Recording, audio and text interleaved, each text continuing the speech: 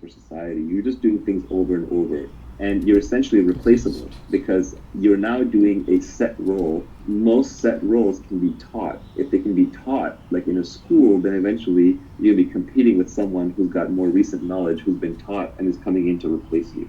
You're much more likely to be doing a job that can be eventually replaced by a robot or by an AI. And it doesn't even have to be wholesale replaced overnight. It can be replaced a little bit at a time, and that kind of eats into your wealth creation and therefore your earning capability. So fundamentally, your inputs are matched to your outputs, you're replaceable, and you're not being creative. I just don't think that that is a way that you can truly make money. So everybody who really makes money at some point owns a piece of a product or a business or some kind of IP.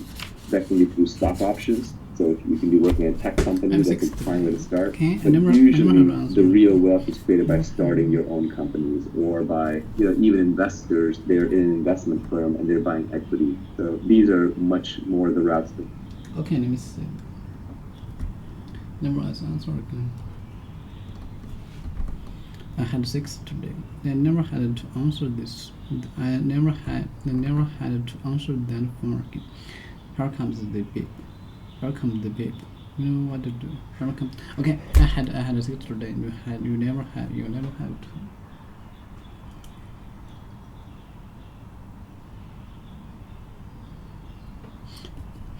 Hi Bob, it's Jade. Listen, I just wanted to tell you that I was really hurt when you didn't show up the other today. And just so you know, I ended up meeting a guy. Bob here. Oh hi. So you met someone. Okay.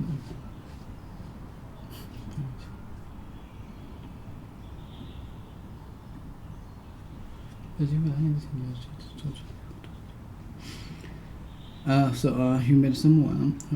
Yes, I did. In fact, I had sex with him 2 hours ago. So how was he?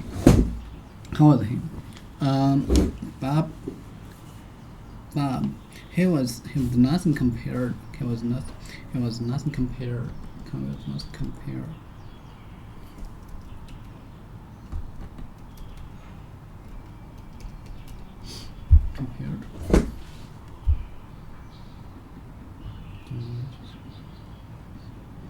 Just sit back. Okay.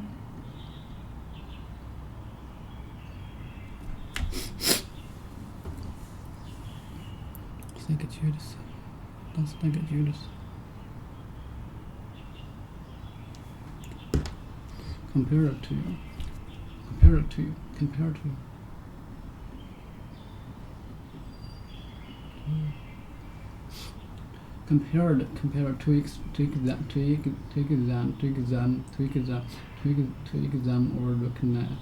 exam or look for the difference between 2 or more things. To examine or looking or look to examine or look for the difference. Exam difference.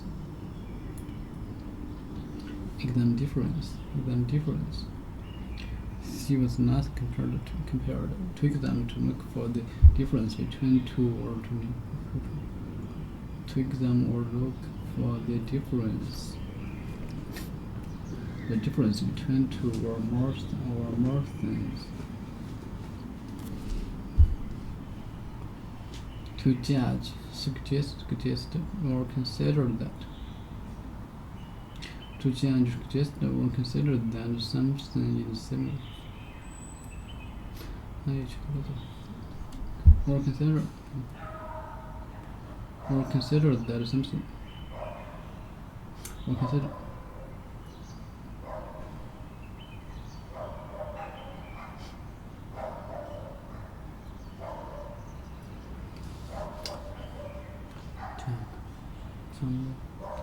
Setting.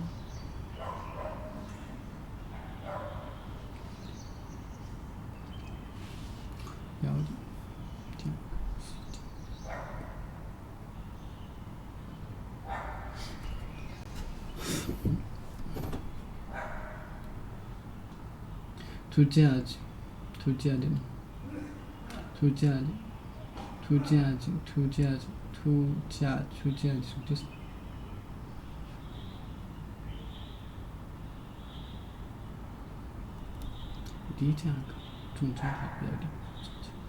to judge, suggesting or consider,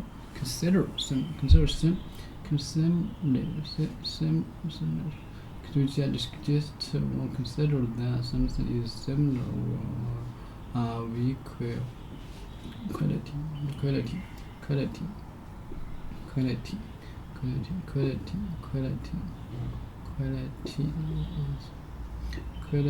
To something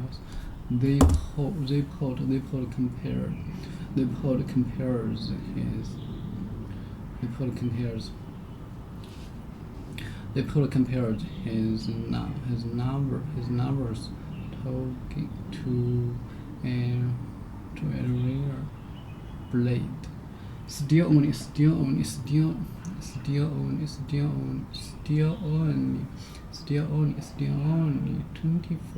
She has been compared to greatest dancer of all time. People compared her to Elizabeth Taylor. People compared her to Elizabeth.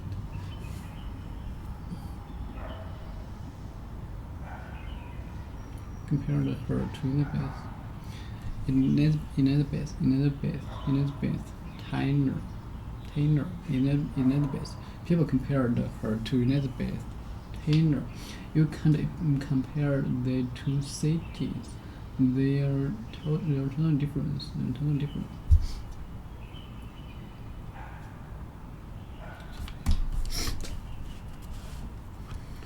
Okay, I had to bite my lip to keep from screaming your name. Screaming your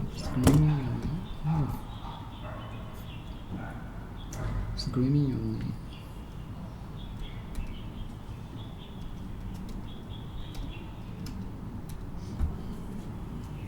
Make noise. To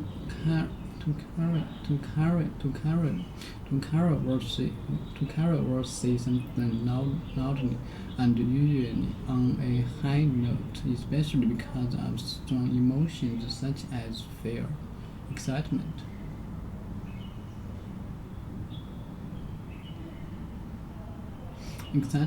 or anger. A spider land on her pole. Make noise. A spider landed on her pony and she screamed.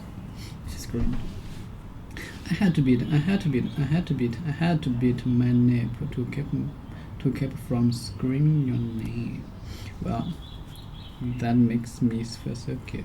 It was just awkward and bumpy. Awkward.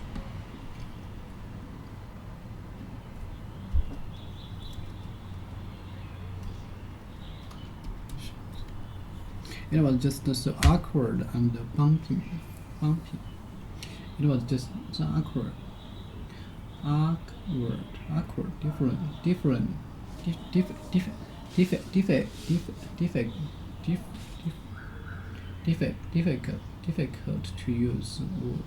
difficult to use, do or deal with. Difficult. It's an awkward corner. It's an awkward corner. So take it slowly. Some of the questions were rather awkward. Okay, 首先我们大四整个句式。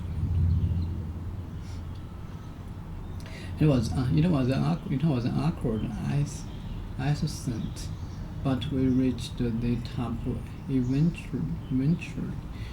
My cars quick, awkward to drive.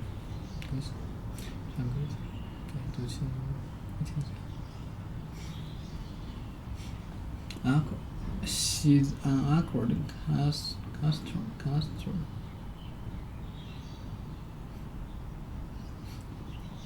そうです。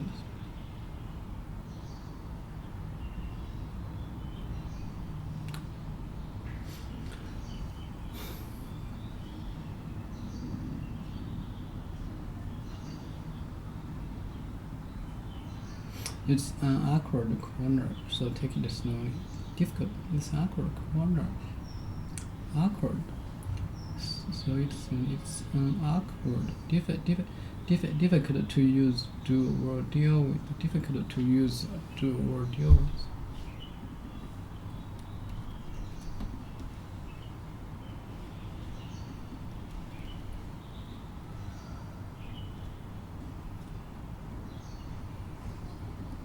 Introduce or explain. It was awkward. Awkward. Awkward. The fifth. Awkward. Definite. Awkward. Difficult to use, do or deal with. Difficult.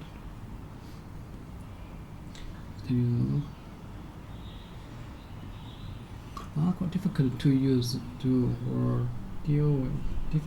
Difficult to use, do or deal with.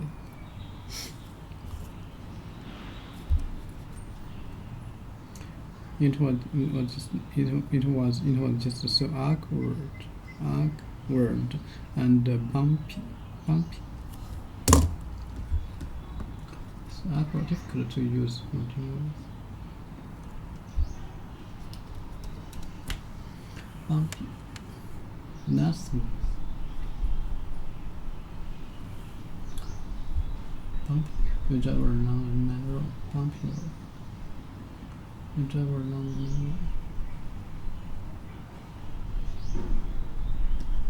It's awkward. Bumpy. Bumpy, not smooth. It is awkward and bumpy. It is so awkward. Difficult to use, do.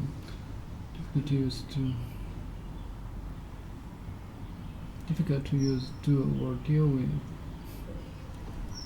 It was just so awkward and bumpy. Well, maybe he had some kind of new cool style that you're not familiar.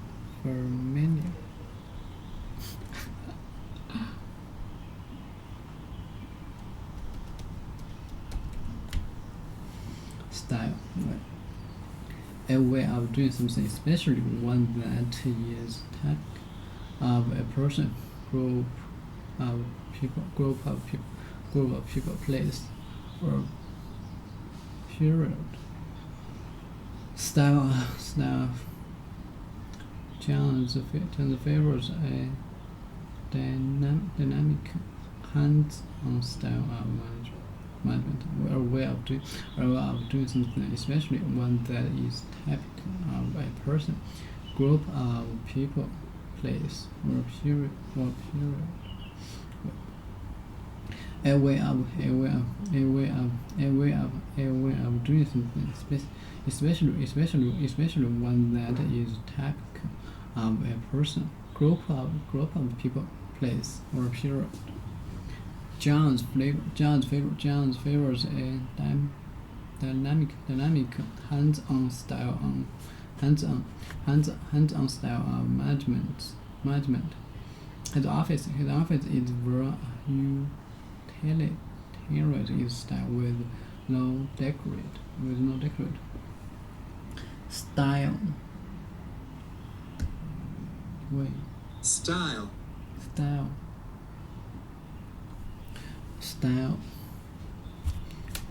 You could style. Well, you are familiar with. You are not familiar, and maybe you have to get used to it. That you are not familiar with.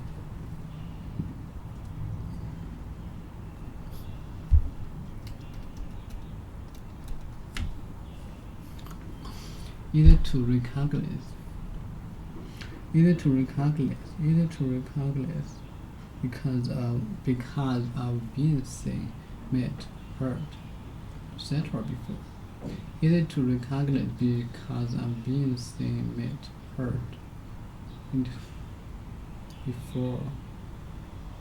Easy to recognize because of being seen. Easy to recognize. Easy to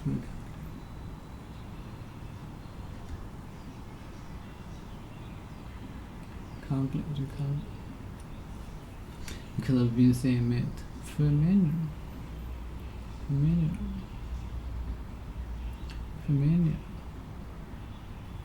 No one. You want something. Easy to recognize. Easy to recognize. No. Easy to recognize. Similar one. To know something or something because you have seen or heard him.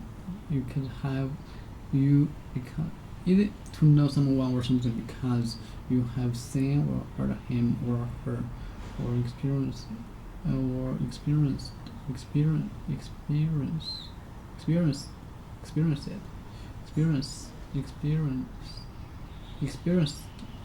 it before. Familiar. Easy to recognize. Easy to know. Something is because you have heard or know something that before. Easy to recognize. Easy to recognize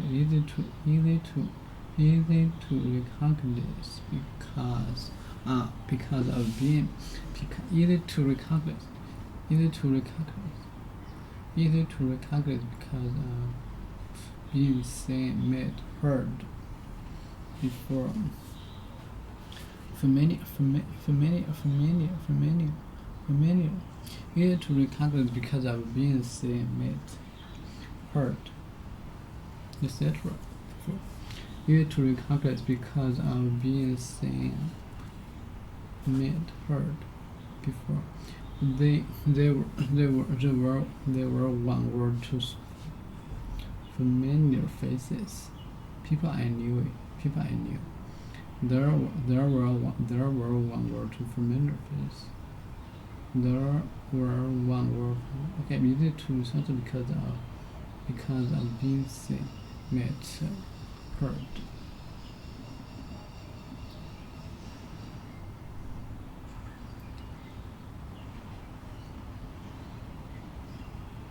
Because of being seen, because easy to calculate because of being seen, met, heard. See, because of being seen, met, heard, etc. Before. Familiar. You want? Well, maybe he had some kind of new style that you are not familiar with, and maybe you have to get used to, it. Well,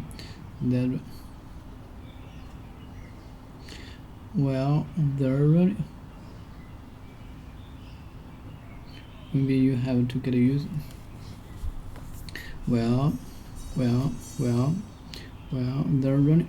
There only want much time to get used to it.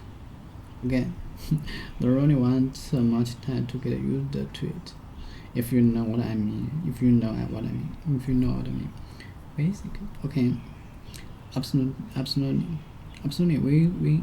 We want.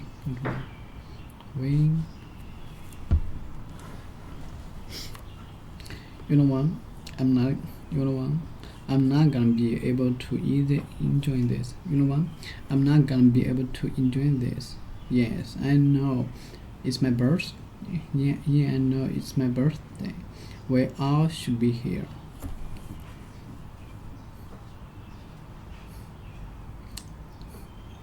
Yeah, I know it's my birthday. Yeah, I know it's my birthday. We all should be here. So let's go. You know what? I'm not gonna be able to enjoy this. Yeah, I know. It's my birthday. It's my birthday. We all should be here. We all should be here. So let's go. Well, maybe maybe we should stay for one song. For one song. For one song. Song. For one song. For one song. For one song. Song. For one song. Yeah, I mean, it would be rude. It would be rude. It would be rude to them for us to leave now. Rude. Not polite. Recalculate. Recalculate. Recalculate. Recalculate.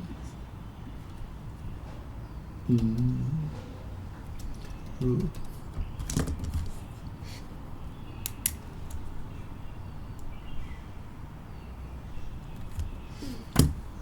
Not palette. Not palette. Not palette. Not palette.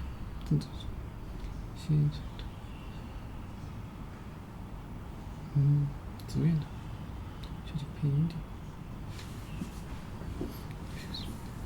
Not palette. Not palette. Not palette. Not palette. Not palette. Not palette. Not palette. Not palette. Offensive. Not palette. Not palette. Not palette. Not palette. Yeah, I mean, it would be rude to them for us to leave now. They guys, the guys probably having, the guys, the guys, the guys are probably having a great time. Come on, you guys. Come on, you guys. One more time. Okay, one. No, that was amazing, excellent. That was excellent. I can believe the guys missed this. I can't believe. I can't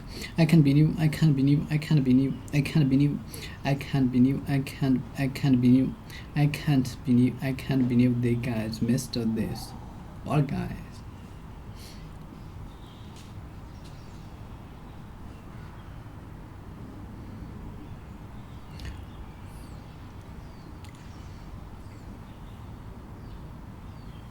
What guys? Oh yeah. Excuse. Oh yeah. Excuse me. Mark together. Aren't you? Aren't you?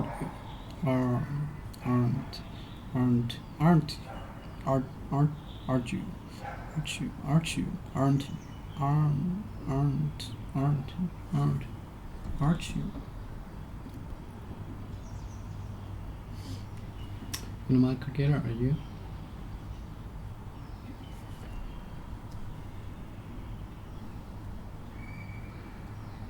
Very rude.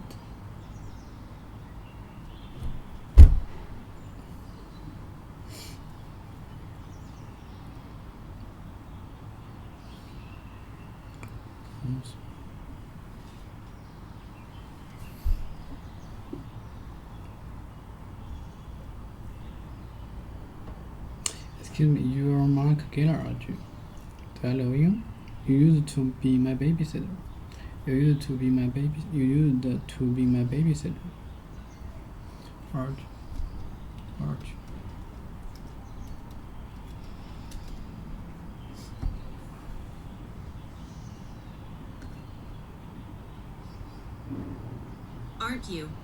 Argue. Argue. Argue.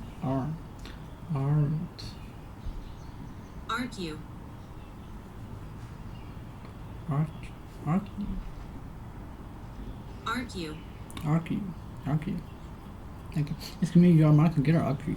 Aren't you?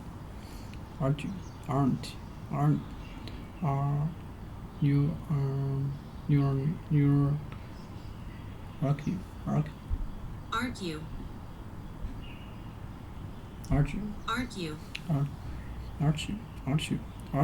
argue. Excuse me, you're Mark Geller, argue.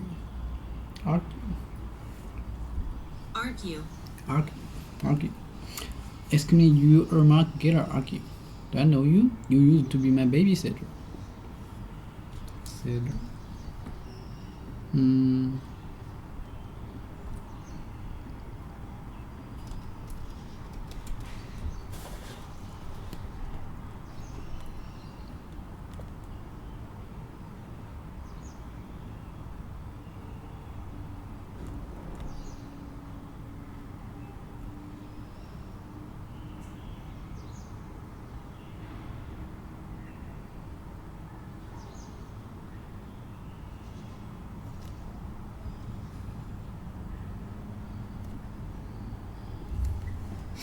You to my babysitter.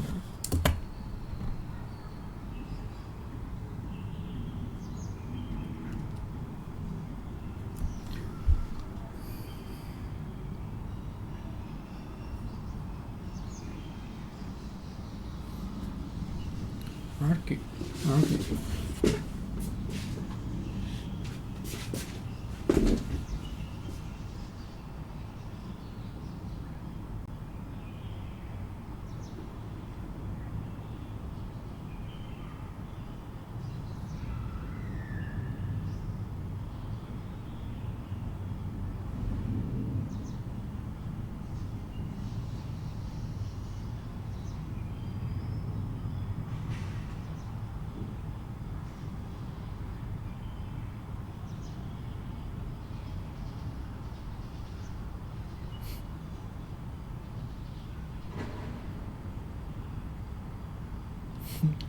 笑死了。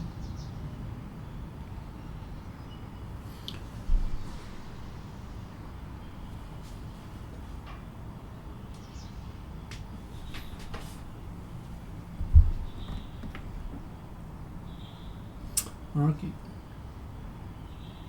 等会儿，就这个吧，你这个来看。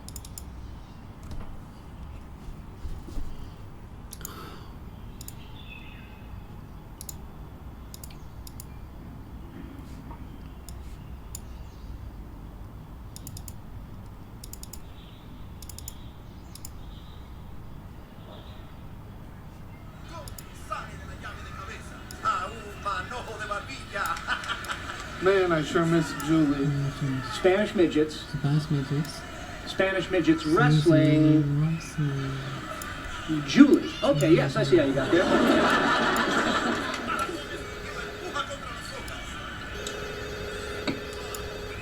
You ever figure out what that thing's for? See, I'm trying this new screening thing. You know, I figure. Now. Hey, that was excellent. I can't believe the guys missed this. What guys? Oh, yeah. Excuse me. You're Monica Geller, aren't you? Archie. Do I know you? You used to be my baby. Archie. Let me say. Excuse me. You're Monica Geller, aren't you? Archie. You're Michael Gator, Archie.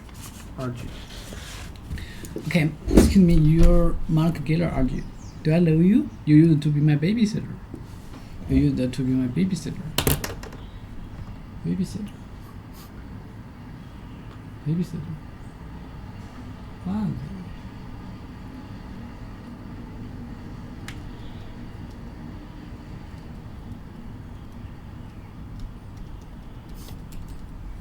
Babysitter.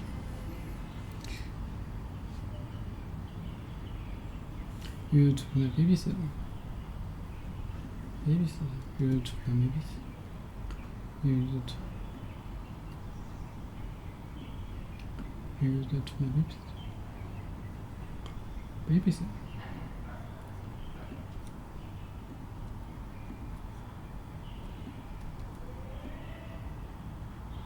Babysitter.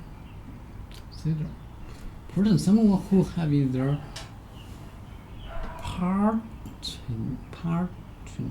parchment painted. Said visual babysitter. Short form. Someone who is having their portrait.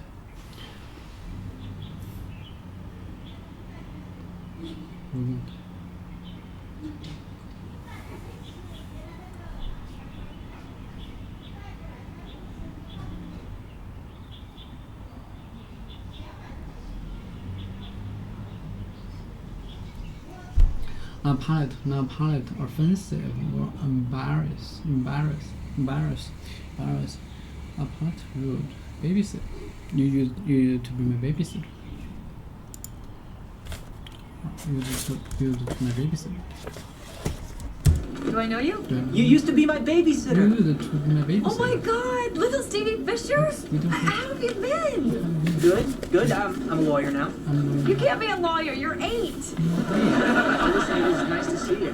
I gotta run backstage. Wait, backstage? Backstage? Okay. You used to be my used to be my babysitter. You used to be my babysitter. You used to be my babysitter. You used to be my babysitter. Oh my God. Need Steve Fisher. Need Steve Fisher. Fisher. Fisher. Fisher. Babysitter. You used to be my used to be my babysitter. You used to be my babysitter. You used to be my babysitter. You used to be my babysitter. You used to be my babysitter. Okay. Fisher. Fisher. Fisher. Fisher. Fisher. You used to be my baby. Okay. Oh my God! I need Steve Fisher. Fisher. Fisher. Fisher. Yeah.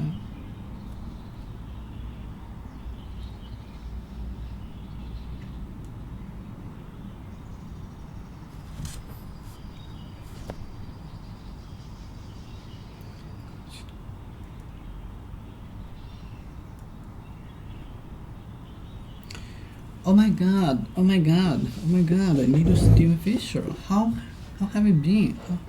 How have you been? How have you been? Good. I'm a. How have you been? How have you been? Good. I'm a lawyer now. You can't be 8. You're 8. You can't be a lawyer. You can't be a lawyer. You can't be a lawyer. You're 8. Well, listen. It was. Well, listen. It was nice to see you. I gotta run backstage. Backstage. Back.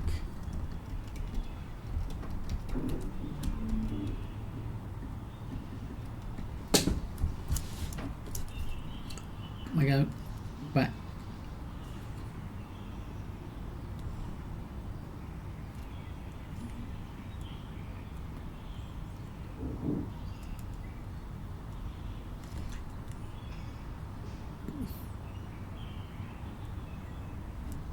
Backstage.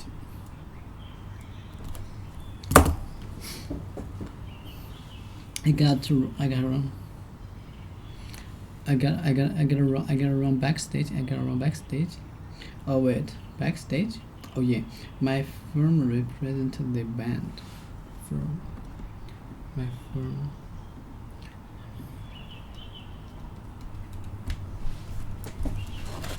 firm. Not such.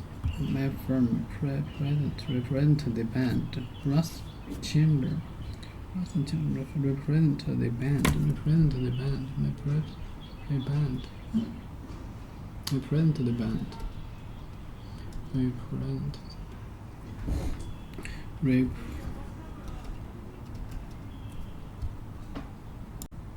Represented the band.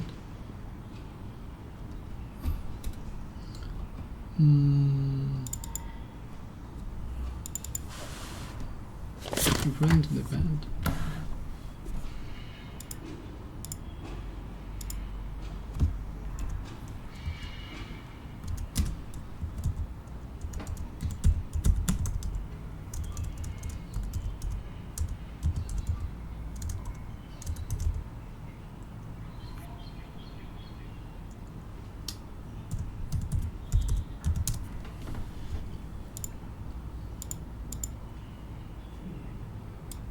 Oh my God. Represent the band. To speak, represent, to speak, act, or to be present office, or to another person, or present, act for, okay, my represent, my front of the band. My firm represented the band. My firm, the band. Band.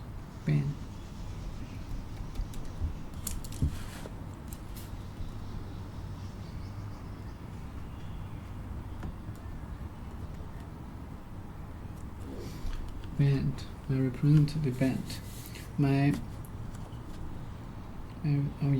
firm represent the band. Band. A group of musicians. A group of musicians who play modern music together. A group of musicians who play modern music together. A jazz band. The Beatles were probably the most famous band in the world. A group of musicians who play modern music together. Strip or thin flat piece of cloth is elastic metal or other material put around something or a narrow piece of corner light. That is different from what surrounds it. A wristband. Band. Music. A group of musicians who play band.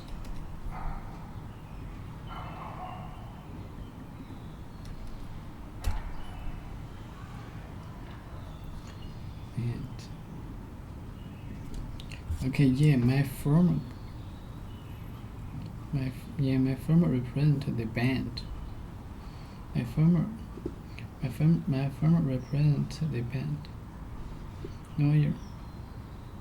My firm represents the band.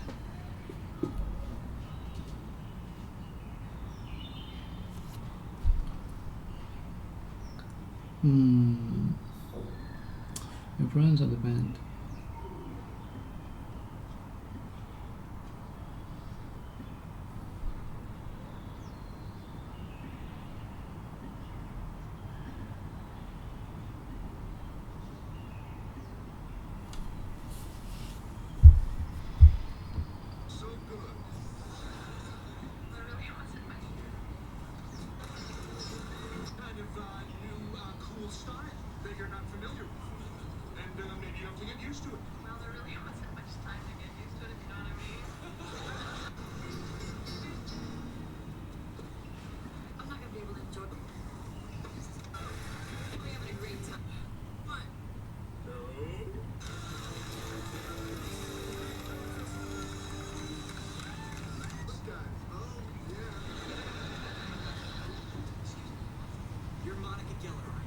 Do I know you? You used to be my babysitter. Oh my God, this is Stevie Fisher? How have you been? How do you mean? Good. I'm a lawyer now. You can't be a lawyer, you're 8. It's nice to see you. I can run backstage. Wait, backstage? Yeah, my firm.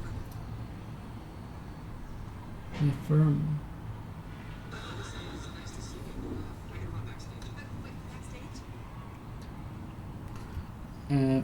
My firm represent the band. Plus, my firm represent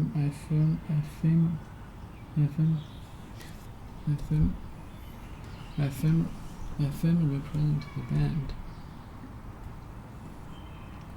My firm, not soft or not complete hard. I'm rather smooth and much soft. I rather sleep or okay. Oh wait, backstage. Oh yeah, my firm represents the band. Russ, Chandler. Look, you guys wanna meet the group. Yeah, we do. Come on. So, look, are you one of the fought around with your dad? So, are you one of the So are you one of the ones that float around with your dad?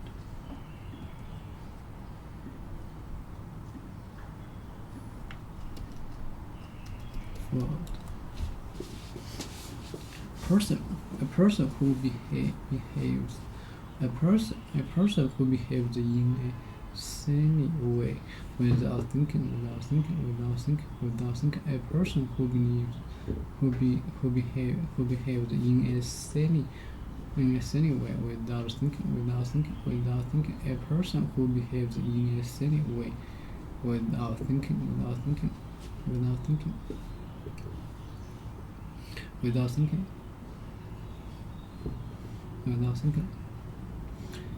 A person who behaves in a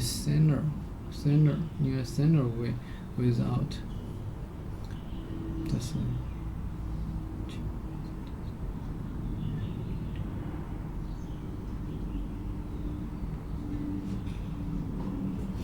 A person who behaves in a sinner way without thinking. A person who behaves in a sinner way without thinking. You fool, you missed your chance. Fool. A person who behaves in a sinner way without thinking. Fool. Fool. Bend.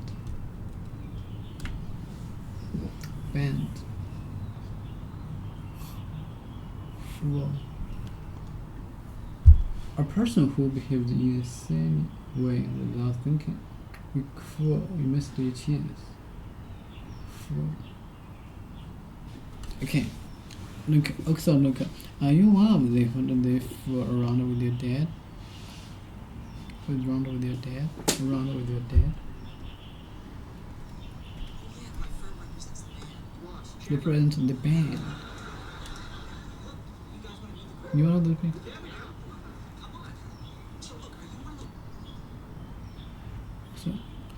So look. Are you one of the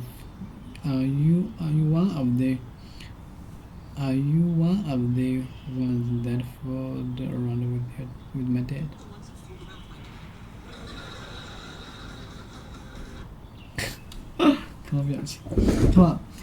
Come on, look. So look. Are you one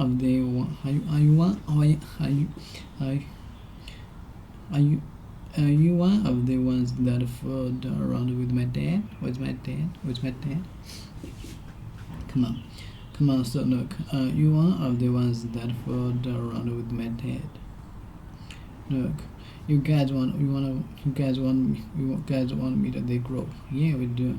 Come on. So look. Are you one of the ones that fooled around with my dad? Fooled.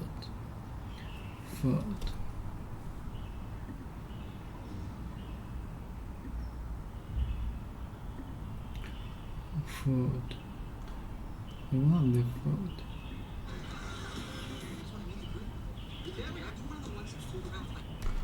Are you one of the ones? Are you one of the ones they fooled around with my dad? Fooled around with my dad? With my dad? Dad? You know. Fooled around with my dad. Village.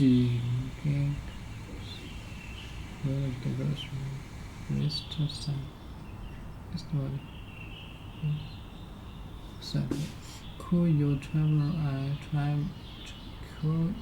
Call your traveler. Okay. Well, so look, you one of the ones that fooled around with my dad. Okay. Oh.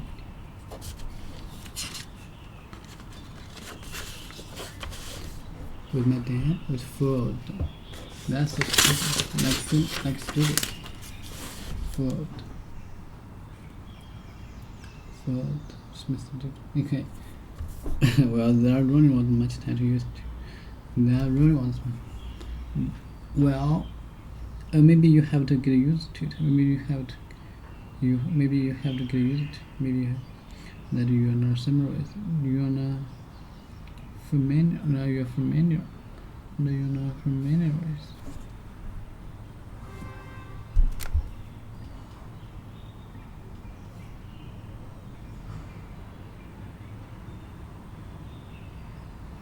Familiar. Easy to recognize.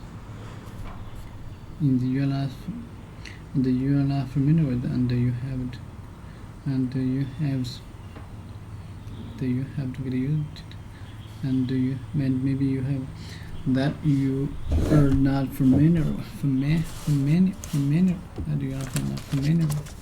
you are not familiar with, and maybe you have to get used to it. Well, that really want much time to get used to it, if you know what I mean.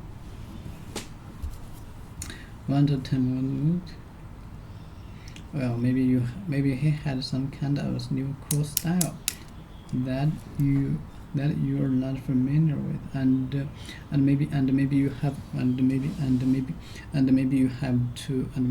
to get used to it. Well, there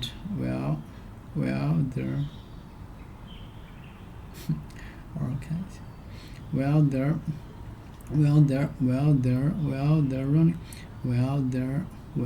There really want too much time to get used to it, if you know what I mean. You know what? I'm not gonna be able to enjoy this. Okay, rude. it would be rude. Okay, it would be rude to them for us to live now. They guys are probably having a great time. They guys are probably having a great time. Come on, you guys, one more time. Okay, one more. I'll use it to my babysitter. I can't believe the guys missed this. What guys? Oh yeah. Excuse me, you are Mark Gator, aren't you? Aren't you?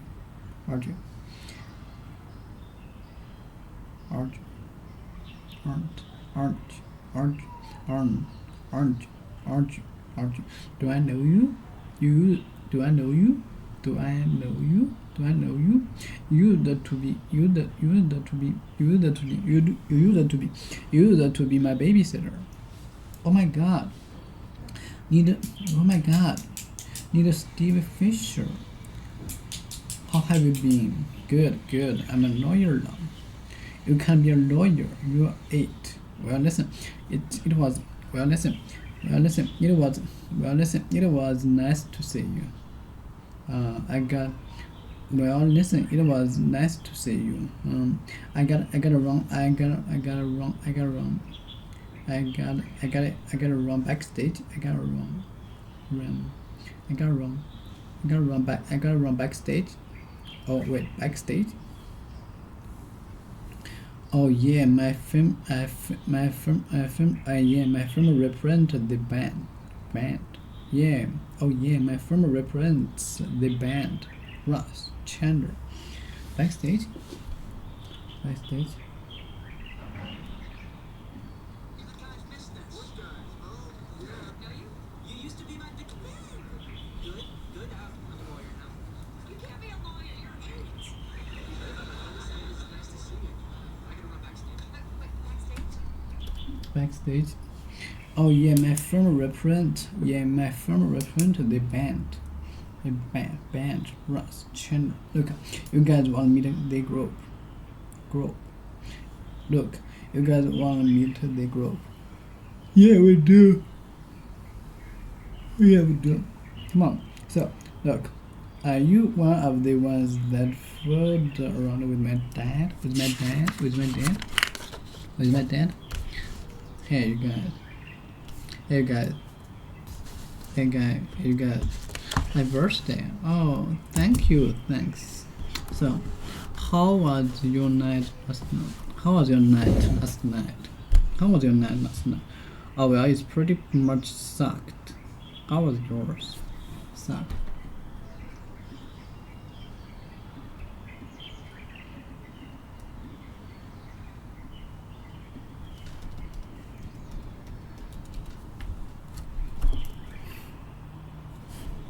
Sucked.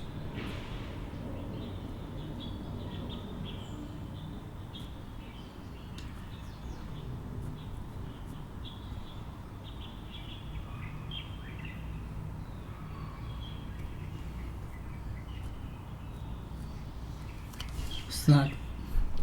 To pour in liquid. To pour in liquid. To pour in liquid or air through your mouth. Suck. Okay. Well, it's pretty much good too. It's pretty much suck. How was yours? How was yours? To pour in liquid or air through. Oh, so that to or to move or to move. To pour in liquid or air through your mouth without using your teeth, or to move the aching and muscles of the mouth around them inside your mouth, often in order to dissolve it. She was sit on the grass. She was sit. She was sit. She was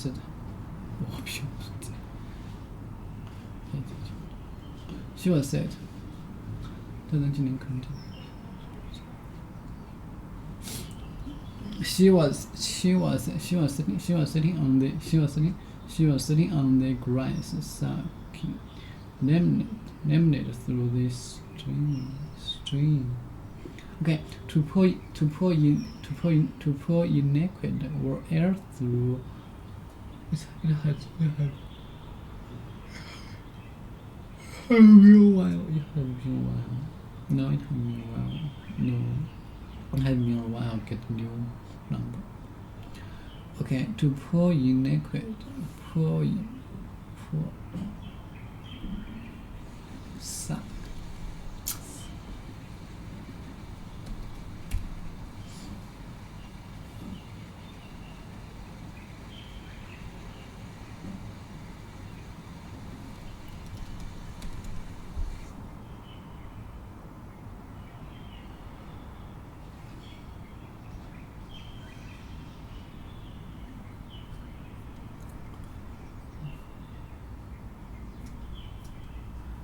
Okay, it's pretty much cool.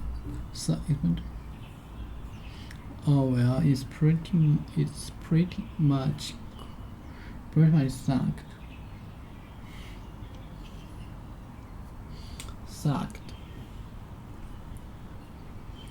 Be bad.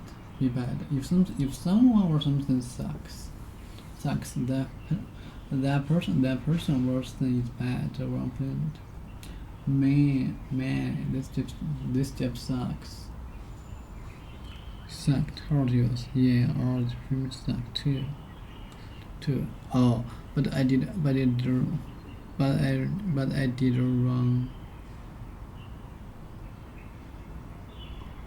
I did wrong into little Stevie Fisher. Do you remember him?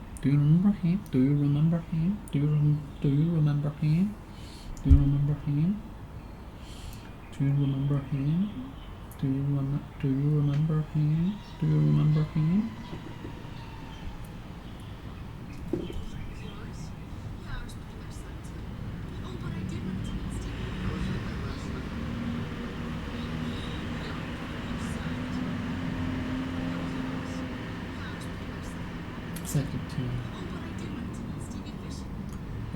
But I didn't want we should remove it. Suck. Be bad.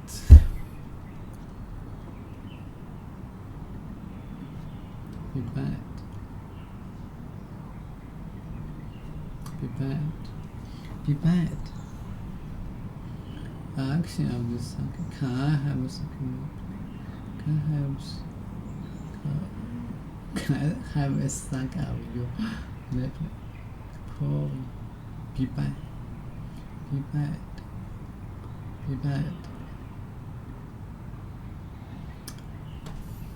be bad. Unworthiness. To be bad. Worthless. To be bad or worthless. Okay. Fact 2. Oh, but I did run into Stephen Fisher. Do you remember him? Oh yeah, I used to babysit.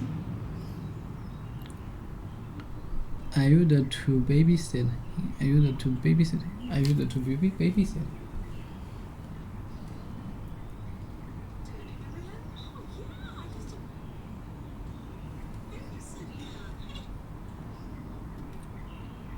Hey, how's his dad? How's his dad?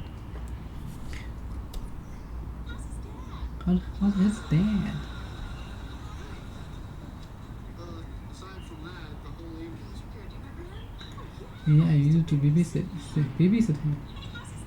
Hi, how's his dad?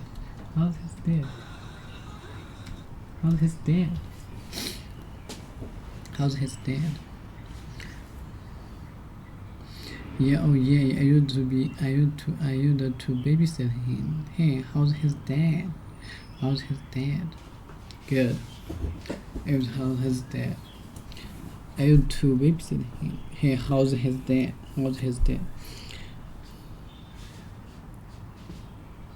And oh yeah, I used to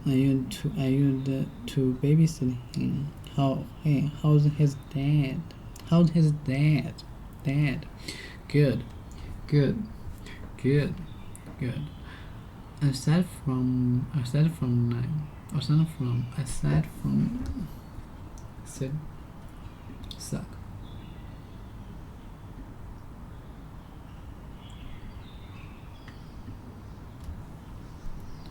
Suck.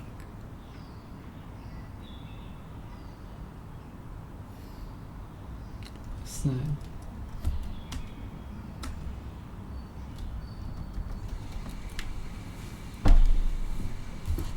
Is sad.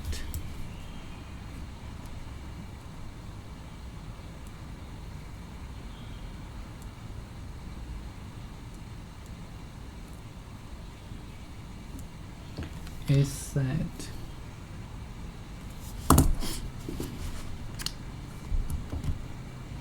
Word to answer.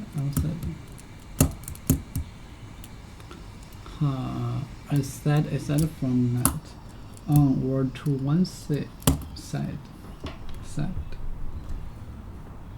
One side. Expect. Aside.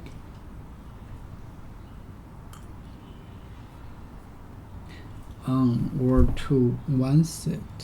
Onside answered from night. The whole evening was pretty much a bust.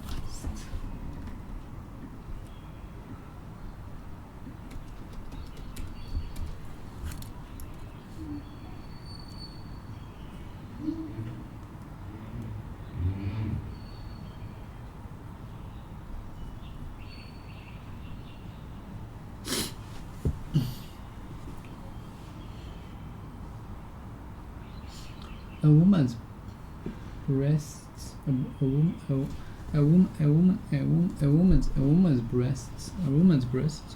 breasts or the measurement around woman's breasts and back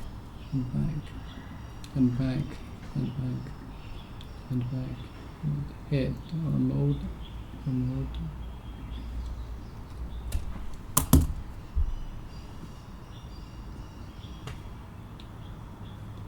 High bust, full bust, bust, head, bust, mud of the head and the shoulders of the person. Breasts, a woman's breast.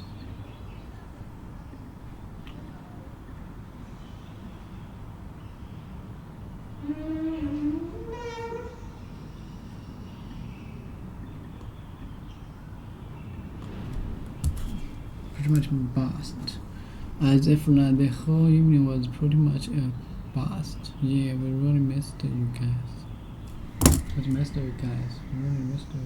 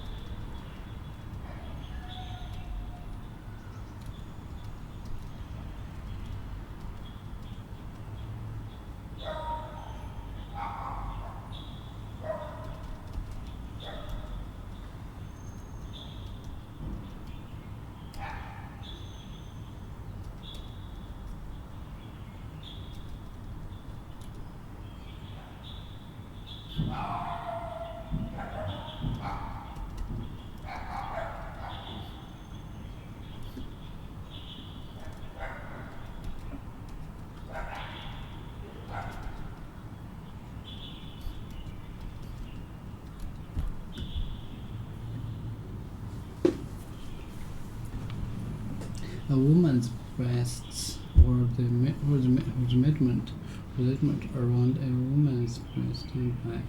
A woman's back, breast. Past. Pretty much past. Yeah, as for that, the whole evening was pretty much past. Yeah, we really missed you guys. We really missed you guys. Yeah, look, we were. Yeah, look, we were just saying this whole thing is so stupid. We just have to run. We just have to run net stuff like this. Stuff this. About morning getting like, is that a hickey?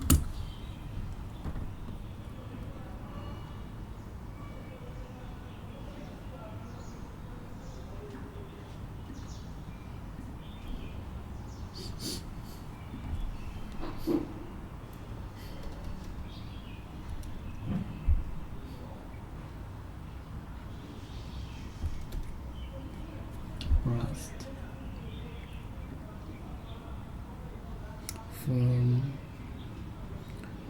Oh, I just found them. And it was paused. Okay.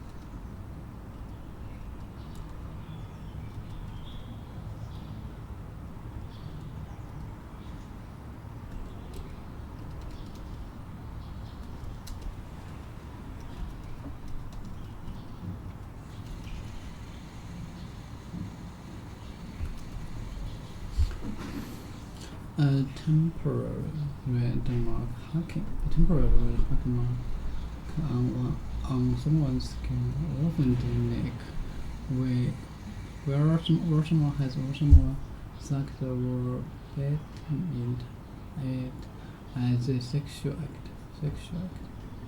A temporary red mark.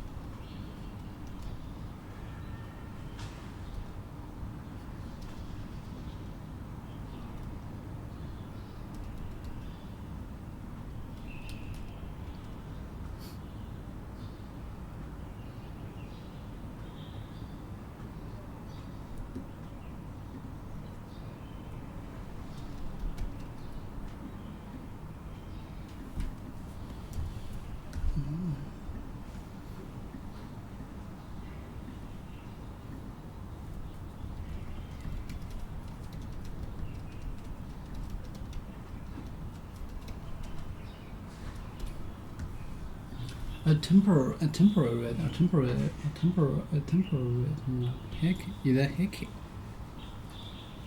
hacking. Oh no! I failed. Why? I failed. Someone's nips. Someone's nips.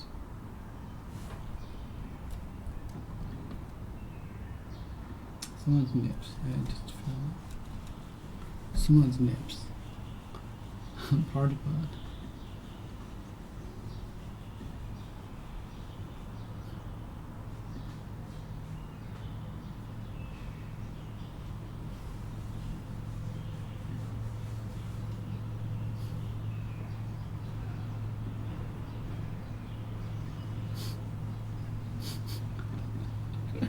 Someone's nips. Where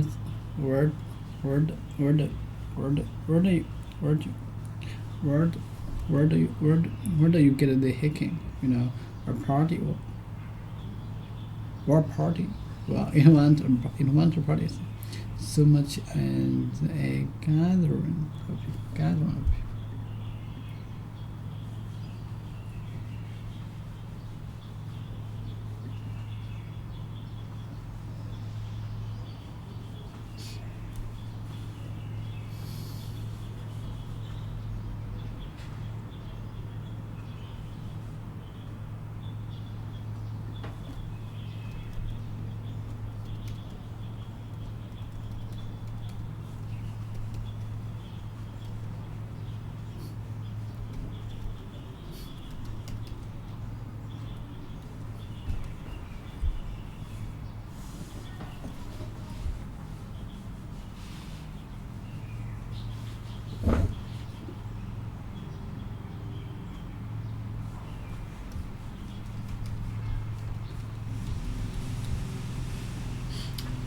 Nip, okay, gathering.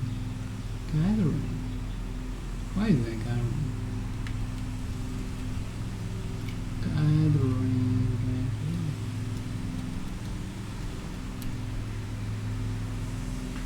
Why is that?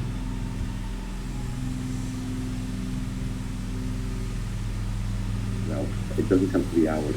You really just want a job or a career or a profession where your inputs don't match your outputs. So if you look at modern society, again, this is later in the speech storm, businesses that have high creativity and high leverage tend to be ones where you can do an hour of work and it can have a huge effect, or you can do 1,000 hours of work and it can have no effect. For example, look at software engineering. One great engineer can, for example, create Bitcoin and create billions of dollars worth of value. And an engineer who's working on the wrong thing or not quite as good or just not as creative or thoughtful or whatever can work for an entire year, and every piece of code they ship ends up not getting used. Customers don't want it. That is an example of a profession where the input and the outputs are highly disconnected. It's not based on the number of hours that you put in. Whereas on the extreme other end, if you're a lumberjack, even the best lumberjack in the world, assuming they're not working with tools, so the inputs and outputs are pretty connected, they're just using an axe or a saw, the best lumberjack in the world may be like 3x better than one of the worst lumberjacks, right? It's not going to be a gigantic difference. So you want to look for professions and careers where the inputs and the outputs are highly disconnected. This is another way of saying that you want to look for things that are leveraged. And by leverage, I don't mean financial leverage alone, like Wall Street uses, and that has a bad name. I'm just talking about tools. We're using tools. Computer is a tool that software engineers use. If I'm a lumberjack with bulldozers and automatic robot axes and saws, I'm going to be using tools and have more leverage than someone who's just using his bare hands and trying to rip the trees out by their roots. Tools and leverage are what create this disconnection between inputs and outputs. Creativity, so the higher the creativity component of a profession, the more likely it is to have disconnected inputs and outputs. So I think that if you're looking at professions where your inputs and your outputs are highly connected, it's going to be very, very, very hard to create wealth and make wealth for yourself in that process. Any other big things you should avoid other than renting out your time? Yeah, there are two tweets that I put out that are related. So the first one I was talking about, we were talking about like how your lifestyle, has to upgrade, shouldn't get upgraded too fast. And that one basically said, people who are living far below their means enjoy a freedom that people busy upgrading their lifestyles just can't fathom. And I think that's very important, like just to not upgrade your lifestyle all the time to maintain your freedom. And it just gives you freedom of operation. You basically, once you make a little bit of money, you still want to be living like your old self so that just the worry goes away. So don't run out to upgrade that house and lifestyle and all that stuff. Let's say you're going to get $1,000 an hour. The problem is that when you go into a work lifestyle like that, you don't just suddenly go from making $20 an hour to making $1,000 an hour. That's a progression over a long career. And as that happens, one subtle problem is that you upgrade your lifestyle as you make more and more money. And that upgrading of the lifestyle kind of ups what you consider to be wealth, and you stay in this wage slave trap. So I forget who said it, maybe it was Nassim Taleb, but he said, the most dangerous things are heroin and a monthly salary, right? Because they're highly addictive. The way you want to get wealthy is you want to be poor and working and working and working. And this is, for example, how the tech industry works, where you don't make any money for 10 years, and then suddenly in year 11, you might have a giant payday, which is, by the way, one reason why these very high marginal tax rates for the so-called wealthy are flawed, because the highest risk-taking, most creative professions, you literally lose money for a decade of your life while you take massive risk and you bleed and bleed and bleed. And then suddenly in year 11 or year 15, you might have one single big payday. But then, of course, Uncle Sam show up and basically say, hey, you know what? You just made a lot of money this year, therefore you're rich, therefore you're evil, and you got to hand it all over to us. So it just destroys those kinds of creative risk-taking professions. But ideally, you want to make your money in discrete lumps separated over long periods of time so that your own lifestyle does not have a chance to adapt quickly, and then you can basically say, okay, now I'm done, now I'm retired, now I'm free. I'm still going to work because you got to do something with your life, but I'm going to work on only the things that I want when I want, and it's going to be much more creative expression and much less about money. You're not going to get rich renting out your time, but you say that you will get rich by giving society what it wants, but does not yet know how to get at scale.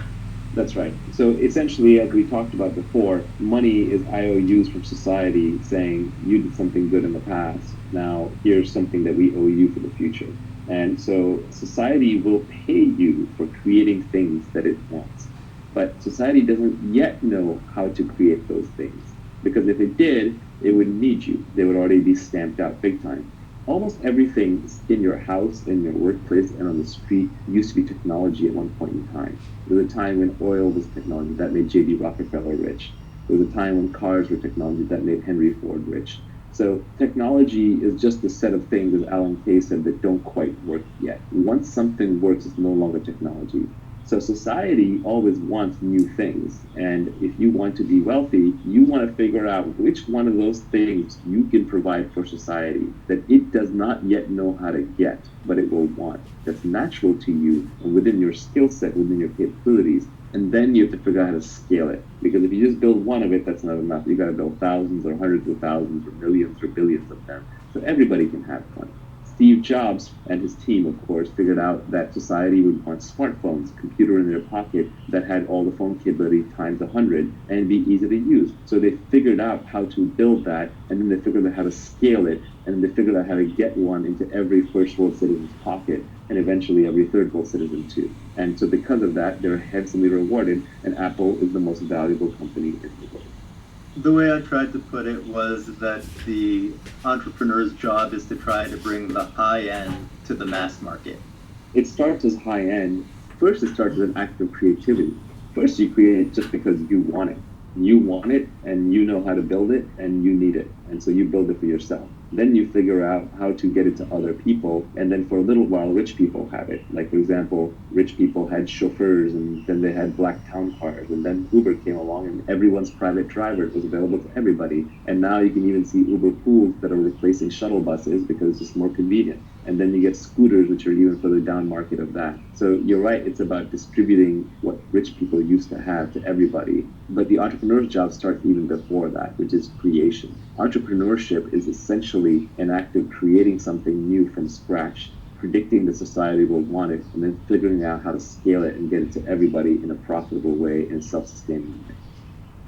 Let's look at this next tweet, which I thought was cryptic and also super interesting about the kind of job or career that you might have. You said the internet has massively broadened the possible space of careers. Most people haven't figured this out yet. The fundamental property of the internet, more than any other single thing, is it connects every human to each other human on the planet.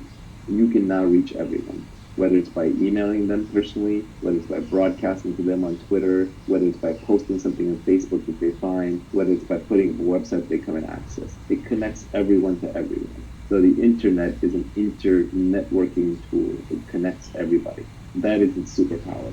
So you want to use that. What that helps you figure out is that the internet means that you can find your audience for your product or your talent and skill, no matter how far away they are. For example, Ninad, who is Illustratus, if he was in these videos pre-internet, how would he get the message out there? It would just be, what would he do? He would run around where he lives in his neighborhood, showing it to people on a computer or a screen, or he would try to get it played at his local movie theater. It was impossible. It only works because he can put it on the internet. And then how many people in the world are really interested in it, or even interested in what we're talking about, are really going to absorb it, right? It's going to be a very small subset of humanity. The key is being able to reach them. So what the internet does is allows any niche obsession, which could be just the weirdest thing. It could be like people who collect snakes, to like people who like to ride hot air balloons, to people who like to sail around the world by themselves, just one person on a craft, or someone who's obsessed with miniature cooking, like there's this whole Japanese miniature cooking phenomenon, or there's a show about a woman who goes to people's houses and tidies it up, right? So whatever niche obsession you have, the internet allows you to scale. Now that's not to say that what you build will be the next Facebook to reach billions of users,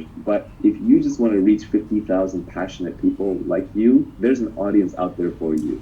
So the beauty of this is that we have 7 billion beings on this planet. The combinatorics of human DNA are incredible. Everyone is completely different. You'll never meet any two people who are vaguely similar to each other that can substitute for each other. It's not like you can say, well, Mibby just left my life, so I can have this other person come in and he's just like Mibby, and I get the same feelings, the same responses, and the same ideas. No, there are no substitutes for people. People are completely unique.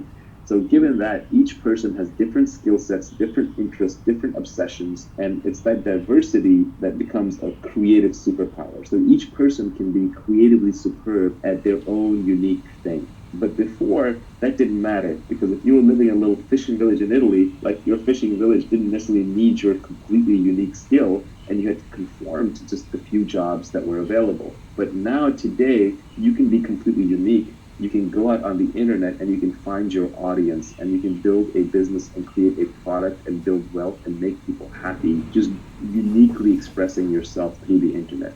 Space of careers has been so broadened. Esports players, people making millions of dollars playing Fortnite, people creating videos and uploading them, YouTube broadcasters, bloggers, podcasters. Joe Rogan, I read, true or false, I don't know, but I read that he's going to make about $100 million a year on his podcast, and he's had 2 billion downloads. Even PewDiePie, this is a hilarious tweet that I retweeted the other day. PewDiePie is the #1 trusted name in news. This is a kid, I think, in Sweden, and he's got 3 times the distribution of the top cable news networks, just on his news channel. It's not even on his entertainment channel.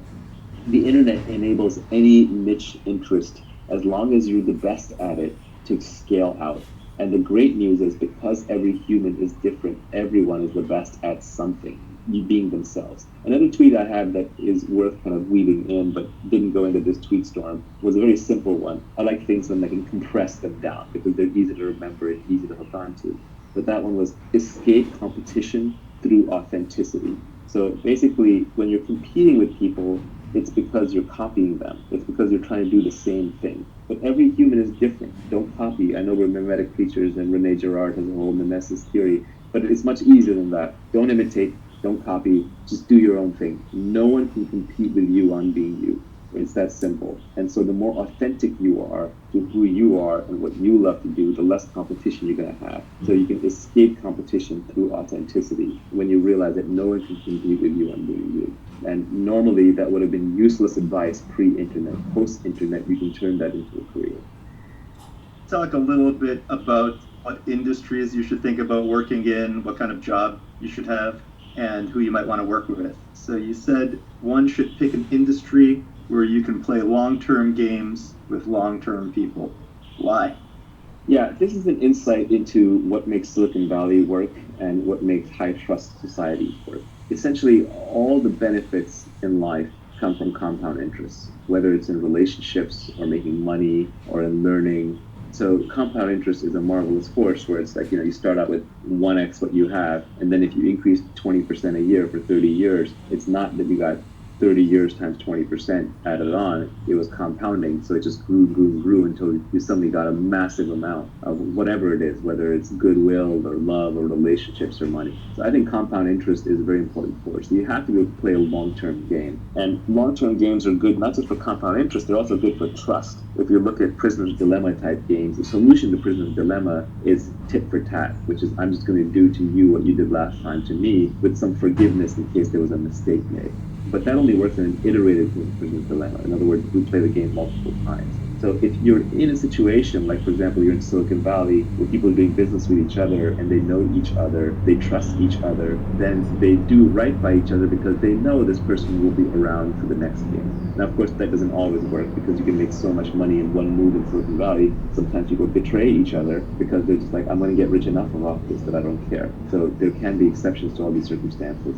But essentially, if you want to be successful, you have to work with other people and you have to figure out who can you trust and who can you trust over a long period of time, that you can just keep playing the game with them, so that compound interest and high trust will make it easier to play the game and will let you collect the major rewards, which are usually at the end of the cycle. So for example, Warren Buffett has done really well as an investor in the US stock market, but the biggest reason he could do that was because the US stock market has been stable and around and didn't get, for example, seized by the government during a bad administration, or the US didn't plunge into some war. The underlying platform didn't get destroyed. So in his case, he was playing a long-term game, and the trust came from the US stock market stability. In Silicon Valley, the trust comes from the network of people in the small geographic area that you figure out over time who you can work with and who you can't. If you keep switching locations, you keep switching groups. Let's say you started out in the woodworking industry and you built up a network there and you're working hard, you're trying to build a product in the woodworking industry. And then suddenly another industry comes along that's adjacent but different, but you don't really know anybody in it and you want to dive in and make money there. If you keep hopping from industry to, no, actually I need to open a line of electric car stations for electric car refueling. That might make sense. It might be the best opportunity, but every time you reset, every time you wander out of where you built your network, you're going to be starting from scratch. You're not going to know who to trust. They're not going to trust you. There are also industries in which people are transient by definition. They're always kind of coming in and going out. Politics is an example of that, right? In politics, new people are being elected. You see in politics that when you have a lot of old timers, like the Senate, people who've been around for a long time and they've been career politicians, yeah, there's a lot of downside to career politics, like corruption, but an upside is they actually get deals done with each other because they know the other person is going to be in the same position 10 years from now, and they're going to keep dealing with them. So they might as well learn how to cooperate. Whereas every time you get like a new incoming freshman class in the House of Representatives, which turns over every 2 years, the big wave election, nothing gets done because there's a lot of fighting. Because I just got here, I don't know you, I don't know if you're going to be around, why should I work with you, rather than just trying to do whatever I think is right. So it's important to pick an industry where you can play long-term games and with long-term people. So those people have to signal that they're going to be around for a long time, that they're ethical, and their ethics are visible through their action. In a long-term game, it seems that everybody is making each other rich, and in a short-term game, it seems like everybody's making themselves rich. I think that is a brilliant formulation. Yeah, in a long-term game, it's positive sum. We're all baking the pie together. We're trying to make it as big as possible. In a short-term game, we're cutting up the pie. Now, this is not to excuse the socialists, right? The socialists are people who are not involved in baking the pie, who show up at the end and say, I want a slice or I want the whole pie. They show up with the guns. But I think a good leader doesn't take credit. A good leader basically tries to inspire people so the team gets the job done. And then things get divided up according to fairness and who contributed how much or as close to as possible and took risk, as opposed to just whoever has the longest knife, the sharpest knife. So these next two tweets are play iterated games. All returns in life, whether in wealth, relationships, or knowledge, come from compound interest. Yeah, when you have been doing business with somebody, you've been friends with somebody for 10 years, 20 years, 30 years, it just gets better and better because you trust them so easy that the friction goes down. You can do bigger and bigger things together. For example, the simplest one is getting married to someone, having kids and raising children. Like, that's compound interest, right? Investing in those relationships. Those relationships end up being invaluable compared to more casual relationships. It's true in health and fitness. The fitter you are, the easier it is to stay fit. Whereas the more you deteriorate your body, the harder it is to come back and claw your way back to a baseline. It requires heroic acts. Regarding compound interest, I think I saw you retweet something a while back. Maybe it was from Ed Lattimore. It went something along the lines of get some traction, get purchase, and don't lose it. So the idea was to gain some initial traction and never fall back. Okay. Just keep ratcheting up and up. I don't remember it exactly, but I think that was right. Yeah, it was like get traction and don't let go. It was a good one, yeah. In terms of pick people to work with that have high intelligence, high energy, and high integrity, I find that's the three-part checklist that you cannot compromise on. You need someone who's smart or they're heading in the wrong direction and you're not going to end up in the right place. You need someone high energy because the world is full of smart, lazy people. We all know people in our lives who are really smart, but can't get out of bed or lift a finger. And we also know people who are very high energy but not that smart, so they work hard, but they're sort of running in the wrong direction. And smart, it's not a pejorative. It's not meant to be like someone's smart, someone else is stupid, but it's more that everyone's smart at different things. So depending on what you want to do well, you have to find someone who's smart at that thing. And then energy, a lot of times people are unmotivated for a specific thing, but they're not motivated for other things. So for example, someone might be really unmotivated to go to a job and sit in an office, but they might be really motivated to go paint, right? Well, in that case, they should be a painter. They should be putting art up on the internet, trying to figure out how to build a career out of that, rather than wearing a collar around their neck and going to a dreary job. And then high integrity is the most important, because otherwise, if you got the other two, what you have is you have a smart and hardworking crook who's eventually going to cheat you. So you have to figure out if the person's high integrity, and as we talked about, the way you do that is through signals, and signals is what they do, not what they say. It's all the nonverbal stuff that people do when they think nobody's looking. With respect to the energy, there was this interesting thing from Sam Altman a while back where he was talking about delegation, and he was saying one of the important things for delegation is delegate to people who are actually good at the thing that you want them to do. It's the most obvious thing, but it seems like you want to partner with people who are naturally going to do the things that you want them to do. Yeah, I almost won't start a company or hire a person or work with somebody if I just don't think they're into what I want them to do. When I was younger, I used to try and talk people into things. That was this idea that you can sell someone into doing something, but you can't. You can't keep them motivated. You can get them inspired initially. It might work if you're a king like Henry V and you're trying to get them to just charge into battle, and then they'll figure it out. But if you're trying to keep someone motivated for the long term, that motivation has to come intrinsically. You can't just create it, nor can you be the crutch for them if they don't have that intrinsic motivation. So you have to make sure people actually are high energy and want to do what you want them to do or what you want to work with them. Reading signals is very, very important. Signals are what people do despite what they say.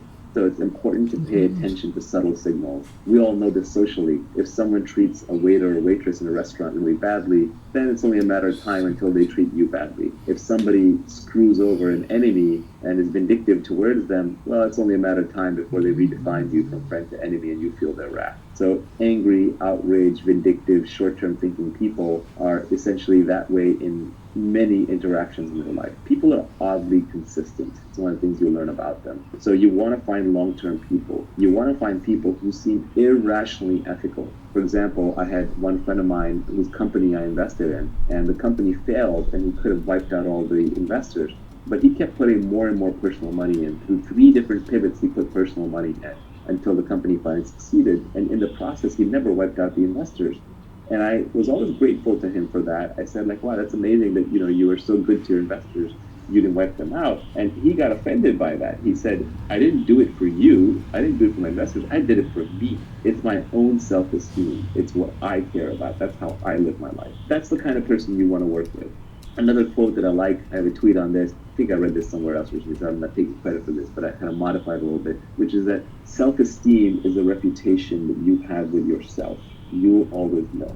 So good people, moral people, ethical people, easy to work with people, reliable people tend to have very high self-esteem because they have very good reputation with themselves and they understand that. It's not ego. Self-esteem and ego are different things. Because ego can be undeserved, but self-esteem, at least you feel like you lived up to your own internal moral code of ethics. And so it's very hard to work with people who end up being low integrity. And it's hard to figure out who's high integrity and low integrity. Generally, the more someone is saying that they're moral and ethical and high integrity, the less likely they're to be that way. It's very much like status signaling. If you overtly bid for status, if you overtly talk about being high status, that is a low status move. If you openly talk about how honest and reliable and trustworthy you are, you're probably not that honest and trustworthy. That is a characteristic of con men. So yeah, pick an industry in which you can play long-term games with long-term people.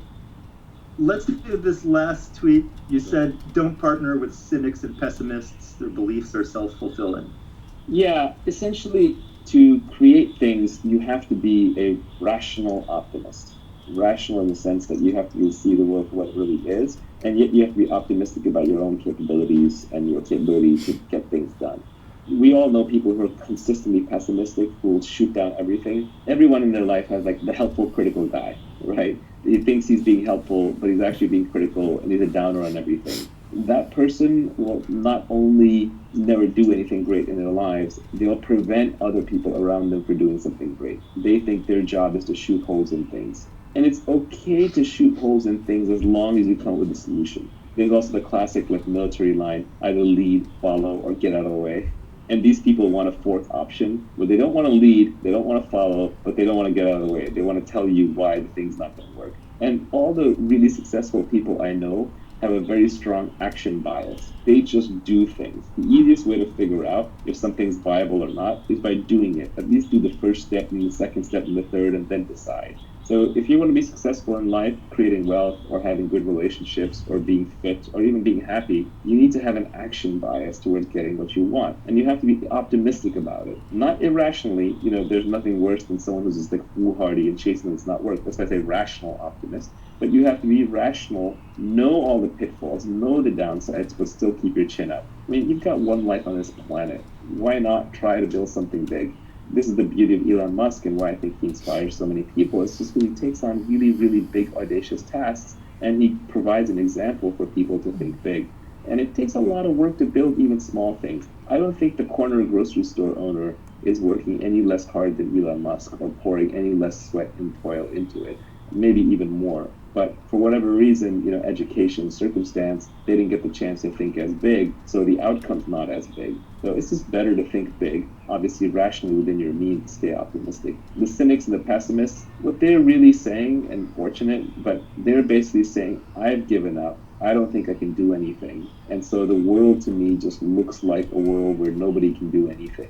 And so why should you go do something? Because if you fail, then I'm right, which is great. But if you succeed, then you just make me look bad. Yeah, it's probably better to be an irrational optimist than it is to be a rational cynic.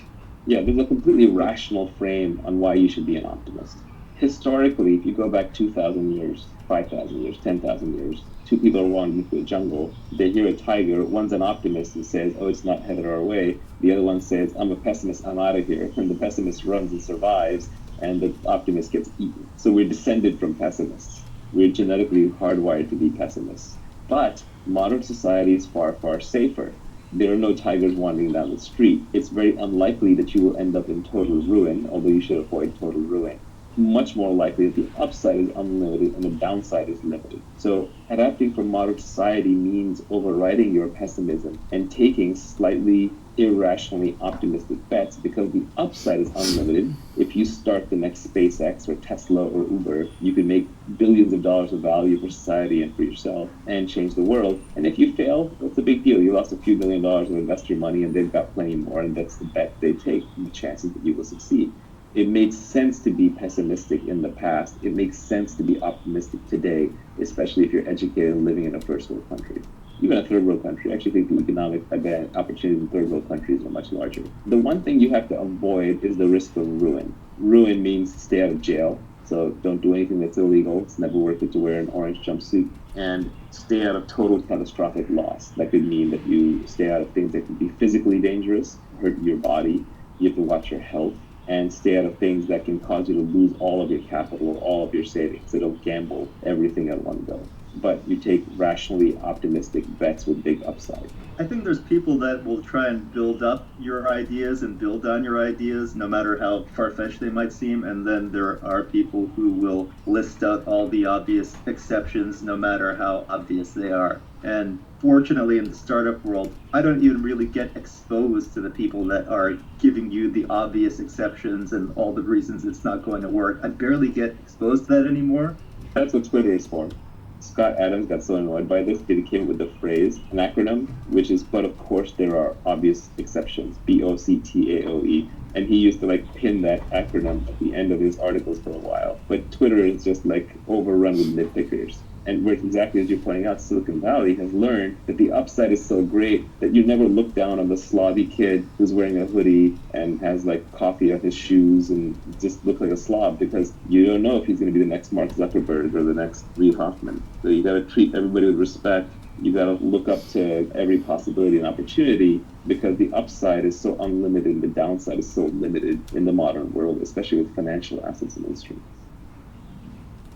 Do you want to talk a little bit about the skills that you need, in particular specific knowledge, accountability, leverage, and judgment? So the first tweet in this area is arm yourself with specific knowledge, accountability, and leverage. And I'll throw in judgment as well. I don't think you covered that in that particular tweet.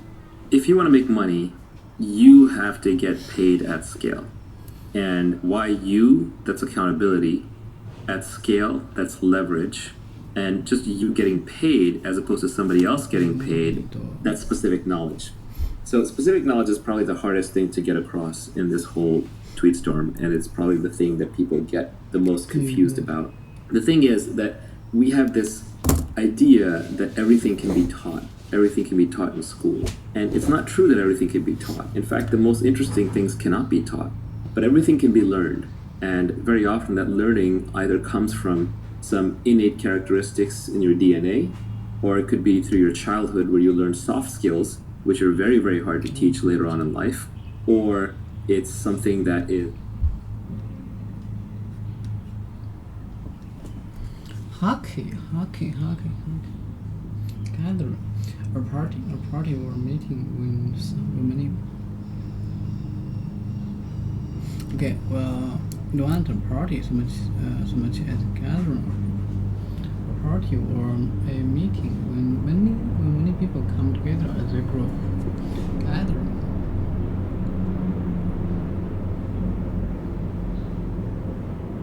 Gathering so much as a gathering.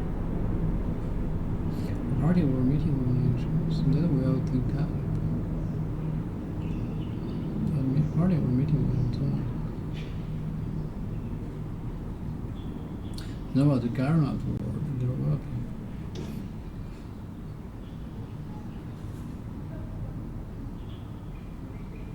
Gathering.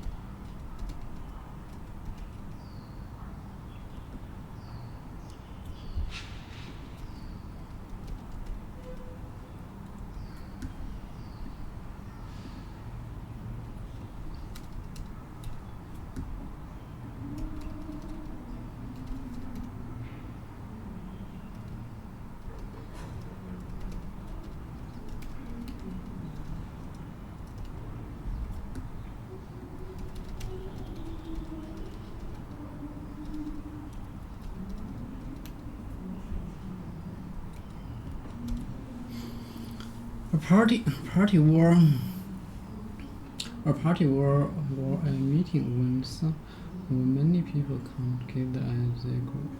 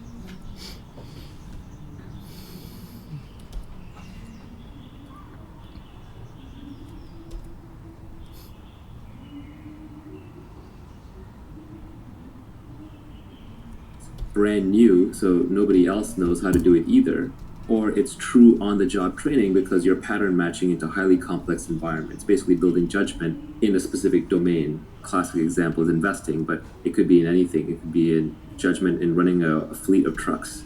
It could be judgment in weather forecasting. So specific knowledge is the knowledge that you care about, especially if you're later in life. Let's say you're post 20, 21, 22. You almost don't get to choose which specific knowledge you have. Rather, you get to look at what you have already built by that point in time, and then you can build on top of it. The first thing to notice about specific knowledge is that you can't be trained for it. If you can be trained for it, if you can go to a class and learn specific knowledge, then somebody else can be trained for it too. And then we can mass produce and mass train people. Heck, we can even program computers to do it. and eventually we can program robots to walk around doing it. So if that's the case, then you're extremely replaceable, and all we have to pay you is the minimum wage that we have to pay you to get you to do it, when there are lots of other takers who can be trained to do it. So really, your returns just devolve into your cost of training plus the return on investment on that training. So you really want to pick up specific knowledge. You need your schooling, you need your training to be able to capitalize on the best specific knowledge, but the part of it that you'll get paid for is the specific knowledge. For example, someone who goes and gets a degree in psychology and then becomes a salesperson. Well, if they were already a formidable salesperson and had great salesmanship to begin with, then the psychology degree is leverage. It arms them and they do much better at sales. But if they were always an introvert, never very good at sales, and they're trying to use psychology to learn sales, they're just not going to get that great at it. Specific knowledge is found much more by pursuing your innate talents, your genuine curiosity, and your passion. It's not by going to school for whatever is the hottest job.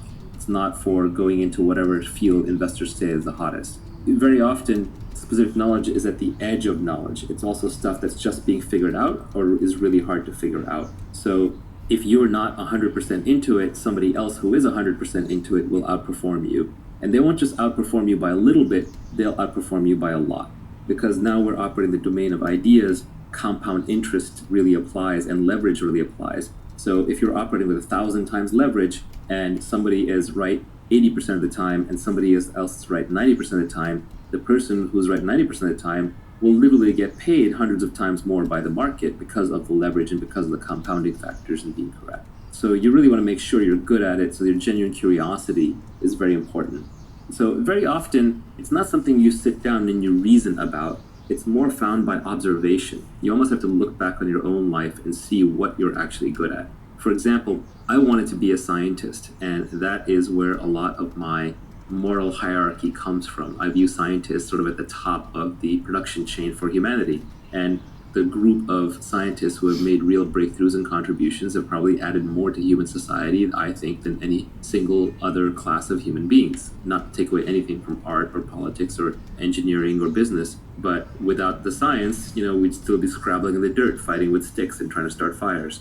My whole value system was built around scientists, and I wanted to be a great scientist. But when I actually look back at what I was uniquely good at and what I ended up spending my time doing, it was more around making money, tinkering with technology, and selling people on things, explaining things, talking to people. So I have some sales skills, which is a form of specific knowledge that I have.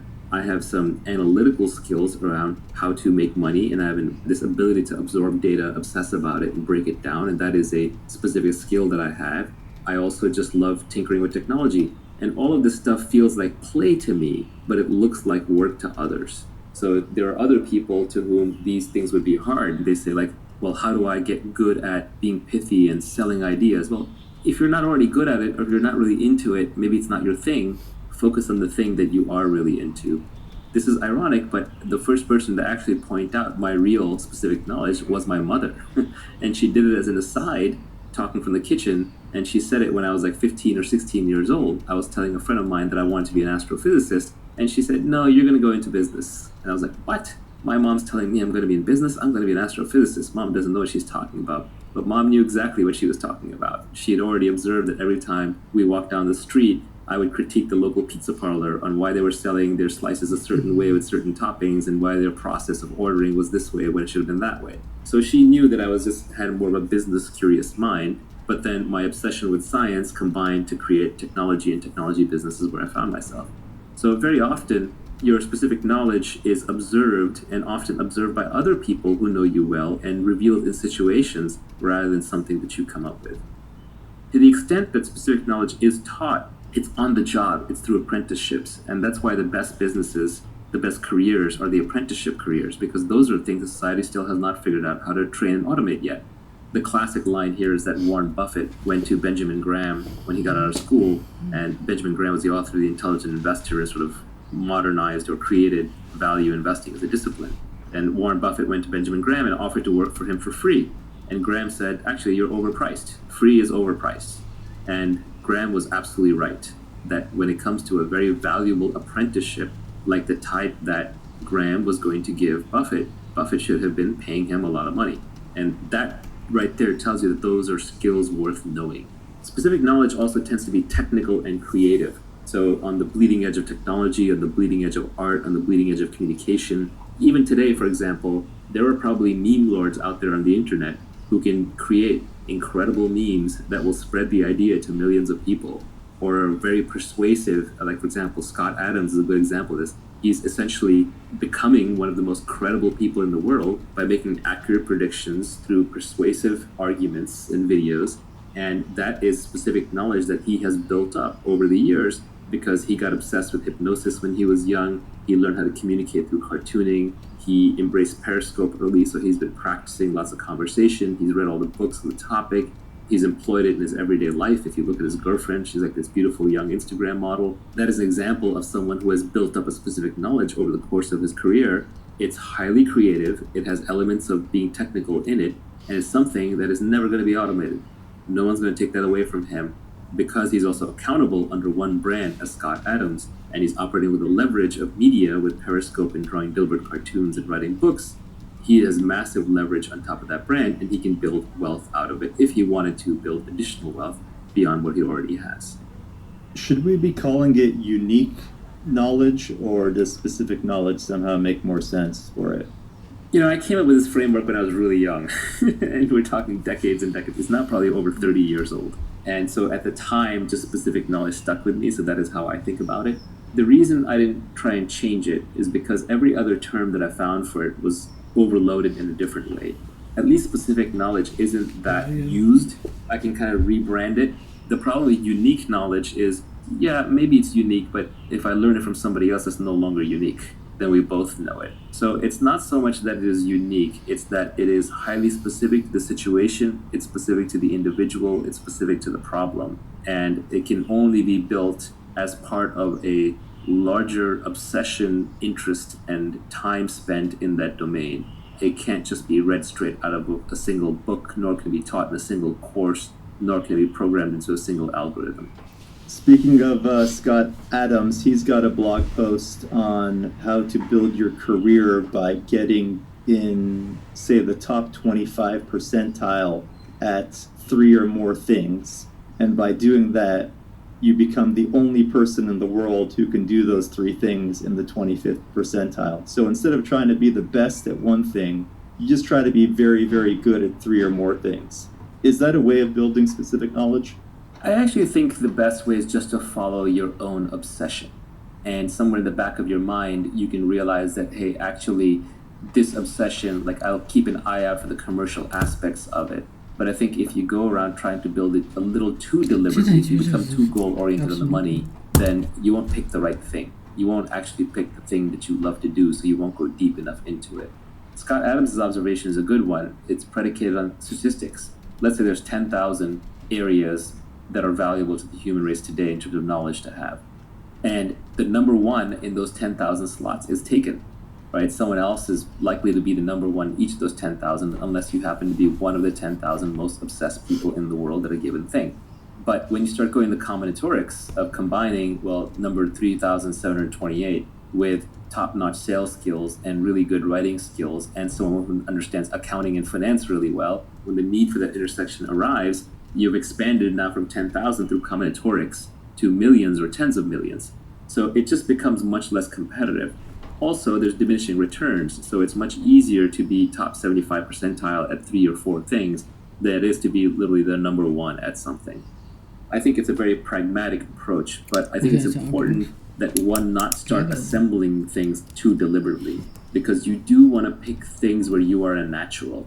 Everyone is a natural at something. We're all familiar with that phrase, a natural. Oh, this person's a natural at meeting men or women. This person's a natural socialite. This person's a natural programmer. This person's a natural reader. So whatever you are a natural at, you want to double down on that. And then there are probably multiple things you are natural at because personalities and humans are very complex. So we want to be able to take the things that you are natural at and combine them so that you automatically, just through sheer interest and enjoyment, end up top 25 or top 10 or top 5% at a number of things. Talking about combining skills, you said that you should learn to sell, learn to build. If you can do both, you will be unstoppable. this is a very broad category now, but it's two broad categories.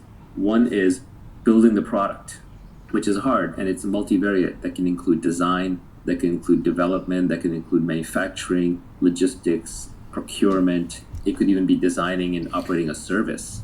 It has many, many definitions, but in every industry, there is a gathering. Okay, a party or meeting when many people come together as a group. Gathering. There will be gathering a world leader. Invite next month. Gathering. A party or meeting. Well, it wasn't party so much as a gathering of people. Gathering of people with food and music and the band. We partied with the hoodie and the blowfish. Yes, apparent.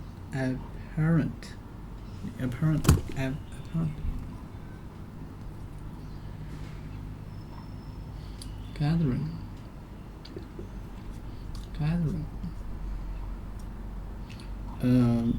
So much as a gathering of people with food and music and the band.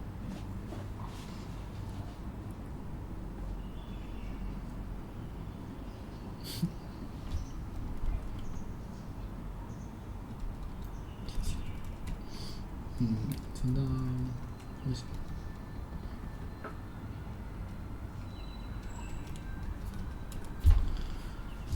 我用的利用了中文用力，这个全用。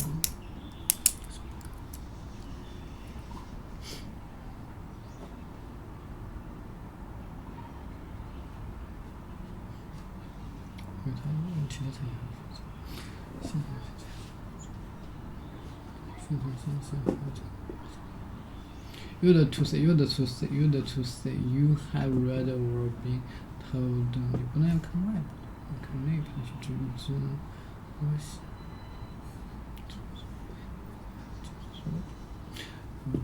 You to say you have read or you to say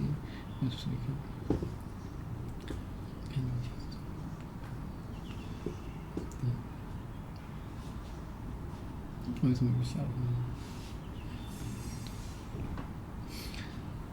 ？Apparent.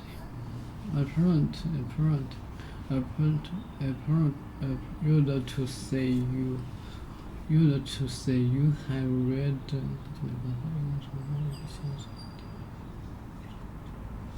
You to say you have read or been told something, although you are not certain it is true. Apparently it's going to rain today. You to say you have read or been told. You to say you have read or been told something, although you are not certain it is true.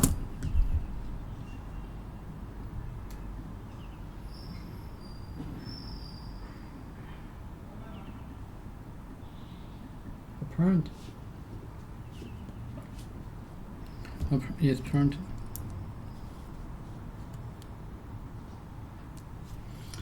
Apparent.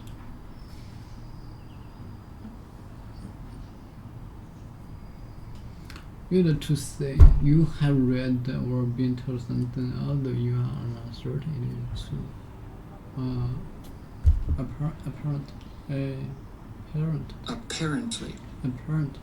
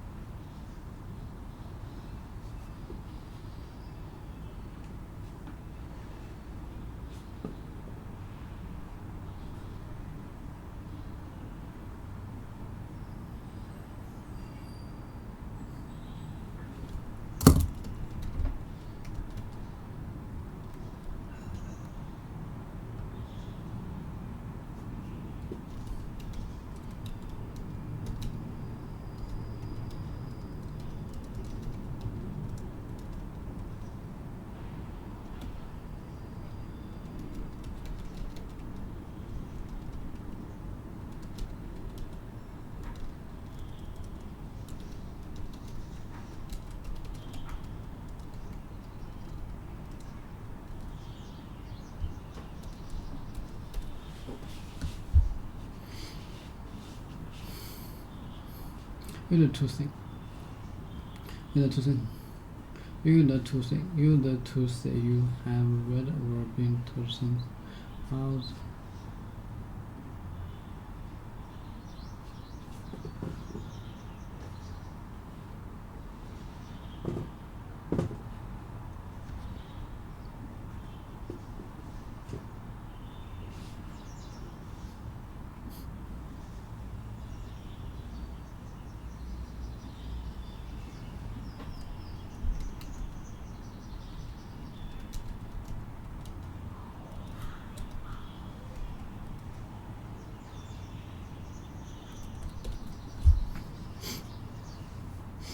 Use to say you have read or been told something, although you are not certain it is true.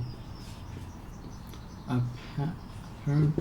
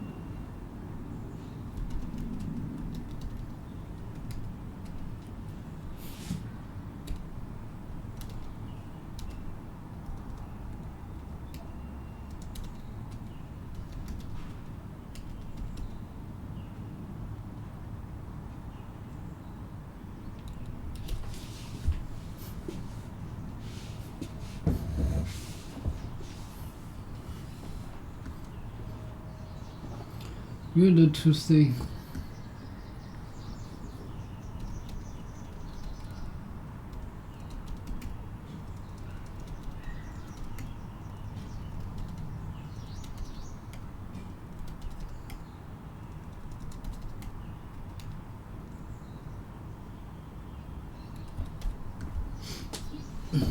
Use to say you have read or been told something, although you are not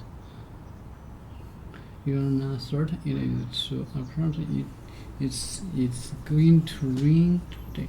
Apparently.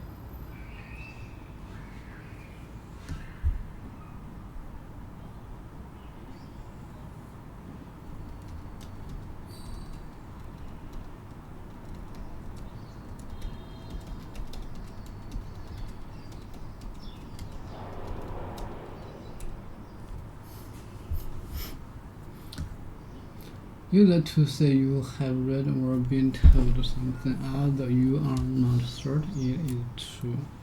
Apparently, it's going to rain today. You partied with Hoodie and the Blowfish. Yes, apparently Steve and Hoodie are like this. Who gave you that hickey? Who gave you that hickey? That would be the work of the Blowfish. That would be the work of a Blowfish. Oh, I can't believe it! I can't believe this. We're just like sitting at home, just trying to get Joey's fingers, and you guys are like partying and having fun, and oh, hey Hoodie, suck my neck. Suck on my neck. Suck on my neck. Hey, look, don't blame me. Hey, look, don't blame us. You guys could have been there, or what? As part of your Poor Friends outreach program. Outreach program.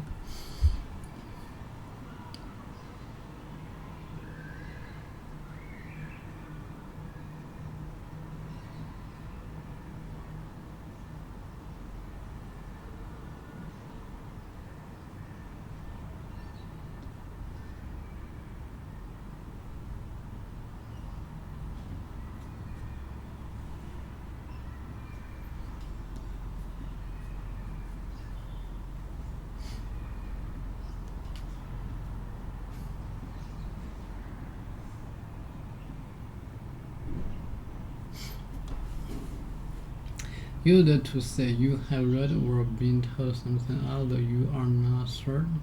It apparently it is going to rain. Apparently it going. Apparently.4天，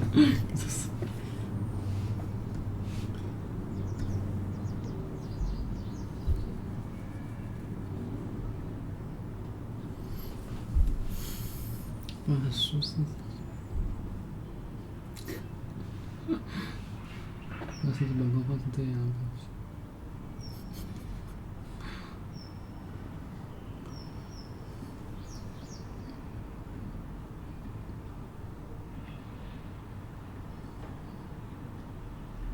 这个麦我你真的是，我突然，哇靠！从去年开始播种。Apparently, due to say you have read or been told something, although you're not certain it.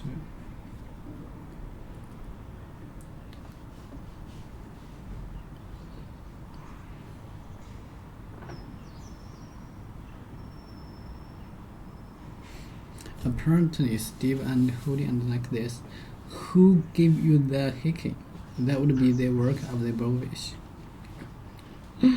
I can't believe it. I can't believe this. We're just sitting on, we're just like sitting at home, just trying to get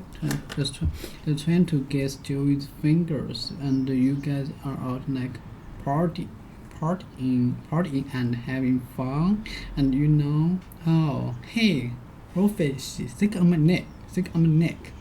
Hey look, don't blame us.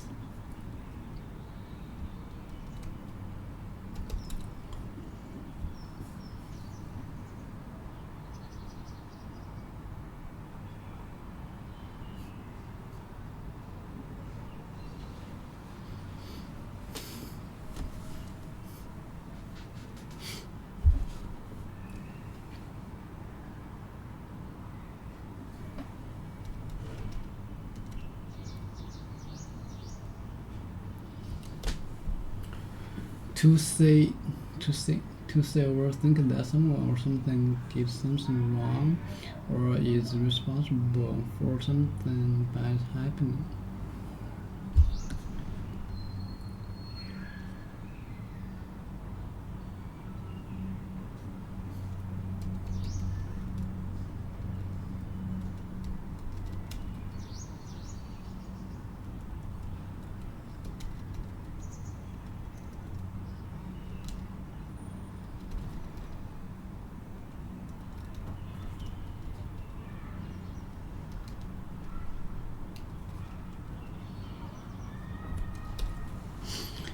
To say or think that something or someone or something did something wrong.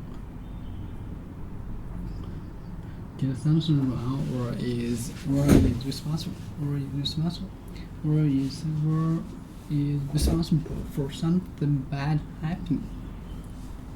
To say or think that someone or something did something wrong or is responsible for something bad happening. To say or think that someone or something did something wrong or is responsible for something bad happening. To say or think that someone or something did something wrong. Don't blame us. Don't blame us. Blame. To say or think that someone or something. You know. To say To say or think, to say or to say or think that someone OK 其实真是很了解如果你们没有时间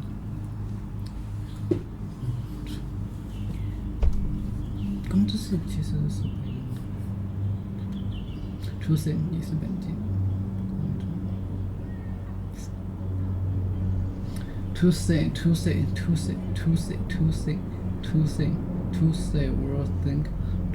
think that someone to say or think that someone or something did something wrong or is responsible for something happening. To say or think that someone or something did something wrong or is responsible for something bad happening. Don't blame us. You guys could have been there, you know, a lot as part of your preference. What? As part of your preference outreach program? Great. It's work. Look, I don't know what to say. As part of preference outreach program. Okay. Outreach. An effort to bring services or information to people where they live or spend time. An effort to bring services or information. OK， 生词上面其实是有语义是而不是种是但是公但是上班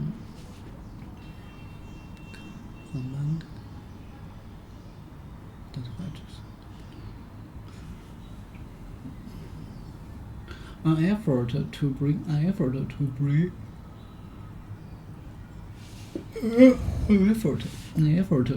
services or information to people where they live or spend time. To bring services or information to people where they live or spend time. An effort to bring services or information to people where they live or spend time. Bring medical or other services to people at home to where they spend time. Outreach.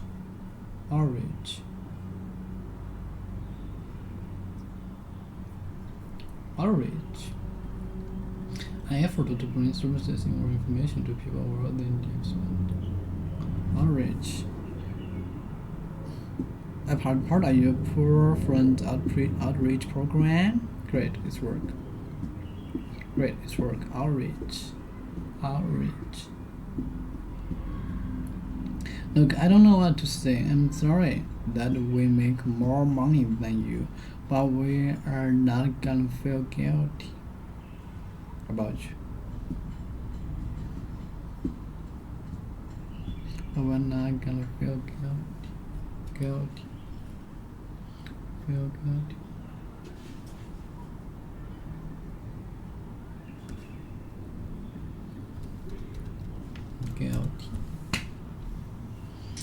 Feeling guilt.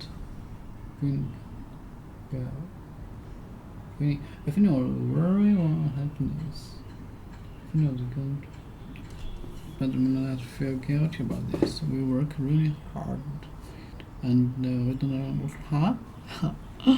Okay, as part of your preference outreach program. Great, it's work.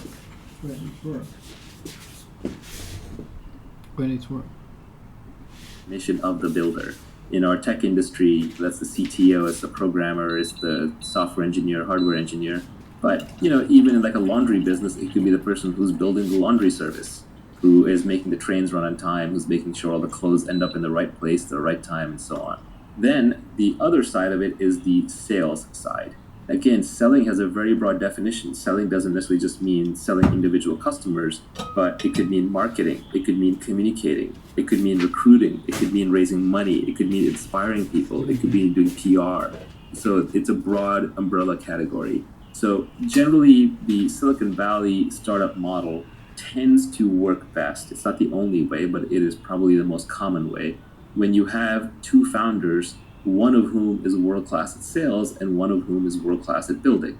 An example is, of course, Steve Jobs and Steve Wozniak with Apple. Gates and Allen probably had similar responsibility early on with Microsoft.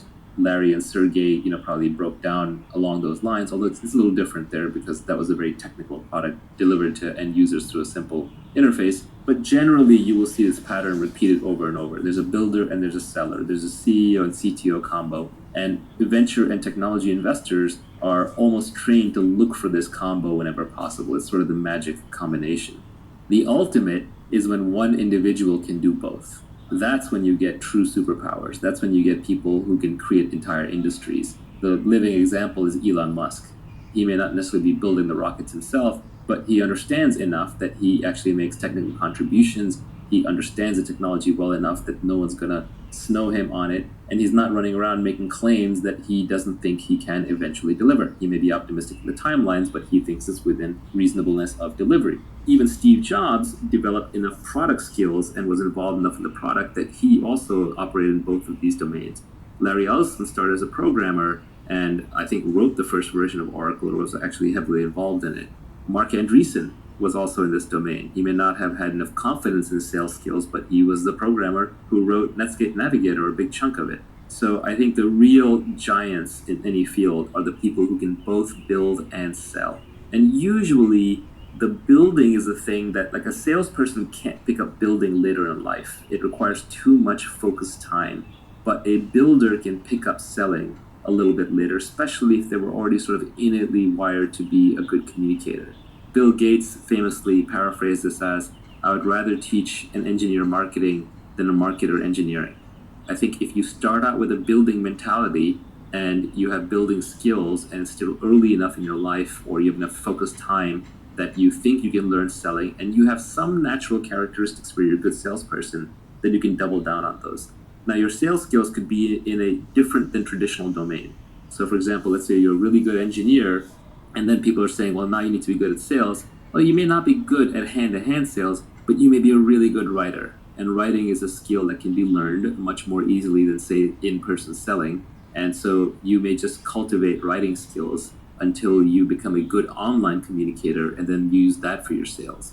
On the other hand, it could just be that you're a good builder and you're bad at writing and you don't like communicate to mass audiences, but you're good one-on-one. So then you might use your sales skills for recruiting or for fundraising, which are more one-on-one kinds of endeavors. This is sort of pointing out that if you're at the intersection of these two, don't despair because you're not going to be the best technologist and you're not going to be the best salesperson. But in a weird way, that combination, back to the Scott Adams skill stack, that combination of two is unstoppable. Long-term, people who understand the underlying product and how to build it and can sell it, these are catnip to investors. These people can break down walls if they have enough energy, and they can get almost anything done. If you could only pick one to be good at, which one would you pick? When you're trying to stand out from the noise, building is actually better because there's so many hustlers and salespeople who have nothing to back them up. When you're starting out, when you're trying to be recognized, building is better. But much later down the line, building gets exhausting because it is a focused job. And it's hard to stay current because there's always new people, new products coming up who have newer tools and frankly more time because it's very intense, it's a very focused task. So sales skills actually scale better over time. Like for example, if you have a reputation for building a great product, that's good. But when you ship your new product, I'm going to evaluate it based on the product. But if you have a reputation for being a good person to do business with and you're persuasive and communicative, then that reputation almost becomes self-fulfilling. So I think if you only had to pick one, you kind of start with building and then transition to selling. This is a cop-out answer, but I think that is actually the right answer. Before we go and talk about accountability and leverage and judgment. You've got a few tweets further down the line that I would put in the category of continuous learning. There is no skill called business. Avoid business magazines and business class. Study microeconomics, game theory, psychology, persuasion, ethics, mathematics, and computers. There's one other comment that you made in a Periscope that was you should be able to. Okay. Guilt. You feel guilty. Feeling of worry or unhappiness that you have because you have done something wrong, such as causing harm, causing harm to another person,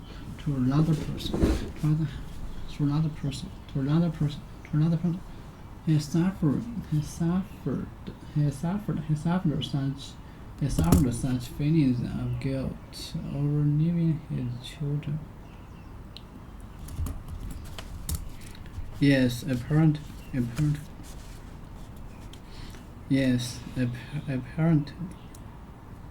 blame. No, oh, don't blame us. Hey, look, don't blame us. Guilty. We're not guilty about this. We're working hard and don't. Yeah, hey, it's Monica. Hey, hi, it's Monica. I just got a page. I just got a page.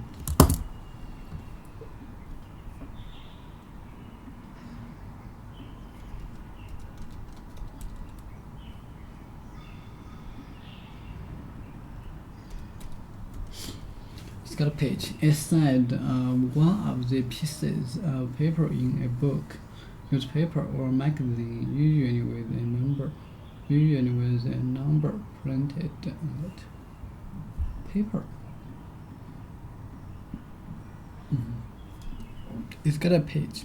I just got a page. I just think that sometimes we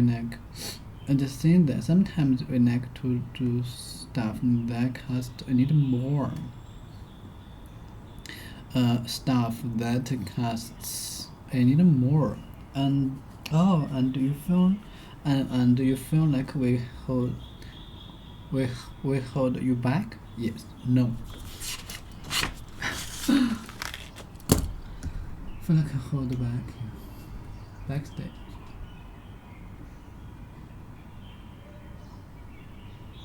Oh.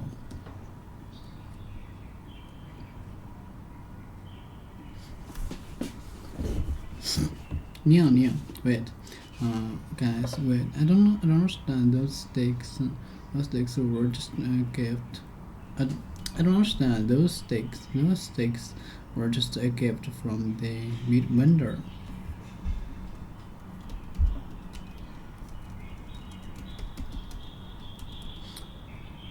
That was not a kickback. Sometimes who sells vendor. A gift from a meat vendor. That was not a kickback.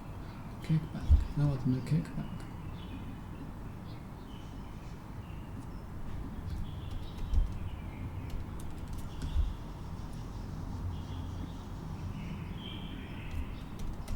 That was not a kickback. To hit someone or something with the foot. Or to move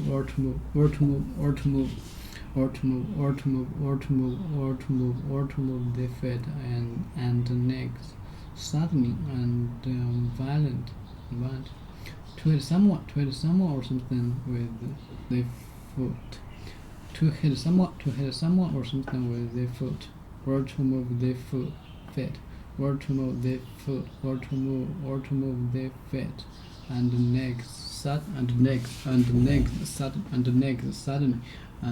violent.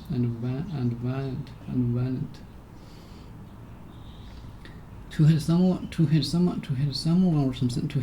or something with the feet. Or to move the feet.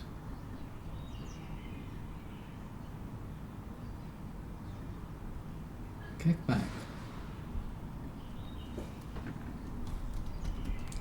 Kick back.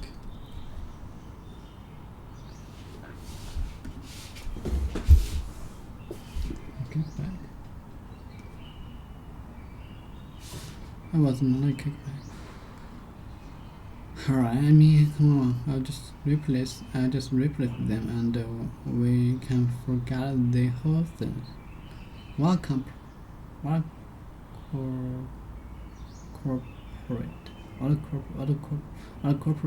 policy? What corporate policy? Kickback.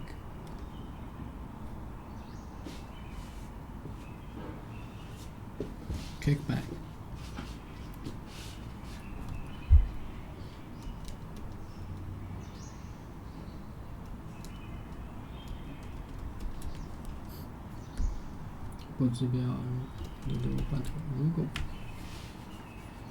Relating to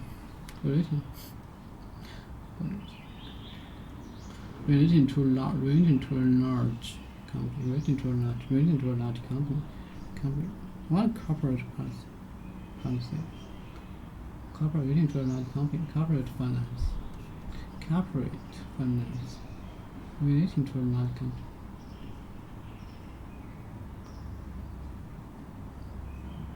What corporate policy?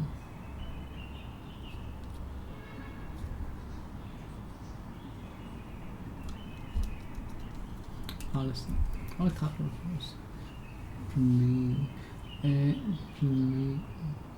Policy. A set up and the work plan of what to do in a particular situations that has been agreed to officially by a group of people, a business organization, a government, or the policy party.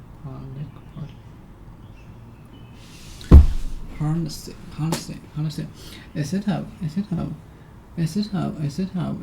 ideas or a plan of what to do in particular situation that has been agreed to officially by a group of people, a business organization,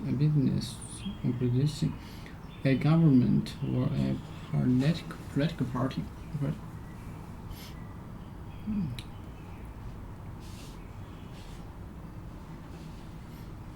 They believe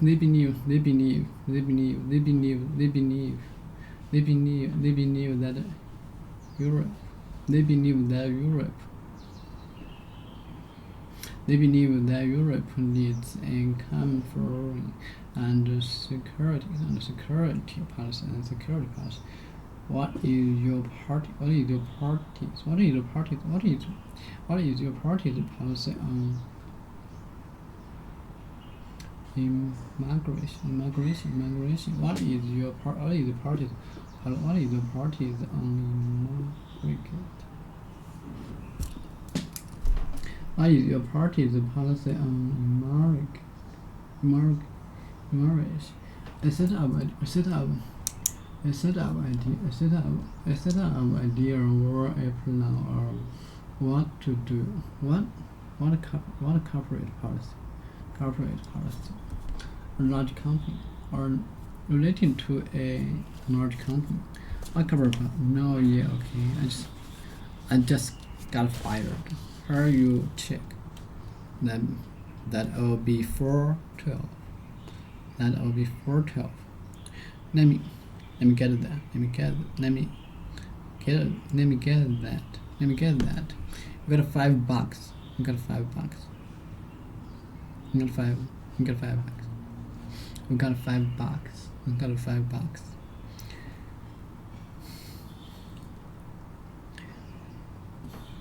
Here comes the beep. You know what to do? Hey, it's me. Listen, but I'm probably way out of 9 here. I mean, it has been. I'm probably way out of 9 here. I mean, it has been 3 years, and you're probably seeing someone else now. But if we could just have one night together. But if we could just have one night together, just for old time's sakes. One hot, steamy, wow. night.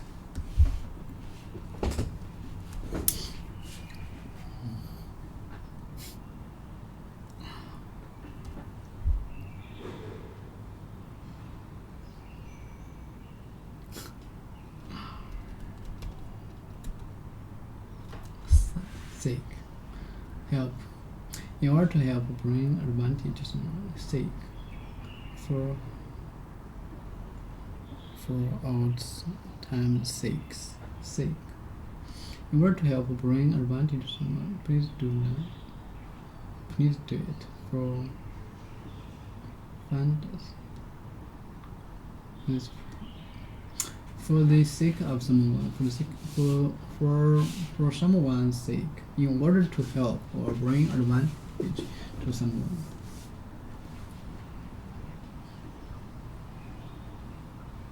You just had a corporate policy.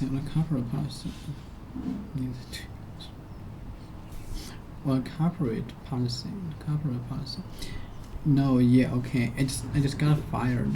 Here's a check that I'll be for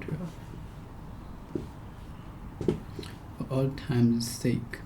One hot, steamy, wild comedy or tragedy. Comedy or tragedy. Steam.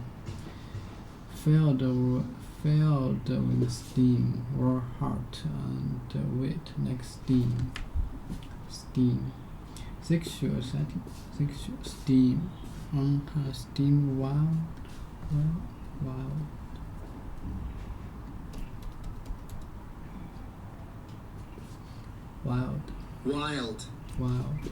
Uncontrolled, violent or extreme.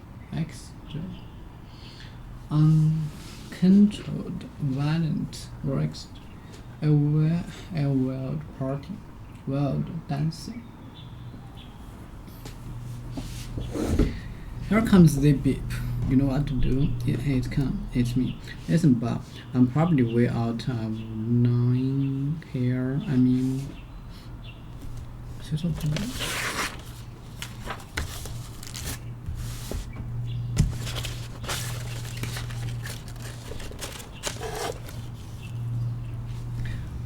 But if we could just have one night together, just for old time's sake. One hot, steamy, wild night. Wild, not controlled, violent. Wild, controlled, violent. Extreme. Wild.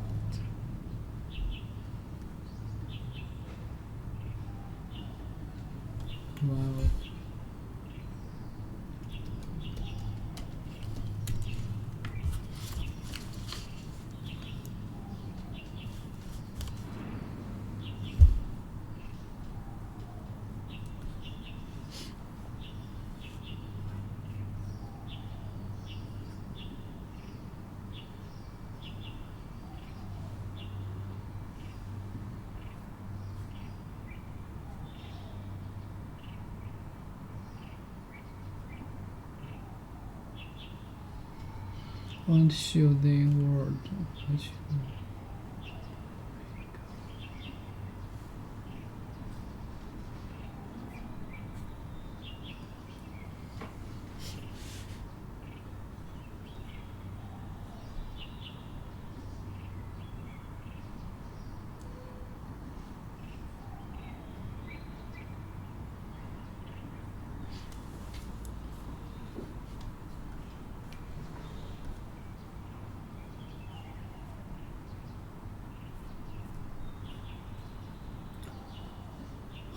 Wild.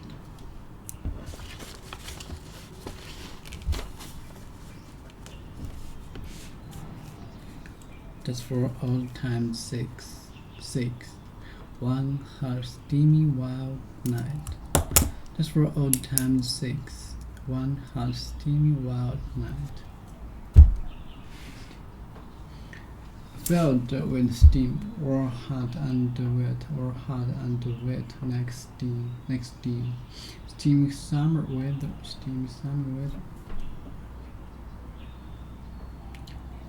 算是又回到了新的季节，点钟是衣服里的。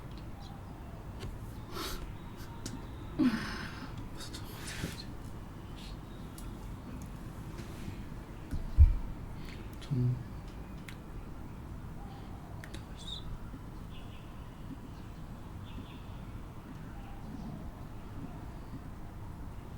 wild.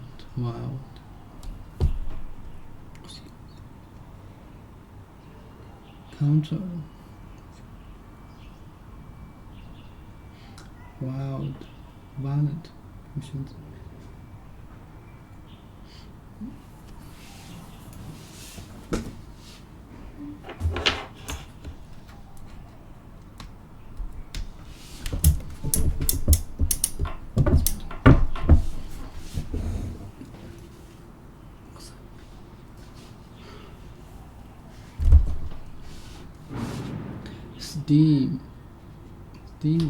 Steamy one. Filled with steam or hot or wet like steam. Steamy wild. Sexually exciting or including a lot of sexual activity. Time sick. In order to help or bring advantage to someone. For one. Okay. But if we could just have one night together just for all the time. Just for all the time's sake, one steamy wild night. Here comes the beep. You know what to do? Hey, it's me. Listen, Bob. I'm probably way out of line here. I mean, it has been 3 years, and you're probably seeing someone else. You're probably seeing someone else now. But if we could just have one night together, just for old time's sake. One hot, steamy, wild night.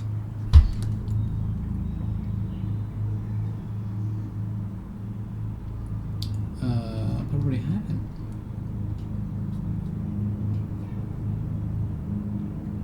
Pick up any book in the library and read it. And the last tweet in this category was reading is faster than listening, doing is faster than watching. Yeah, the most important tweet on this I don't even have in here, unfortunately, which is the foundation of learning is reading. I don't know a smart person who doesn't read and read all the time. And the problem is, what do I read? How do I read? Because for most people it's a struggle, it's a chore. So the most important thing is just to learn how to educate yourself. And the way to educate yourself is to develop a love for reading. So the tweet that is left out, the one that I was hinting at, is read what you love until you love to read. It's that simple. Everybody I know who reads a lot loves to read. And they love to read because they read books that they loved.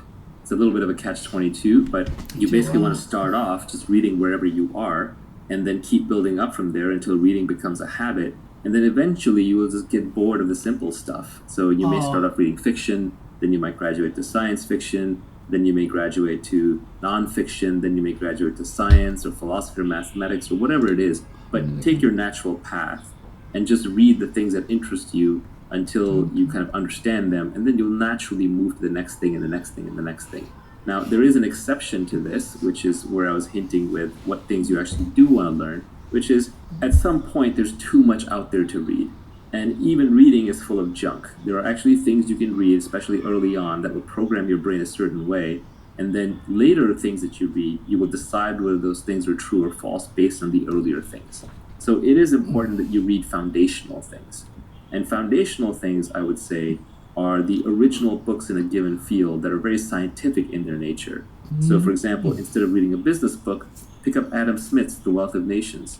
Instead of reading a book on biology or evolution that's written today, I would pick up Darwin's Origin of the Species.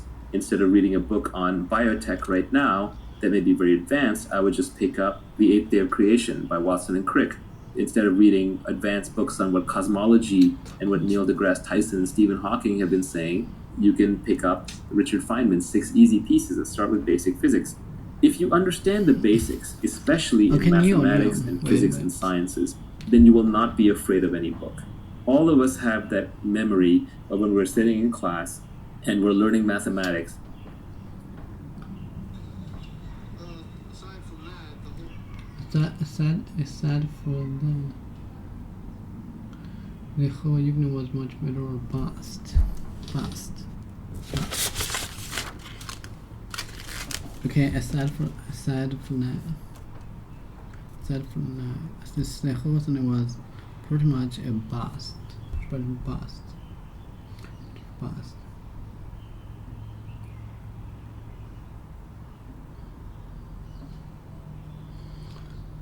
Racist, a woman's breast, bust. A whole model of bust, break some, break.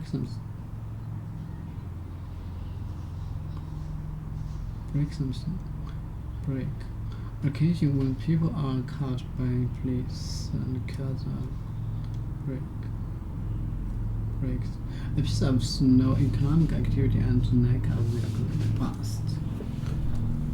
A period of snow, economic activity, and lack of growth. Each of the previous booms in real house prices was followed by a boost employment soared during the 19th.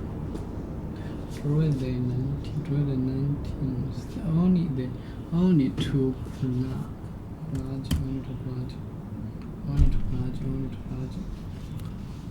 bust business. If a company goes bust, it is forced to close because it is financial unsuccessful. Okay, business broken. I think my watch is both. I think my watch is both.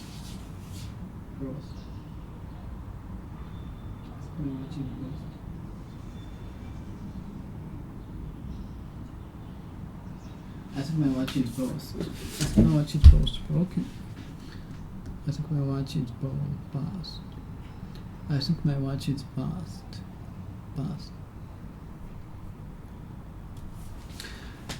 A woman's breast,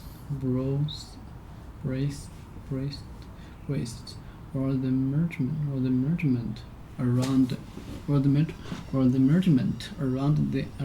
a woman's breasts and back.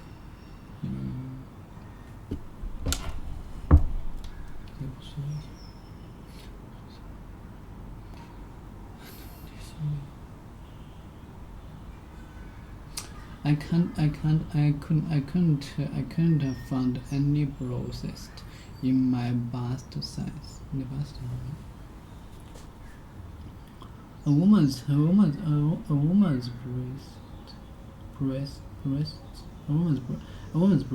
or the measurement around a woman's breasts and back, bust, broke, head, arrest,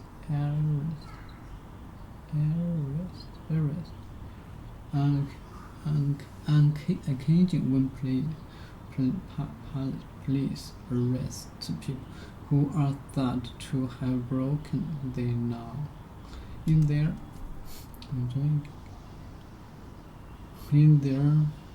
latest drug bust. Policy entered a warehouse where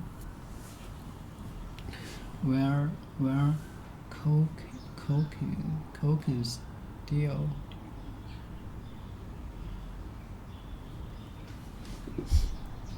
were meeting bust. To break something. Oh no, I busted his. I busted his. No, player. Oh, I busted. business, broken,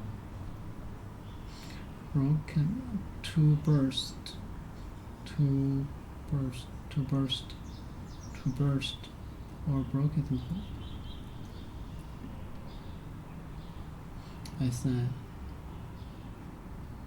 the house was pretty much a bust. The whole evening was pretty much a bust. Bust. Yeah, look, let me just say, this whole thing is so stupid. Just have a running the new stuff.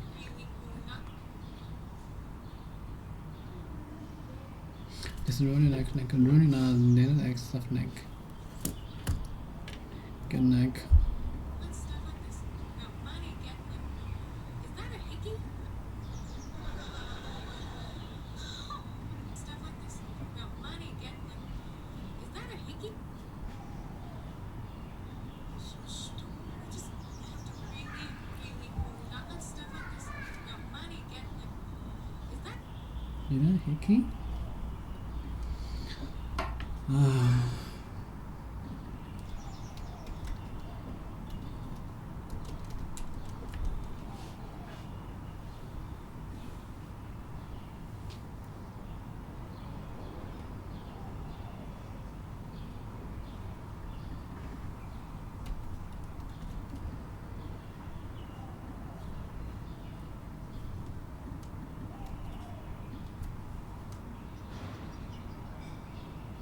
The hickey.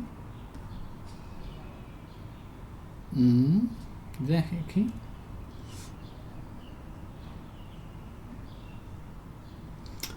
A temporary red mark. Hickey. Now beats. But where? The hickey. The hickey.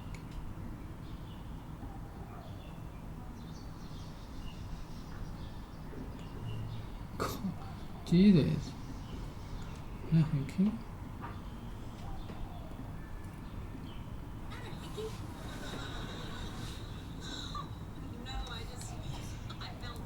I fell down.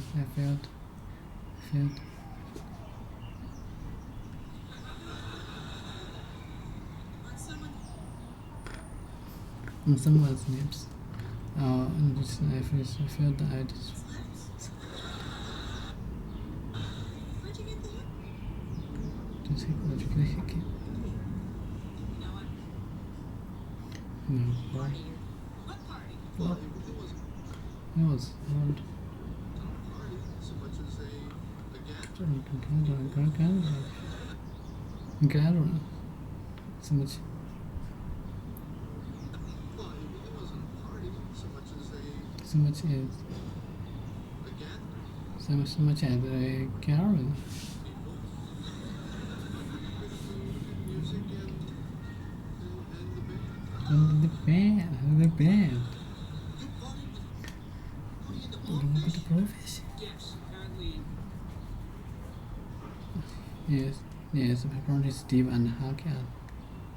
Stevie and Hootie are like this. Who do you like? Do you like this? Do you like this? Steve and Hooking. Steve. Stevie and Hootie are like this. With her? Okay. Yes, apparently Stevie and So Hootie do you like this? Yeah, who gave you the hicking? the work of a blowfish. I do the homework. Blowfish. Who gave you the hicking? That would be the work. That would be a work of the blowfish. Work of the blowfish.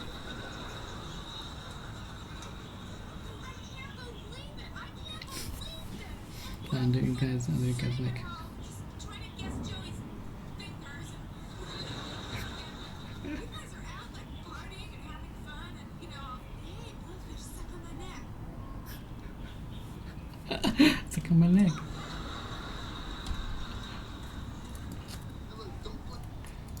Don't blame us. You guys could have been there. No, And as your parent for the outreach program. Outreach.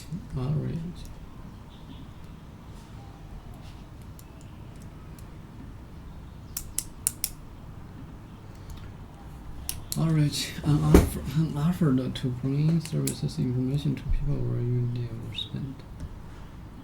Outreach.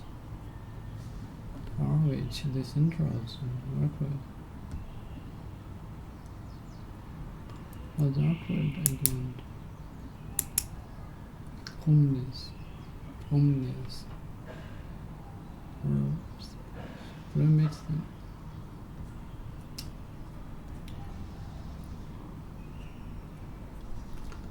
Outreach.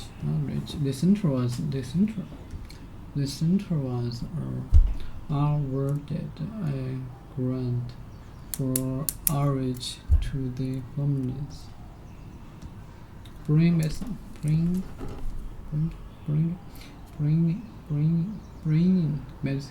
medical or other services to people at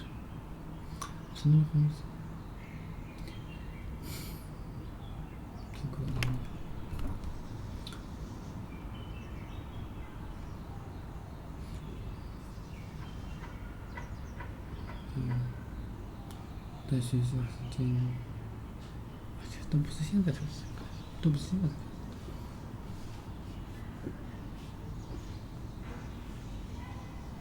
Bring medical or other services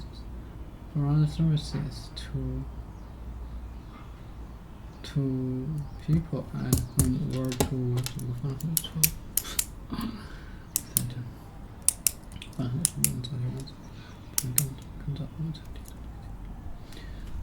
Bring medical or other services to people at home or to where they spend time.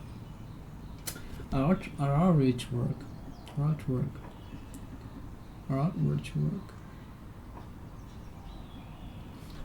Bring medicine or other services or people at home or to where they spend time. Offer to bring the services and information to people where they live or spend time. Offered.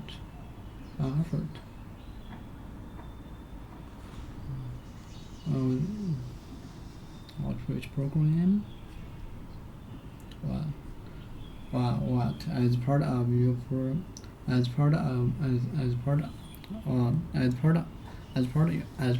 your poor friends outreach program. Great, it's right.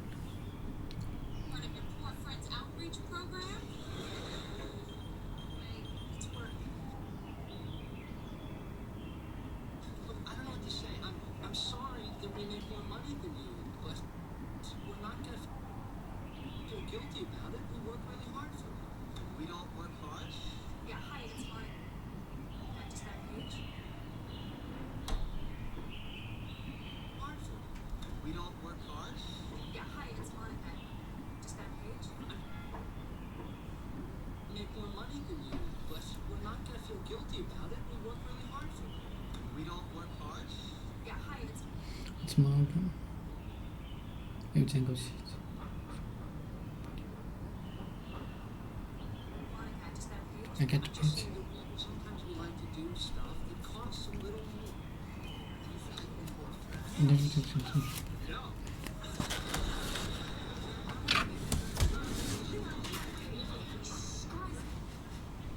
I don't understand. Those steaks were just a gift from the meat vendor. It was not a kickback. Okay. Oh, I was replacing them and we don't get the whole thing. What corporate policy? What corporate policy?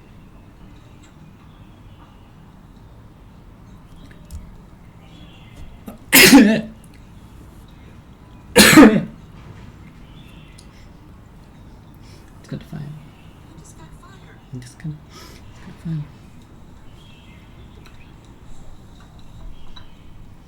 Here's your check. That'll be $4.12.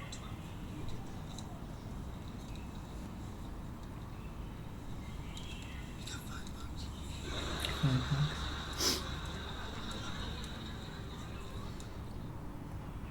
Welcome to beep.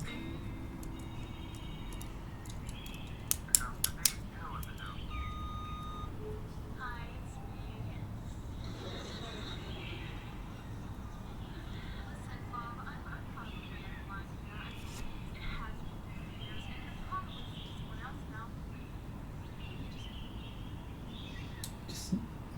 One all time sick. One heart steam. One heart steam. 为什么我没成呢？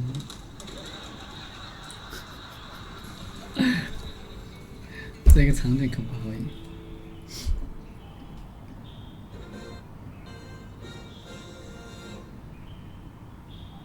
？Yes. One heart steam wild. Steamy wild. One heart steamy wild. Blame us, scared, failed. Got a page. I just got a page. Just got a page. Okay.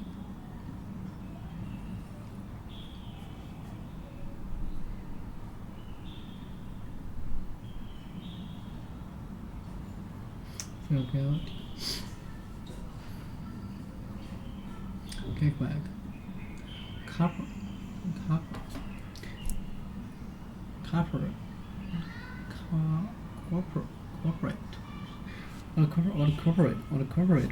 Corporate policy. No, yeah, okay.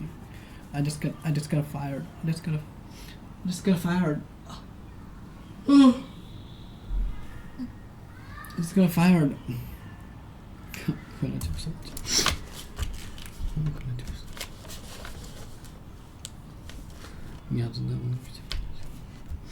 That's gonna come a corporate policy. Corporate policy. Corporate policy. Yeah. Oh yeah. No. Yeah. Okay. I just got fired. Urge your check. That'll be 412. That'll be 12.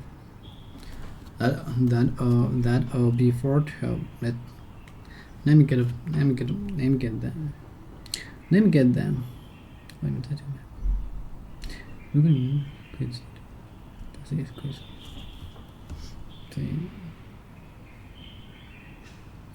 So. 这对意思把我对象不了，就是对象是按照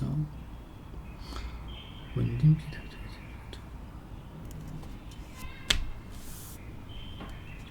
法定货币人民币，它不是按照资产的增长，它没有。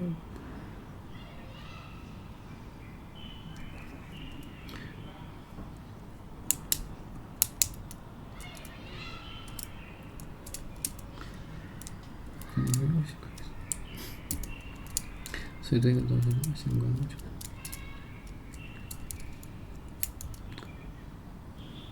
应该学习。我的 coverage policy. Yeah, no, yeah, okay. I just got fired. I'll check that will be 412. Let me get that. You got $5. You got $5. You got $5. I'll check that will be 412. Let me get that. You got $5. I'll check that will be 5. No, that. Here's the check that will be 412. Let me get that. You got $5. Here comes the beep. Here comes the beep. You know what to do? Hi, it's me. Listen, but I know way out of here. I'm probably way out of here. I mean, but since I'm probably way out of.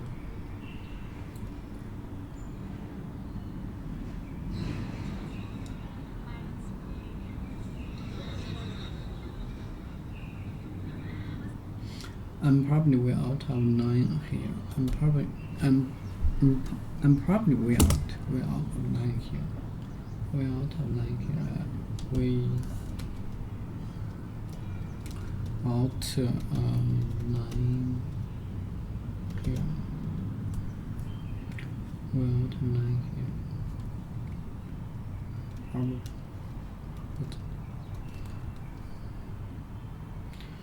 Okay. I'm probably way out of here. Okay, it's me, Nathan. But I'm probably way out of 9 here. I mean, it has been 3 years, and you are probably seeing someone else now. But if we could But if we could just have one night together, just all sick. Okay, but if we could just have one night together, just for old time's sake, one hot, steamy wild night. Wait, I don't understand why those stakes were just a gift. Okay, I don't understand. Those stakes were just a gift from the meat vendor. This that was not a kickback. All right. I mean, come on. I'll just replace them, and we can forget the whole thing. What corporate policy? What corporate policy? No. Yeah. Okay. I just got fired. I just got fired.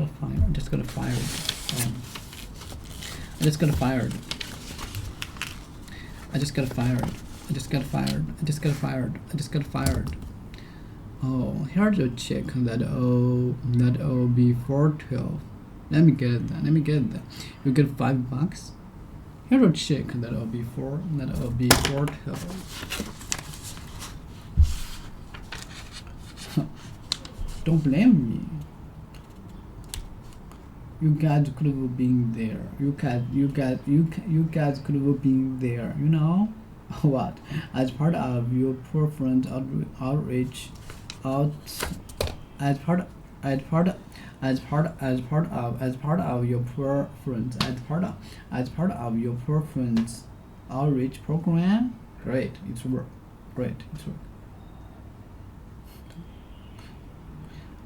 work. Look, I don't know what to say. I'm sorry that we make more money than you, but we're not guilty.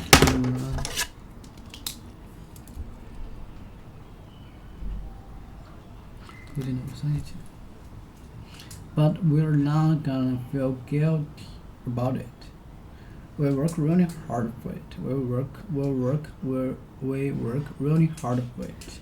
And we don't work hard. Yeah, hi, it's Monica. I just got a page. I just got a page.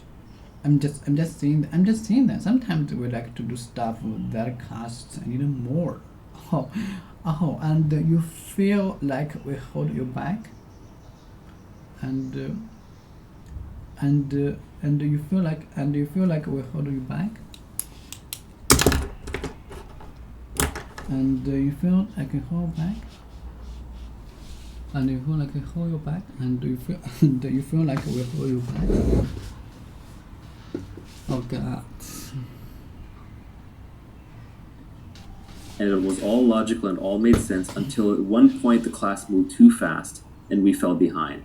And then after that, we were left memorizing equations, memorizing concepts without being able to come and fix and repair and build up their house. That general contractor is taking accountability, they're taking responsibility. So now if, let's say they got paid $250,000 for the job, sorry, I'm using Bay Area prices, so maybe I'll go rest of the world prices, $100,000 for the job to fix up a house.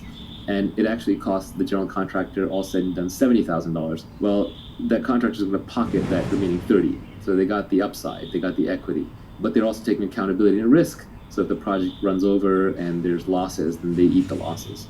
But you see, just the accountability gives them some form of additional potential income. And then they also have labor leverage because they have a bunch of people working for them. But it probably tops out right there. You can go one level above that and you can look at a property developer. This might be someone who is a contractor who did a bunch of houses, did a really good job, then decided to go into business for themselves, and they go around looking for beaten down properties that have potential. They buy them, they either raise money from investors, they're fronted themselves, they fix the place up, and then they sell it for twice what they bought it for. Maybe they only put in 20% more, so it's a healthy profit. So now a developer like that takes on more accountability, has more risk, they have more specific knowledge, because now you have to know which neighborhoods are worth buying in, which lots are actually good and which lots are bad, what makes or breaks a specific property. You have to imagine the finished house that's going to be there, even when the property itself might look really bad right now. So there's more specific knowledge, there's more accountability and risk, and now you also have capital leverage because you're also putting money into the project. But conceivably, you could buy, a piece of land or a broken down house for $200,000 and turn it into $1 million mansion and pocket all the difference. One level beyond that might be a famous architect or a developer, where just having your name on a property because you've done so many great properties increases its value. One level up from that, you might be a person who decides, well, I understand real estate and I now know enough of the dynamics of real estate that rather than just build and flip my own properties or improve my own properties, I'm going to be a massive developer. I'm going to build entire communities. Another person might say, I like that leverage, but I don't want to manage all these people. I want to do it more through capital, so I'm going to start a real estate investment trust. And that requires specific knowledge, not just about investing in real estate and building real estate, but also requires specific knowledge about the financial markets, the capital markets, and how real estate trusts operate. One level beyond that might be somebody who says, actually, I want to bring the maximum leverage to bear in this market and the maximum specific knowledge. And so that person would say, well, I understand real estate and I understand everything from basic housing construction to building properties and selling them to how real estate markets move and thrive. And I also understand the technology business. So I understand how to recruit developers, how to write code, and how to build good product. And I understand how to raise money from venture capitalists and how to return it and how all of that works. And obviously not a single person may know this. You may pull a team together to do it where each have different skill sets. But that combined entity would have specific knowledge in technology and in real estate. It would have massive accountability because that company's name would be a very high risk, high reward effort attached to the whole thing. And people would devote their lives to it, take on significant risk, and then it would have leverage in code with lots of developers. It would have capital with investors putting money in and the founder's own capital. And it would have labor of some of the highest quality labor that you can find, which is high quality engineers and designers and marketers who are working on the company. And then you may end up with a Trulia or a Redfin or a Zillow kind of company. And then the upside could potentially be in the billions of dollars or the hundreds of millions of dollars. So as you layer in more and more kinds of knowledge that can only be gained on the job and aren't common knowledge, and you layer in more and more accountability and risk-taking, and you layer in more and more great people working on it and more capital on it and more code and media on it, you keep expanding the scope of the opportunity all the way from the day laborer who might just literally be scrapping on the ground with their hands all the way up to somebody who started a real estate tech company and then took it public. We spoke about specific knowledge, we talked about accountability, we talked about leverage. The last skill that Naval talks about in his tweet storm is judgment, where he says that leverage is a force multiplier for your judgment. We are now living in an age of nearly infinite leverage, and all the great fortunes are created through leverage. So your first job is to go and obtain leverage, and you can obtain leverage through permission by taking risks and getting people to work for you, or by raising capital, or you can get leverage permissionlessly by learning how to code or becoming a good communicator in podcasting, broadcasting, creating videos, writing, etc. So that's how you get leverage. But once you have leverage, what do you do with it? Well, the first part of your career is spent hustling to get leverage. Once you have the leverage, then you want to slow down a bit because your judgment really matters. It's like you've gone from steering your sailboat around to now you're steering an ocean liner or a tanker. You have a lot more at risk, but you have a lot more to gain as well. You're carrying a much higher payload. So in an age of infinite leverage, judgment becomes the most important skill. Warren Buffett is so wealthy now because of his judgment. Even if you were to take away all of Warren's money, tomorrow investors would come out of the woodwork and hand him $100 billion because they know his judgment is so good, and they would give him a big chunk of that $100 billion to invest. So ultimately, everything else that you do is actually setting you up to apply your judgment. One of the big things that people rail on is CEO pay. And for sure, there's crony capitalism that goes on where these CEOs control their boards and the boards give them too much money. But there's certain CEOs who definitely earn their keep because their judgment is better. If you're steering a big ship, if you're steering Google or Apple, and your judgment is 10 or 20% better than the next person's, society will literally pay you hundreds of millions of dollars more because you're steering a $100 billion ship. If you're on course 10 or 20% of the time more often than the other person, the compounding results on that hundreds of billions of dollars you're managing will be so large that your CEO pay will be dwarfed in comparison. So demonstrated judgment, credibility around the judgment is so critical. Warren Buffett wins here because he has massive credibility. He's been highly accountable. He's been right over and over in the public domain. He's built a reputation for very high integrity, so you can trust him. So a person like that, people will throw infinite leverage behind him because of his judgment. Nobody asks him how hard he works. Nobody asks him when he wakes up or when he goes to sleep. They're like, Warren, just do your thing. So especially demonstrated judgment with high accountability, clear track record is critical. Declarations. Let's from define listening. judgment. I would define it as knowing the long-term effects of your decisions, or being able to predict the long-term effects of your decisions.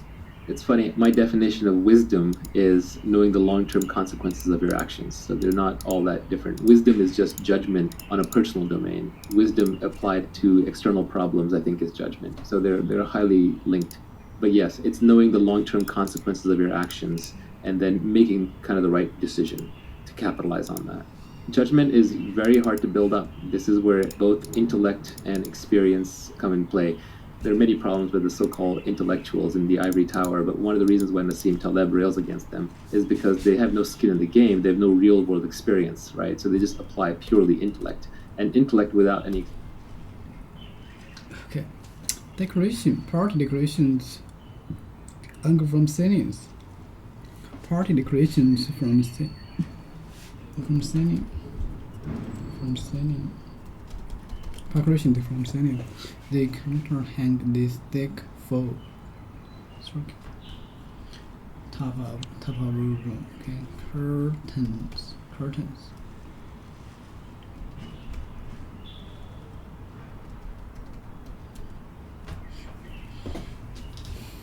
Okay. Party decoration hung from the ceiling.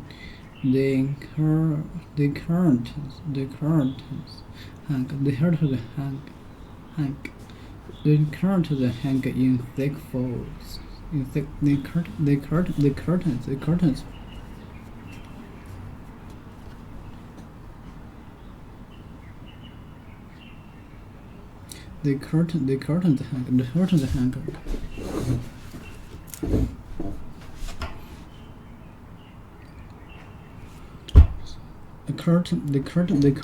hang in thick folds.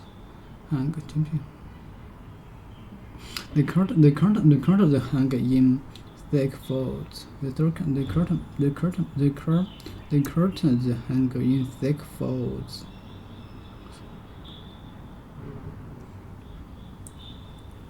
Party decorations hang from the ceilings. The curtains hang in thick folds.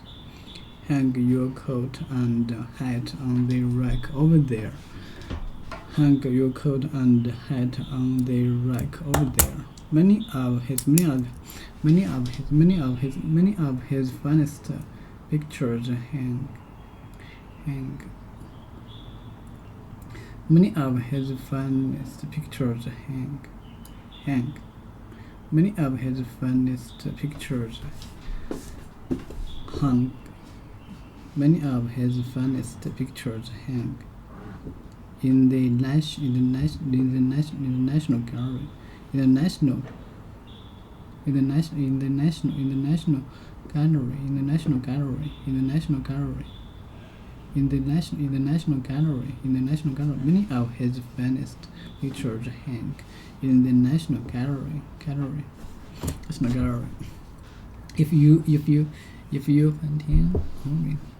If you hang a wallpaper, you fix it to the wall. If you hang a wallpaper, you fix it to the wall. If you hang wallpaper, you fix it to the wall. Okay. Hang your coat and hat on the rack over there. Hang.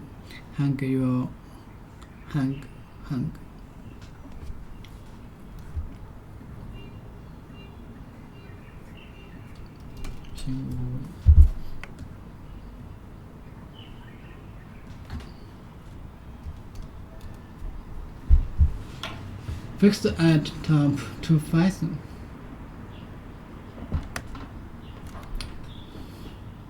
to fasten or support something at the top, leaving the other.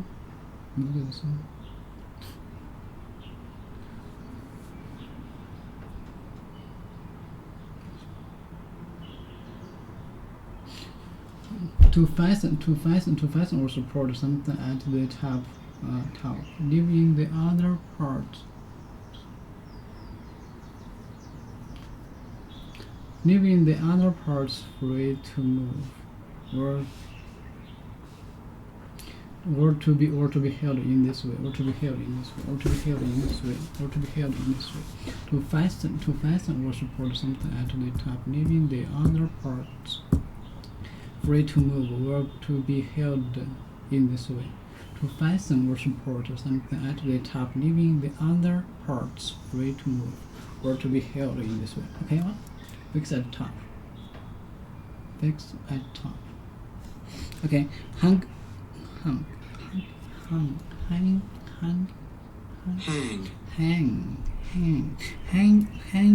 your coat and hat. Hang your coat and hat. Hang your coat and hat on the rack over there.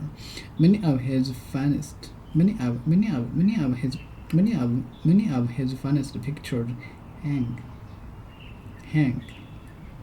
in the national gallery. The national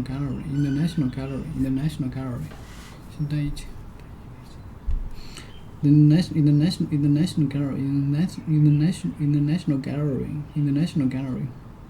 你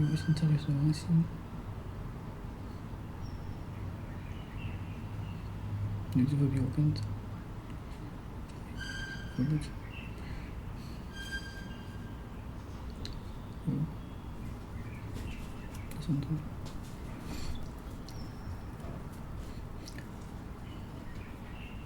Many of his finest pictures hang in the National Gallery.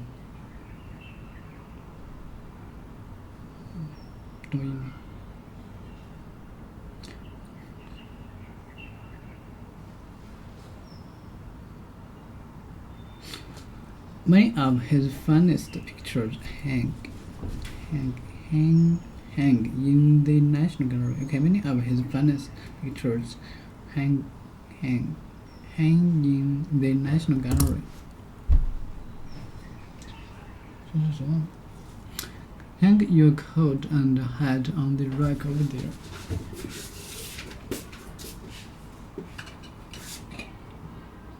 Hang your coat.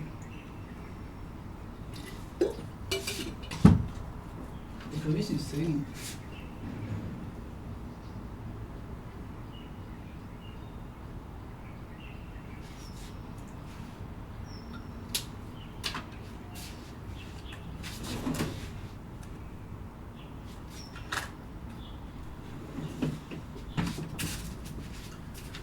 Okay. To fasten or support something at the top, leaving the other parts free to move, or to be held in this way. Fix at top. Fix at top. Fix at top. Many of his finest pictures hang.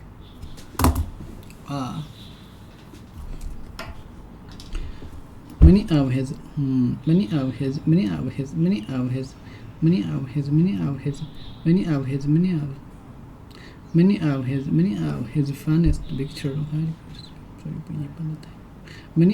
finest pictures hang.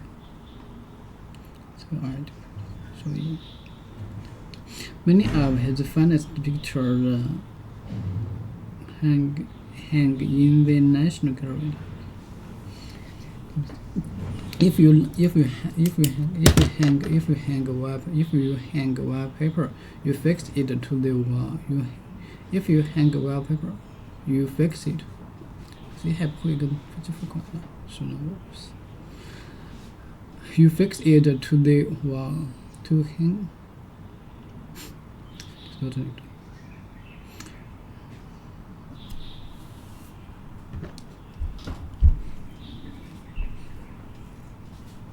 To hang up a bird. To hang hang up, hang up. Hang. To hang. If you hang wallpaper, you fix it to the wall. You fix it. If you hang up wallpaper, you fix it out. You fix it to the wall. You fix it to the wall. If you hang wallpaper, you hang it on the wall. If you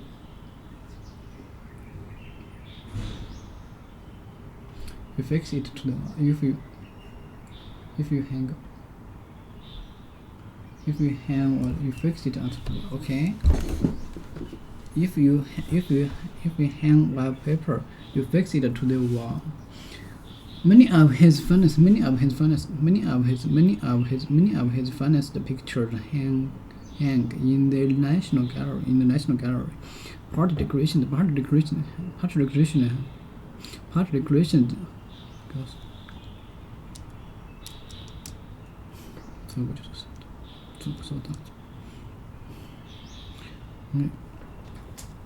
因为陈思学生天时地利中国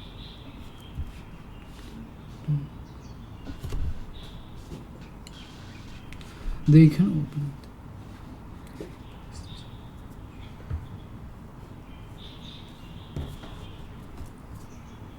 The curtain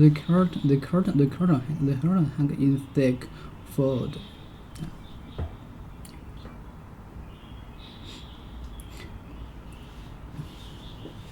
Hang your coat. Hang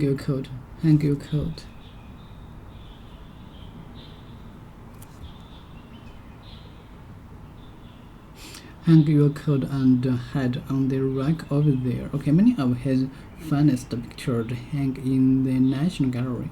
If you hang wallpaper, you fix it to the wall.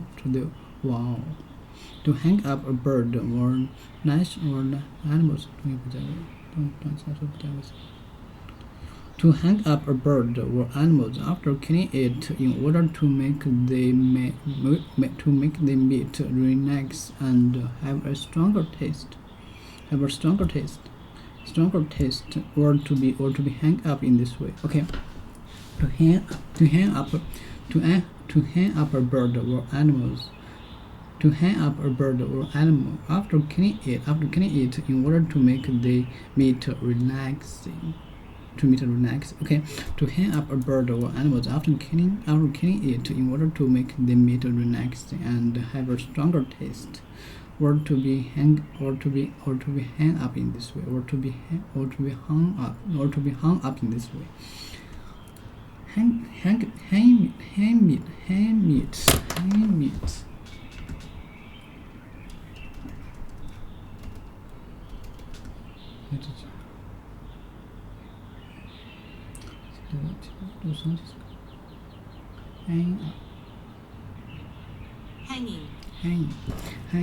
Hang up. Hang meat is really important to the quality of the meat and the first stage of good butchery.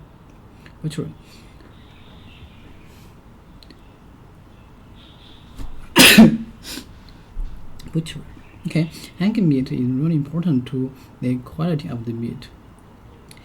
Hang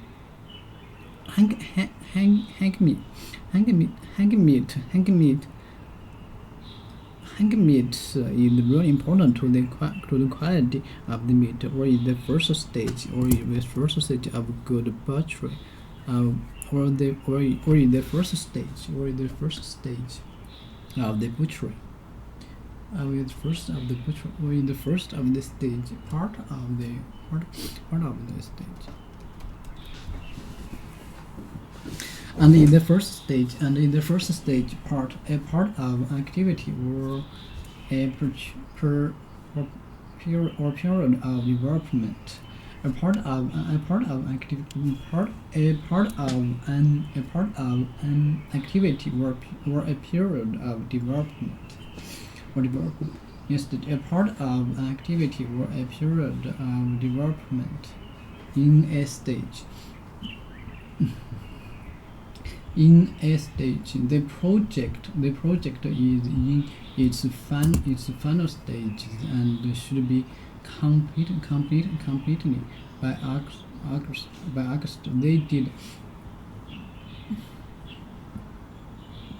They did the next stage of their trip on foot.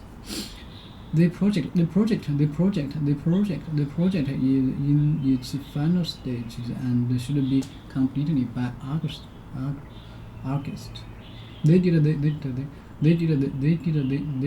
next stage of their trip on foot. Our marriage is going through a difficult stage at the moment. At this stage where their youngest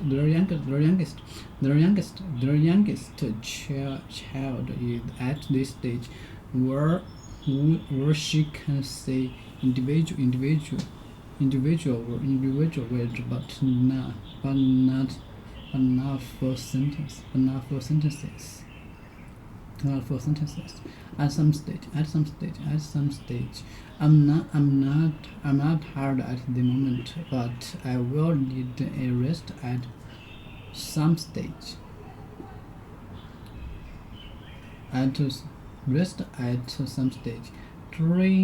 During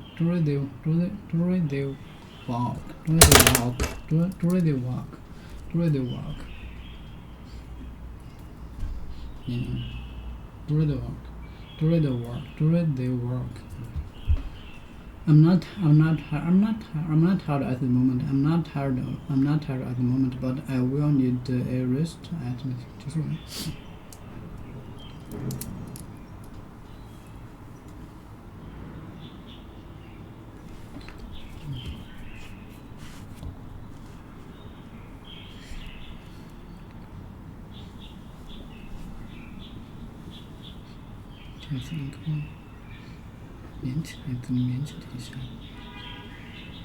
Hank meat is really important to the quality of the meat, and in the first stage of good butchery. Let the pheasant hang for a new few days for the flavor to improve before you cook it. Pheasant.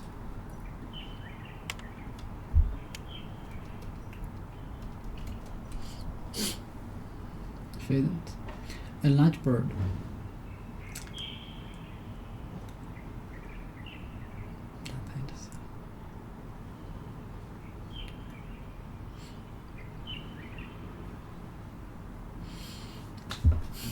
A large bird with a round body and a long tail that spends a lot of time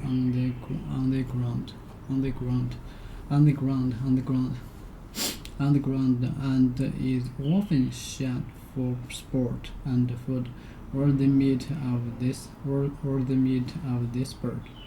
A large bird with a rounded body and a long tail. What are we going to do?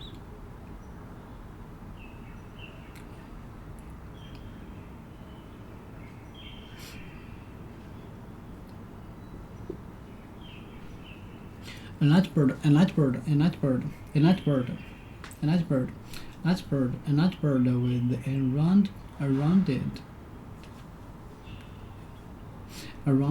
with a rounded body and a long tail that spends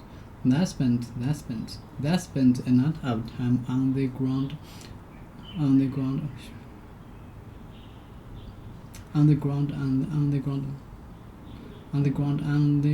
and is often shot for sport and food or the meat of the bird or the meat of this bird. He shot a pheasant. Roast pheasant. A large bird large bird with a rounded body and long tail that spent a lot of time on the ground and is often shot for sport and food. Where the meat of this bird. A large bird with the round. Okay, let the pheasant hang. Let the pheasant hang for a few days for the flavor to improve before you cook it. So das.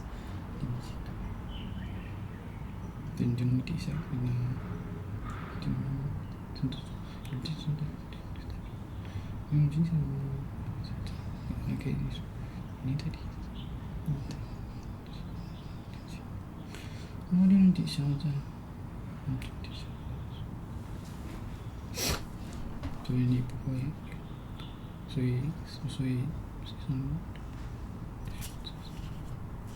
你的选择会变色。Let the pheasant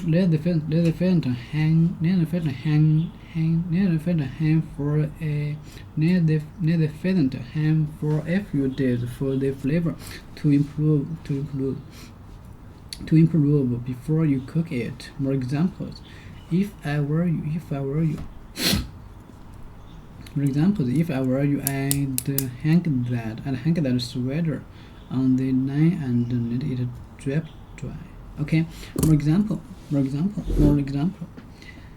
Let the pheasant hang for a few days for the flavor to improve before you cook it. More examples. If I were you,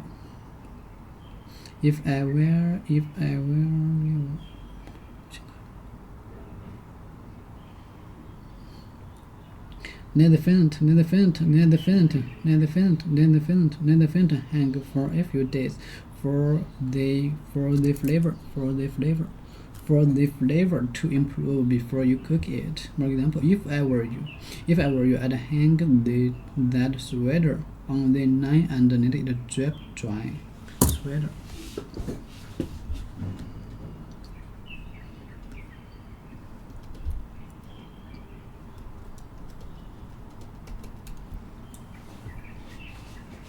Okay. If I were you, I'd hang that sweater. I'd hang that sweater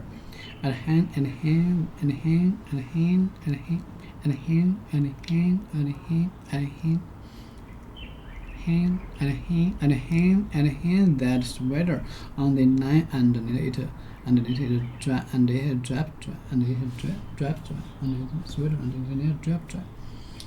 drip dry.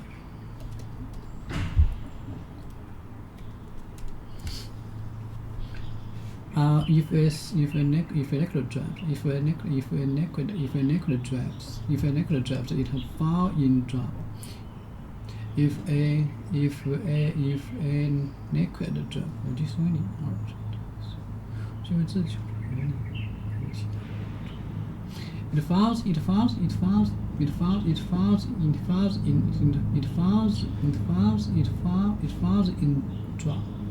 in drops, or you make it fall in drops. If a necklace drops,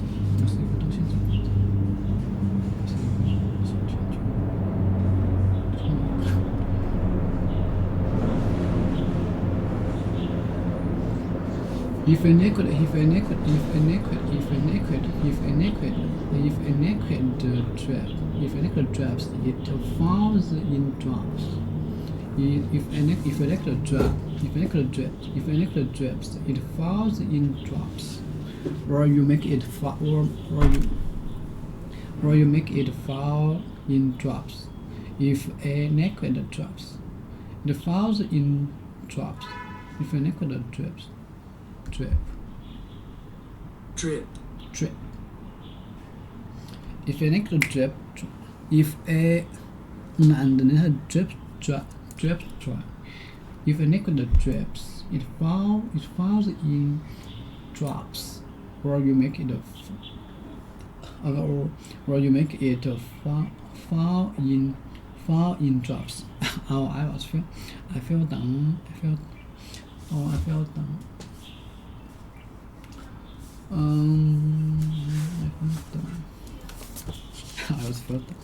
I feel down. I feel down on someone's lips. Someone's lips. If a liquid drops, it falls. Okay, Bruce said, you can. No, I was like, Bruce said.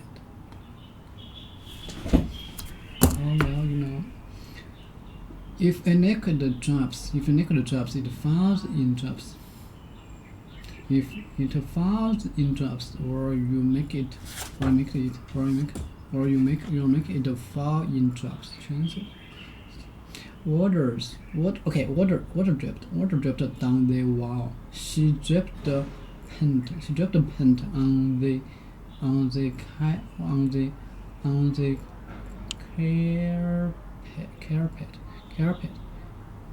She dripped paint on the carpet. She dripped paint on the carpet. She dripped paint on the airport.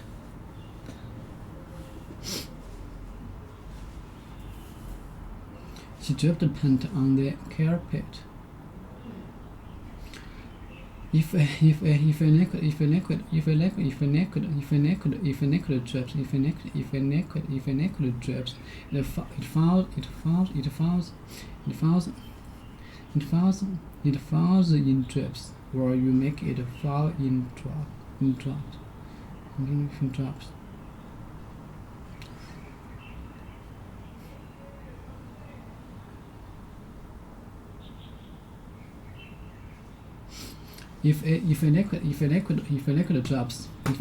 it falls in drips, or you make it fall in drops.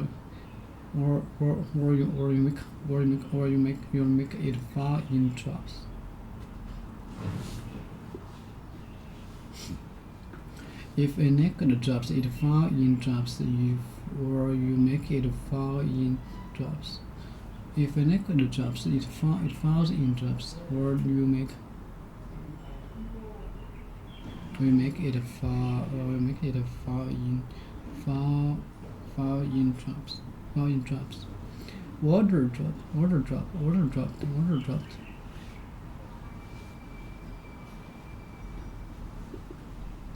drops down the wall. We could hang this picture on the wall next to the door. We could hang this picture on the wall next to the door. Esther of arms. Stir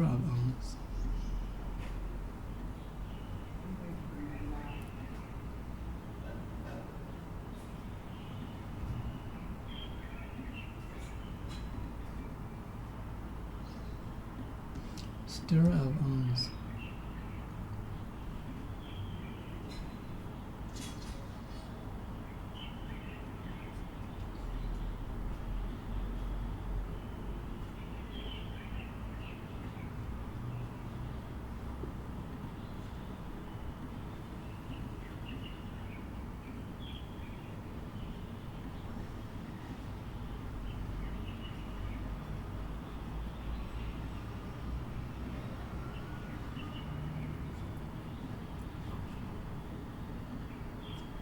Stir of arms.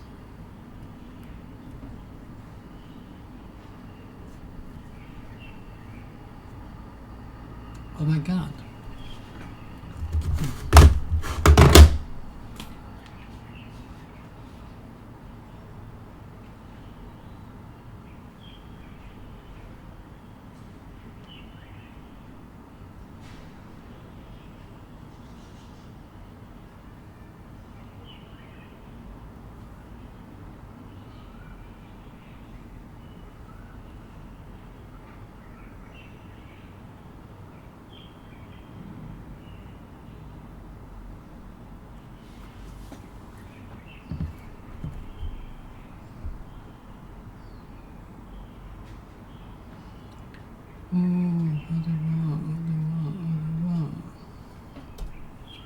Strap. If a naked dress.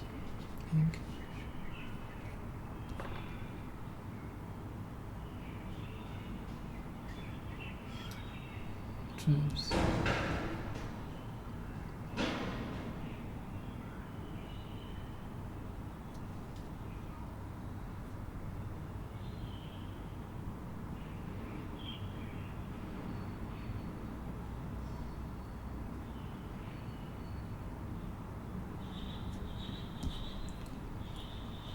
School.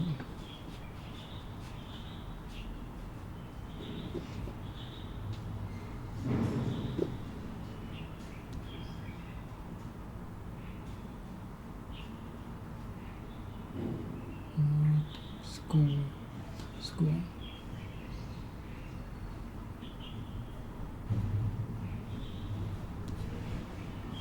Trap. If a nectar drips, it falls in drops, or you make it fall in drops, or you make it fall in drops. If a nectar drips.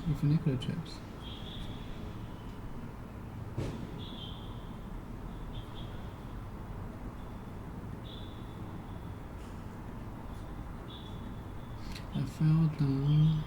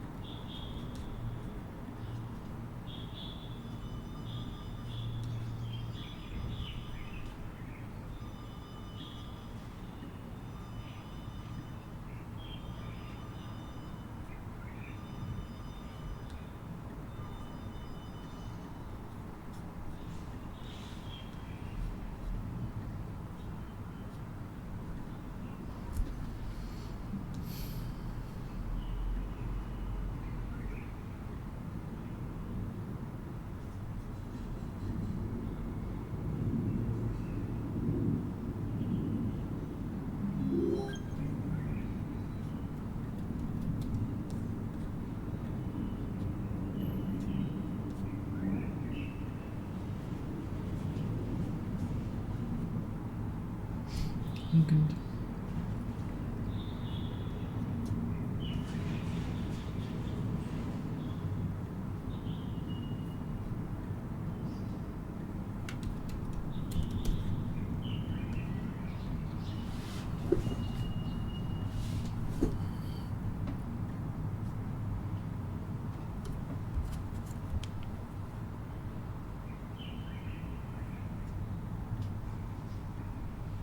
Why is that? We could hang this picture on the wall next to the door. Okay. A store of onions hang from the beam in the kitchen. A story of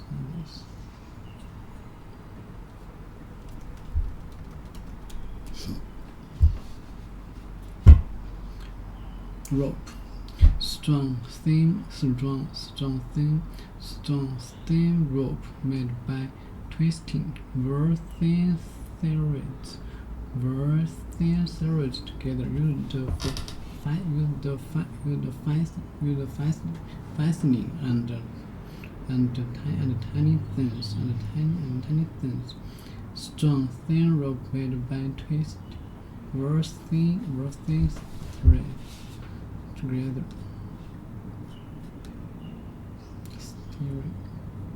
String. Rope. String on the onion. String on the onion.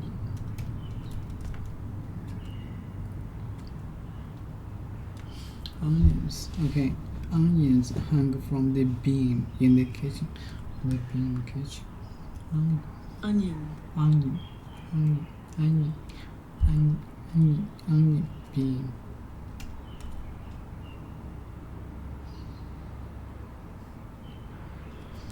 Beam. Oat.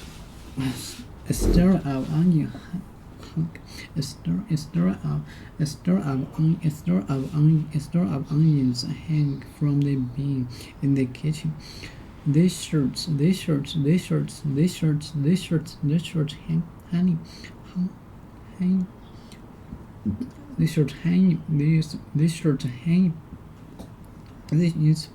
shirt hanging on the 9B note in the breeze. B note. These shirts hang hanging on the 9B note in the breeze. B note and breeze. 这个可能会轻松。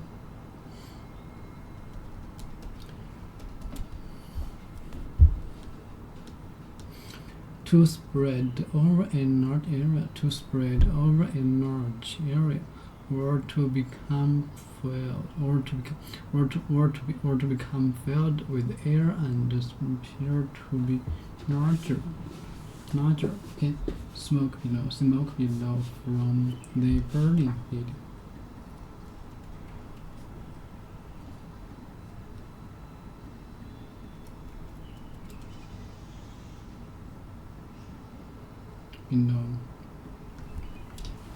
Okay, this should hang on the on the breeze.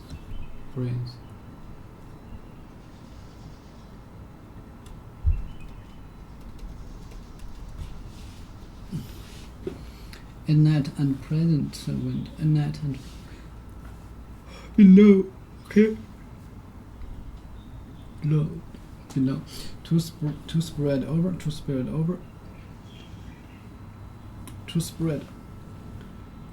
这是一些没有出现的词，这是即将会出现的词，没出现的词。不好意思，我有点，我声音有问题。To spread over a net, to spread over a net area, or to become filled with air and appear to be larger. Smoke below from the burning building. This shit hang on the 9B note in the breeze. We watched the boats. We watched the boats with their billowing sails. We watched the boats with their billowing sails. Smoke below from the burning building. This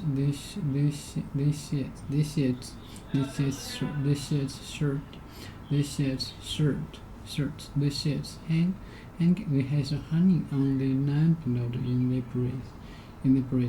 We watched the boats with their billowed sails. To spread over a large area, or to become filled with air and appear to be larger. Smoke below from the burning building. These shits hang on the 9B note in the breeze. We watched the boats. We watched the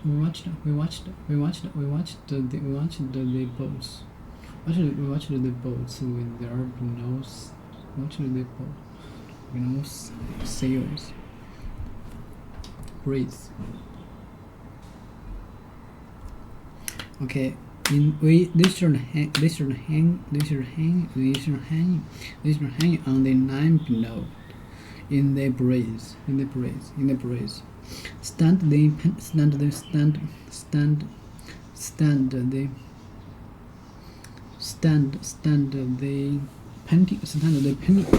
painting.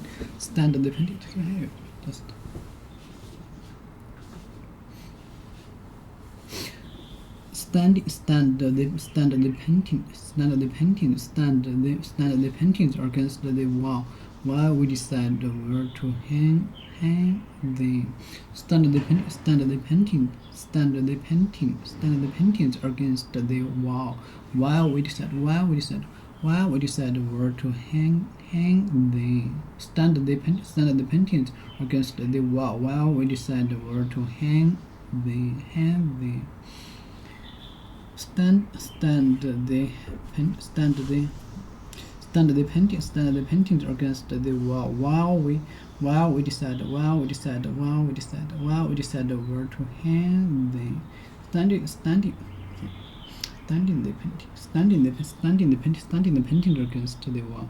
Standing the paintings against the wall while we decide where to hang them. Standing the paintings against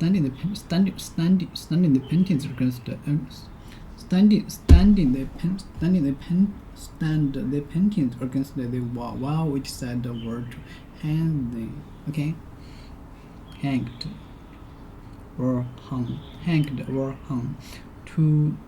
To kill someone, especially as punishment. To kill someone, especially as punishment for a serious crime.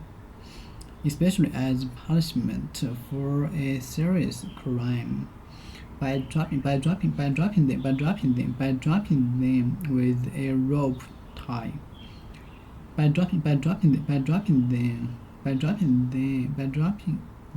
with a rope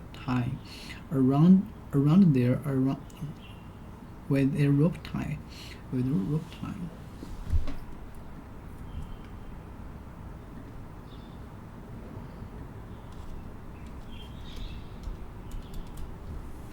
Rope tie, fasten, rope, steering rope. Okay, strong, thin rope made by twist, worth thin threads together. Used for fighting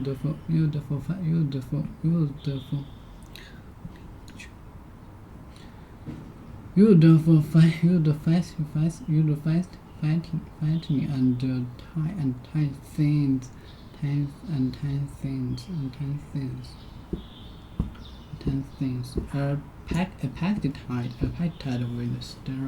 A packet tied with string.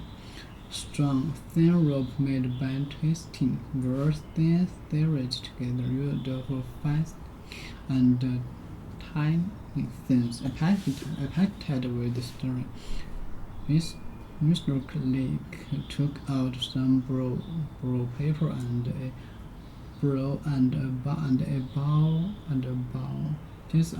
piece of string.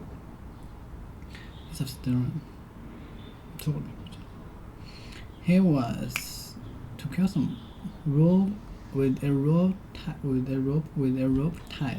around their leg, or to die in this way.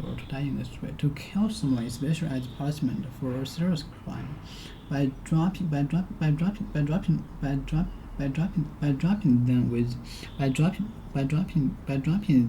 with a rope tied around their leg, or to die in this way. He was found guilty and hanged late this year. He was found guilty and hanged later this year. He was found guilty and hanged later this year. With so little evidence to prove. Okay, he was found guilty. He was found guilty and hanged later this year. Hanged later this year. He was found guilty.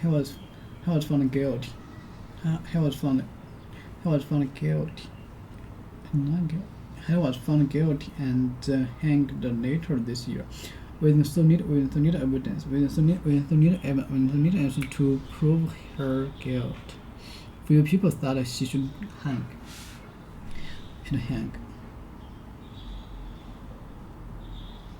should hang.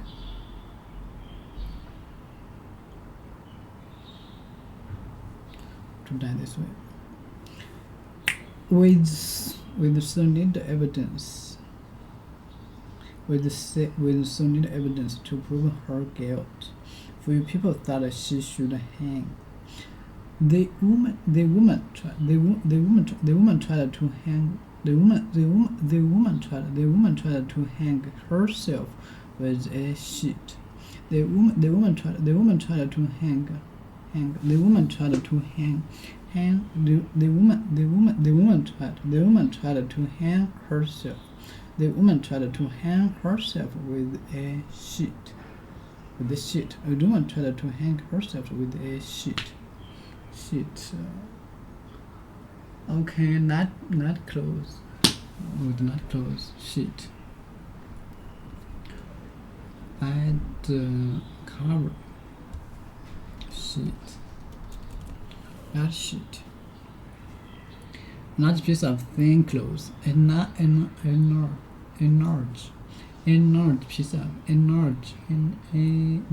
piece of thin cloth used on a bed for sleeping.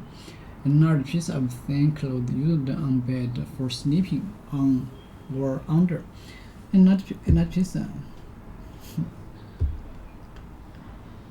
这种情况下啊，我是新春子，因为我没有的时候。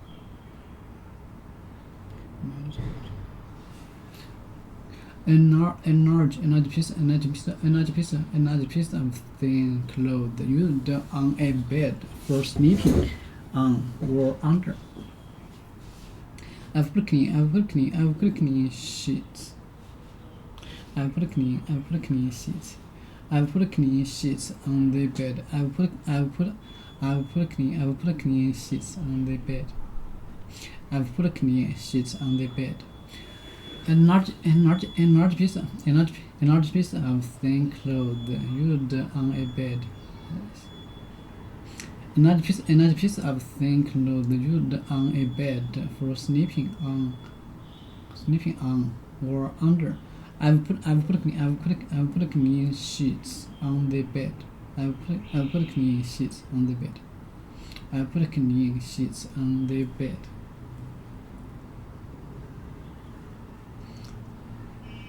A large piece of thin cloth used on a bed for sleeping on or under. I've put clean sheets on the bed. A large piece of thin cloth used on a bed for sleeping on or under. I've put clean sheets on the bed.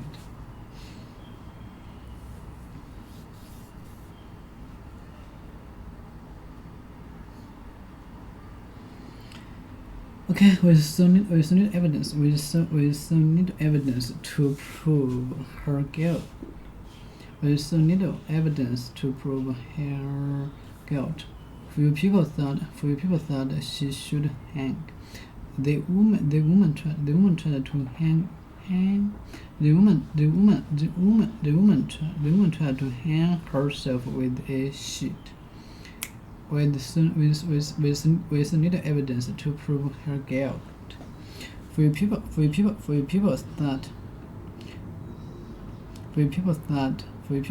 she should hang.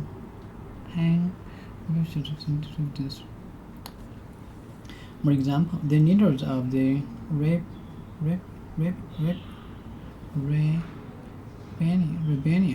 The leaders of the rebellion. Okay,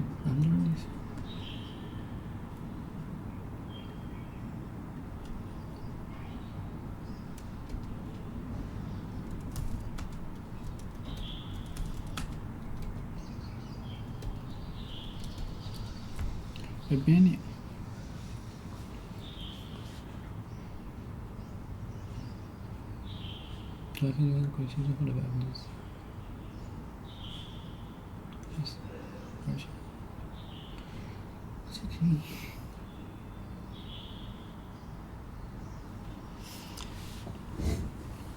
For example, the leaders of the rebellion were hangs as a traitor. Okay, the leader of the rebellions, violent action organized by a group of people who are trying to change the political system in their country. The government has brutally crushed the rebellion. Action against those in authority, against the rules, war against normal and accepted ways of behaving. A backbench rebellion against the new foreign policy.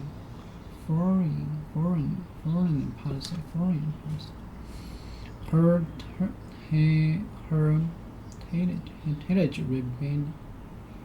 你知道我还看那个，我在看。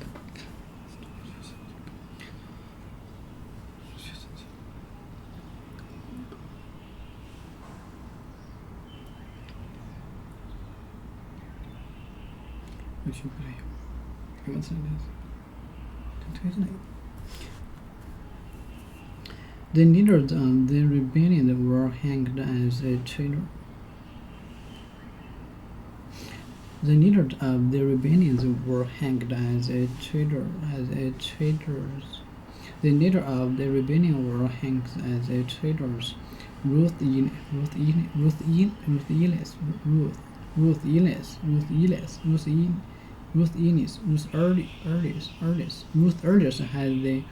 Earliest has the two being traitors. Okay.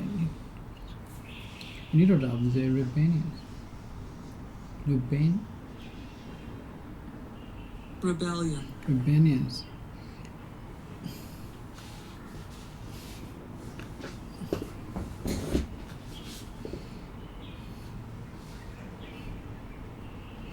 Ruth has a dubious distinction. Rebellion. One text includes the by Robert Snow.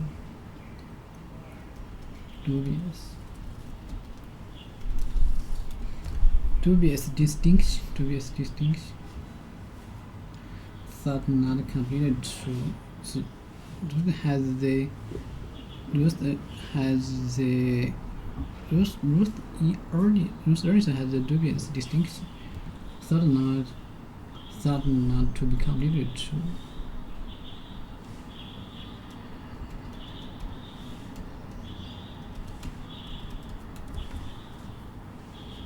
Difference. Difference between two similar things.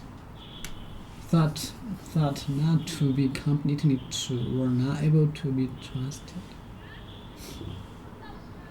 Thought not to be completely.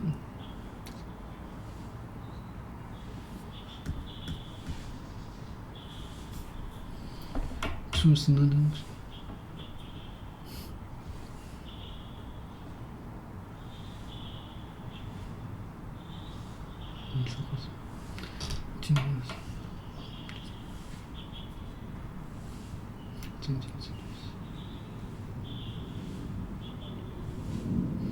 Okay.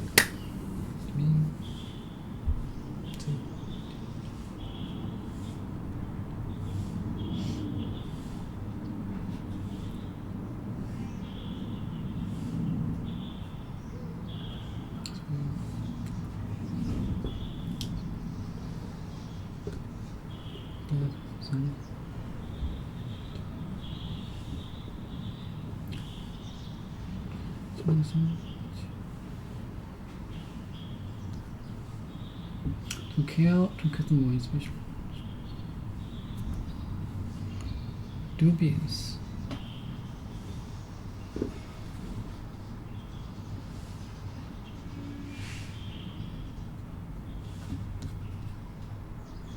And kill. Stay kill. So kill something special.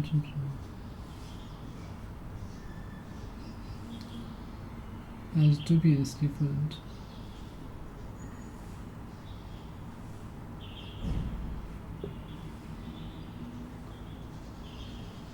Dubious or dubious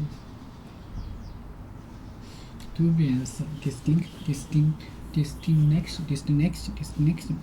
Ruth earliest has a dubious distinction. Ruth earliest has the dubious distinction of being the last woman to be hanged in Britain. Ruth Innes has the dubious distinction of being the last woman to be hanged in Britain. She said,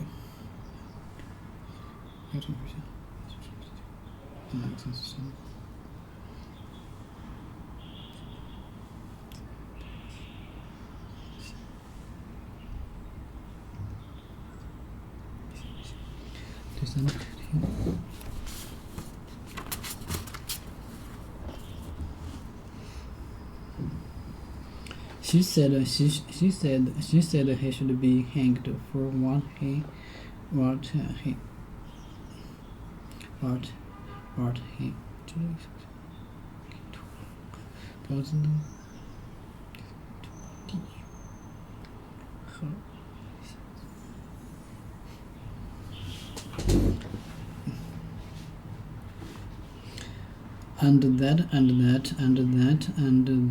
and that he does not deserve to live. She said he should be hanged for what he's done. Okay, she said he should be hanged for what he has done, and that he does not deserve to live. She should be hanged.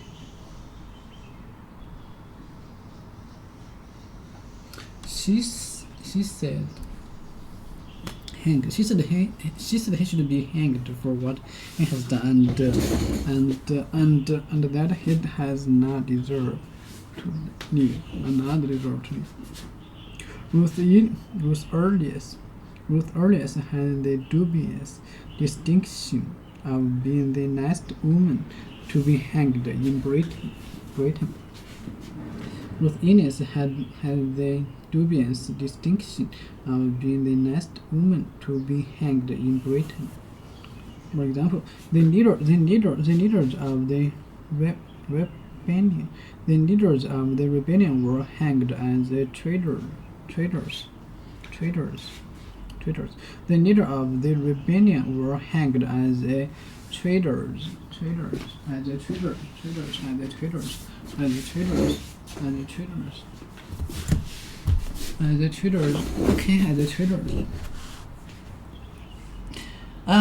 Okay.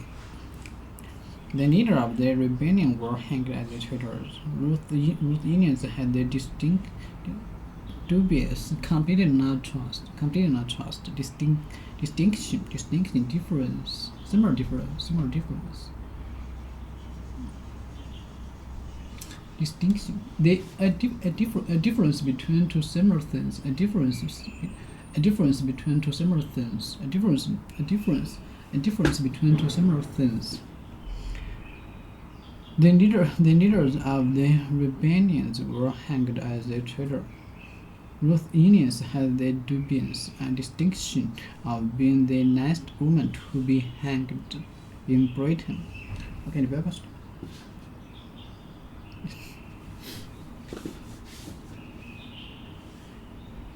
She said he should be hanged for what he has done, and that he does not deserve, and that he does not deserve to live.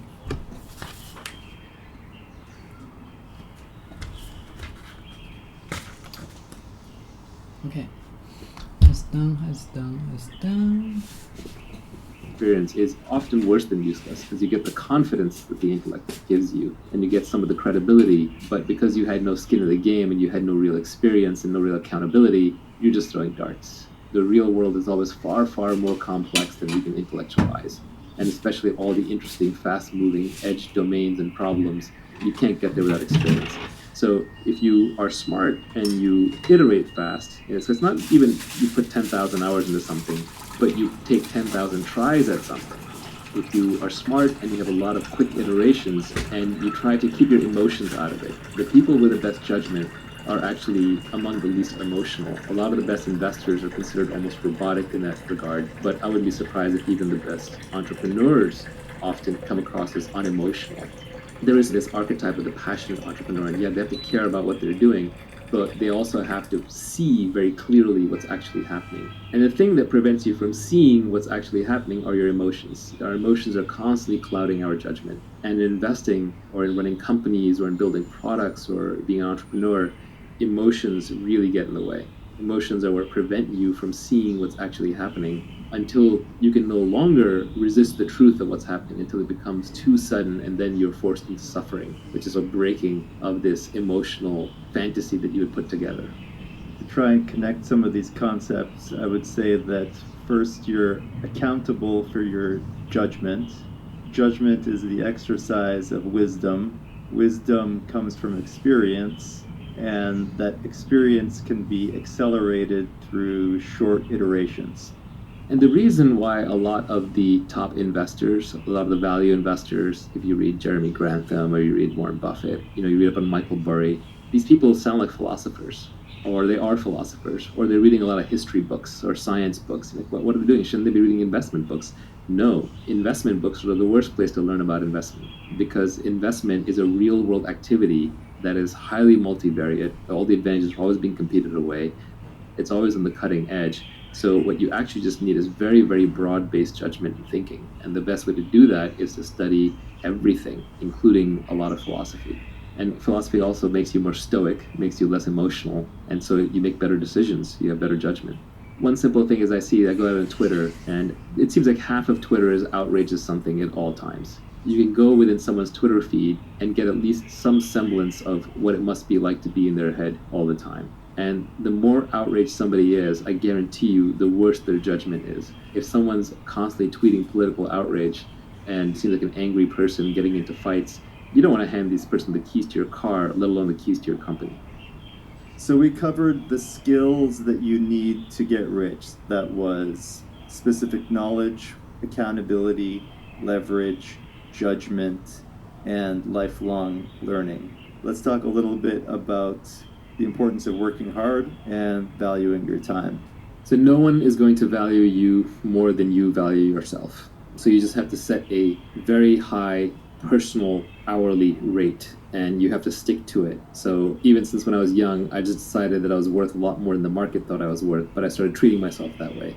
So always factor your time into every decision. How much time does it take? Oh, it's going to take me an hour to get across town to get this thing. Well, I value myself at $100 an hour. That's throwing $100 out of my pocket. Am I going to do that? You buy something from Amazon, they screwed it up, you have to return it. Is it worth your time to return it? Is it worth the mental hassle? Keep in mind that you have less work hours, you have less mentally high output hours. Do you want to use them to run errands and solve little problems, or do you want to save them for the big stuff? All the great scientists were terrible at managing their household life. None of them had a clean, organized room, or made all their social events on time or sent their thank you cards. You can spend your life however you want, but if you want to get rich, it has to be your number one overwhelming desire, which means that it has to come before anything else, which means you can't be penny pinching. This is what people don't understand. You can penny pinch your way to the basic sustenance. You can keep your expenses low, maybe retire early and not spend too much, and that's perfectly valid. But we're here to talk about wealth creation. And if you're going to do that, then that has to be your number one overwhelming priority. So fast forward to your wealthy self and pick some intermediate hourly rate. for me, believe it or not, back when you could have hired me, which now obviously you can't, but back when you could have hired me, and this was true a decade ago or even 2 decades ago before I had any real money, my hourly rate, I used to say to myself over and over, is $5,000 an hour. Today, when I look back, really it was about $1,000 an hour. And of course, I still ended up doing stupid things like arguing with the electrician or returning the broken speaker, but I shouldn't have. And I did it a lot less than any of my friends would. And I would make a theatrical show out of throwing something in the trash pile or giving it to Salvation Army rather than trying to return it, or handing something to people rather than trying to fix it. I would argue with my girlfriends, and even today to my wife, like, I don't do that. That's not a problem that I solve. I still argue that with my mother when she hands me like little to-dos. I just don't do that. I would rather hire you an assistant. And this was true even when I didn't have money. Another way of thinking about something is that if you can outsource something or not do something for less than your hourly rate, outsource it or don't do it. So if you can hire someone to do it for less than your hourly rate, hire them. That even includes things like cooking. Now, you may want to eat your healthy home-cooked meals, but if you can outsource it, do that instead. And I know some people will say, well, what about the joy of life and what about getting it right just your way? Sure, you can do that, but you're not going to be wealthy because now you've made something else a priority. Paul Graham said it pretty well for Y Combinator startups. He said you should be working on your product and getting product market fit, and you should be exercising and eating healthy. Like, that's about it. That's kind of all you have time for while you're on this mission. So set a very high hourly aspirational rate for yourself and stick to it. And it should seem and feel absurdly high. If it doesn't, it's not high enough. And whatever you picked, my advice to you would be raise it. Like I said, for myself, even before I had money, for the longest time, I used $5,000 an hour. And if you extrapolate that out into what it looks like as an annual salary, it's multiple millions of dollars per year. Ironically, I actually think I've beaten it. When I look back, because I'm not the hardest working person, I'm actually kind of a lazy person. So I work through bursts of energy where I'm really motivated with something. So if I actually look at how much I've earned per actual hour that I've put in, it's probably quite a bit higher than that. So let's talk about hard work. There's this battle that happens on Twitter a lot between should you work harder and should you not. Like David Hauser's on there saying, it's like you're slave driving people, and Keith Rabois is always on there saying, like, no, all the great founders work their fingers to the bone. And they're talking past each other. First of all, they're talking about two different things. David is talking about employees in a lifestyle business, which is fine. Your number one thing in life, if you're doing that, is not getting wealthy. You have a job, you also have your family, you also have your life. But Keith is talking about the Olympics of startups. He's talking about the person going for the gold medal and trying to build a multi-billion-dollar public company. That person has to get everything right. They have to have great judgment, they have to pick the right thing to work on, they have to recruit the right team, and they have to work crazy hard because they're basically engaged in a competitive sprint. So if getting wealthy is your goal, you are going to have to work as hard as you can. But hard work is absolutely no substitute for who you work with and what you work on. What you work on is probably the most important thing. Finding product market founder fit, to expand on Mark Andreessen's definition, he came up with product market fit, but I would add product market founder fit, which is how well you are personally suited to that business. The combination of that three, that should be your overwhelming goal. And you can save yourself a lot of time if you pick the right area to work in. Picking the right people to work with is the next most important piece. And then third comes how hard you work. But they're like three legs of a stool. If you shortchange on any one of them, the whole stool is going to fall down. So it's not like you can pick one over the other that easily. So the order of operations when you're building a business is, or even building your career, is first figure out what should I be doing? What is something where there is a market that is emerging, there's a product that I can build that I'm excited to work on, and something where I have specific knowledge and I'm really into it. And then second, surround yourself with the best people possible. And no matter how high your bar is, raise your bar. Because you can never be working with other people who are great enough. If there's someone greater out there to work with, you should go work with them. I advise a lot of people who are looking at which startup to join in Silicon Valley, I say basically pick the one that's going to have the best alumni network for you in the future. Look at the PayPal mafia. They worked with a bunch of geniuses, so they all got rich. So just try and pick based on the highest intelligence, energy, and integrity people that you can find.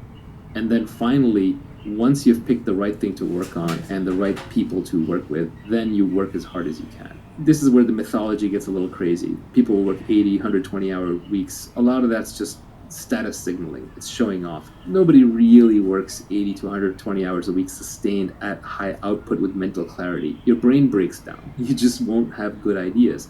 So really the way people tend to work most effectively, especially in knowledge work, is they sprint as hard as they can while they're working on something and they're inspired and they're passionate, and then they rest, they take long breaks. It's more like a lion hunting and much less like a marathon runner running. So you sprint, then you rest, you reassess, and then you try again. And what you end up doing is you end up building a marathon of sprints. Nivi just made the point to me on the side that inspiration is perishable, which is a very good point. When you have your inspiration, do it right then and there. This happens to me a lot with my tweet storms. I've actually come up with a whole bunch of additional tweet storms besides the ones that are already out there, but sometimes I just hesitate or I just pause and then it just dies. And what I've learned is if I'm inspired to write a blog post or to publish a tweet storm, I should probably do it right away. Otherwise, it's not going to get out there. I won't come back to it. So inspiration is a beautiful and powerful thing, and when you have it, just seize it.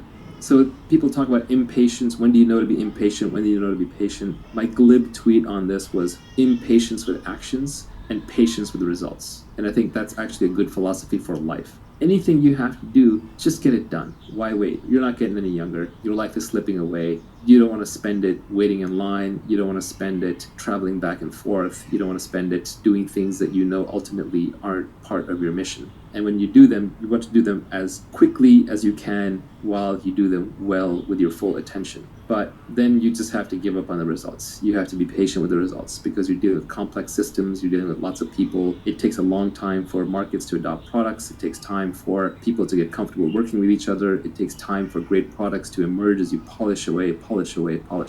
So impatience with actions, patience with results. And as Nivi said, inspiration is perishable. So when you have inspiration, act on it right then and there.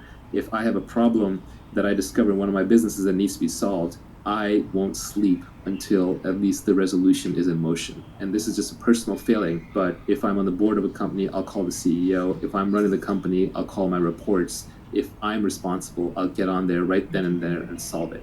If I don't solve a problem the moment it happens, or I don't start moving towards solving it the moment it happens, I have no peace. I have no rest. I have no happiness until that problem is solved. So solve it as quickly as possible. I literally won't sleep until it's solved. Maybe that's a personal characteristic, but it's worked out well in business. We squander our time with the death of 1,000 cuts. So another tweet I had was, you should be too busy to do coffee while still keeping an uncluttered calendar. People who know me know that I'm famous for simultaneously doing two things. One is having a very clean calendar. I have almost no meetings on it, and there are people that I meet with when they see my calendar, they almost weep. While at the same time, I am busy all the time. I'm always doing something. And it's usually quote-unquote work-related, but it is whatever the highest impact thing is that needs to be done at that time and that I'm most interested and inspired about. But the only way to do that is to constantly, ruthlessly decline meetings. People want to do coffee and build relationships, and that's fine early in your career when you're still exploring, but later in your career when exploiting and there are more things coming at you than you have time for, you have to ruthlessly cut meetings out of your life. If someone wants to do a meeting, see if you can do it with a phone call instead. If they want to do a phone call, see if they can do it with an email instead. If they want to do it with email, see if they can do it with a text message instead. If they're text messaging, you should probably be ignoring most text messages unless they're true emergencies. So one has to be utterly ruthless about dodging meetings. When you do meetings, do walking meetings, do standing meetings, keep them short, keep them actionable, keep them small. Any meeting with 8 people in it sitting at a conference table, nothing is getting done in that meeting. You're literally just dying 1 hour at a time. Doing coffee reminds me of an old quote, I think, from Steve Jobs when they asked him, hey, why doesn't Apple come to conventions? Or why don't you come to my convention? And his response was, well, then because we wouldn't be here working. Yeah, I used to have a tough time turning people down for meetings, but now I just tell them outright. I just say, look, I don't do non-transactional meetings. I don't do meetings without a strict agenda. I don't do meetings unless we absolutely have to. Nivi used to do this. He would email people when they would ask Nivi and I for a meeting, a coffee meeting, get to know you. He would say, we don't do meetings unless it's life and death urgent. And then that person has to respond, yeah, it's life and death urgent, or there's no meeting. When you have something important or something valuable, other busy, interesting people will meet with you. Your calling card has to be, hey, here's what I've done, here's what I can show you, let's meet, and I'll be respectful of your time if this is useful to you. And I find that there are very busy, important people who will take your meeting, but you have to come with a proper calling card. All the people who tweet and who email famous or rich people saying, hey, if I could just get one meeting with you, and they're vague about it, they're not going to get anywhere in life. You have to build up the credibility. When, for example, an investor in the tech business, in the venture business, looks at a startup, the first thing they want to see is they want to see some evidence of product progress. They don't just want to even see a slide deck, they want to see product progress. Because the product progress is the resume for the entrepreneur. It is the unshakable, unfakeable resume. So you have to do the work. To use a crypto analogy, you have to have proof of work. If you have proof of work and you truly have something interesting, then you shouldn't hesitate to put it together in an email and send it to somebody. But even then, when you're asking for a meeting, you want to be super actionable about it. But I would say even the other side, even if you yourself haven't made it yet, if you think you're going to make it by going out and networking and doing a whole bunch of meetings, you're probably incorrect. Yes, networking can be important early in your career. And yes, you can get serendipitous with meetings, but the odds are pretty low. And as we spent time talking about earlier, when you are just meeting people and hoping to get that lucky break, you're relying on type 1 luck, which is blind luck, and type 2 luck, which is hustle luck. But what you're not getting is type 3 or type 4 luck, which are the better kinds, where you spend time developing a reputation, working on something, developing a unique point of view, and being able to spot opportunities that others can't. A busy calendar and a busy mind will destroy your ability to do great things in this world. If you want to be able to do great things, whether you're a musician or whether you are an entrepreneur or whether you're an investor, you need free time and you need a free mind. We just finished talking about the importance of working hard and valuing your time. Next, there's a few tweets on the topic of working for the long term. The first tweet is, become the best in the world at what you do. Keep redefining what you do until this is true. If you really want to get paid in this world, you want to be number one at whatever it is that you're doing. And it can be niche, that's the point. It can literally be you're getting paid for just being you. You know, at this point, some of the more successful people in the world are that way. Oprah gets paid for being Oprah. Joe Rogan gets paid for being Joe Rogan. And they're being authentic to themselves. So what this tweet is trying to say simultaneously is that you want to be number one, but you want to keep changing what you do until you're number one. You can't just pick something arbitrary. You can't say, I'm going to be the fastest runner in the world, and now you got to beat Usain Bolt. That's too hard of a problem. But what you can do is you can keep changing what your objective is until it arrives to your specific knowledge, your skill sets, your position, your capabilities, your location, your interests, and then converges to making you number one. So when you're searching for what to do, you actually have two different foci that you have to keep in mind at all points. And one of those is, I want to be the best at what I do. And the second is, what I do is flexible so that I am the best at it. Until you arrive at a comfortable place where you're like, yes, this is something I can be amazing at while still being authentic to who I am. And this is not going to be an overnight discovery. It's going to be a long journey, but at least you know how to think about it. The most important thing for companies to find product market fit, I would say the most important thing for an entrepreneur is to find founder product market fit, where you are naturally inclined to build the right product which has a market. And that's a three-focus problem, which is you got to make all three of those work at once. If you want to be successful in life, you just have to get comfortable managing multivariate problems, multiple objective functions at once. And this is one of those cases where you have to map at least two or three at once. This reminds me of your tweet about escaping competition through authenticity. It sounds like part of this is a search for who you are. It's both a search and a recognition, because sometimes when we search our egos, we want to be something that we aren't, and our friends and family are better at telling us actually who we are, or looking back at what we've done is a better indicator of who we are. Peter Thiel talks a lot about how competition is besides the point. It's counterproductive. We're highly mimetic creatures. We copy what everybody else is doing around us. We copy our desires from them. If everyone around me is a great artist, I want to be an artist. If everyone around me is a great business person, I want to be a business person. Everybody around me is a social activist, I want to be a social activist. That's where my self-esteem will come from. You have to be a little careful when you get caught up in these status games that you end up competing over things that aren't worth competing over. So Peter Thiel talks about how he was going to be a law clerk because he was in law school and everybody around him wanted to be a law clerk for a Supreme Court justice or some famous judge, and he got rejected, and that's what made him go into business. So it helped him break out of a lesser game into a greater game. So sometimes you just get trapped in the wrong game because you're competing. And the best way to escape competition, to get away from the specter of competition, which is not just stressful and nerve-wracking, but will often drive you to just the wrong answer, The way to escape competition is to just be authentic to yourself. If you are fundamentally building and marketing something that is just an extension of who you are, no one can compete with you on that. Who's going to compete with Joe Rogan or Scott Adams? It's impossible. Is somebody else going to come along and write a better Dilbert? No. Is someone going to compete with Bill Watterson and create a better Calvin and Hobbes? No. They're being authentic. This is easiest to see in art. Artists are, by definition, all naturally authentic. But even entrepreneurs are authentic. Who's going to be Elon Musk? Who's going to be Jack Dorsey? These people are authentic, and the businesses and products that they create are authentic to their desires and their means. If somebody else came along and started launching rockets, I don't think it would faze Elon one bit. He's still going to get to Mars because that's his mission. You know, insane as it seems, that's the one he set for himself, and he's going to accomplish it. So authenticity naturally gets you away from competition. It doesn't mean that you necessarily want to be authentic to the point where there's no product market fit. It may turn out you're the best juggler on a unicycle, but maybe there just isn't that much of a market for that even with YouTube videos. So you got to adjust that somehow until you find product market fit, but at least lean towards authenticity, towards getting away from competition, and competition automatically leads towards copycatting and often towards just playing completely the wrong game. Especially in entrepreneurship, the masses are never right.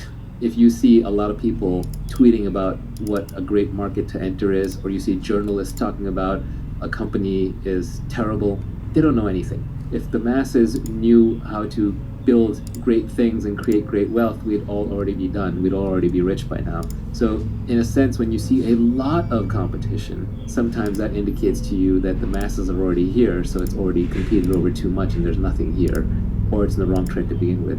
On the other hand, if it's completely empty, if the whole market is empty and no one's there, that can also be a warning indicator that you've gone too authentic and not enough on the product market fit part of founder product market fit. So there's a balance, you have to find it. But generally, most people will make the mistake of paying too much attention to the competition and being too much like the competition and not being authentic enough. And the great founders tend to be authentic iconoclasts. I hate to bring up the Scott Adams skill stack one more time, but I'll still bring it up.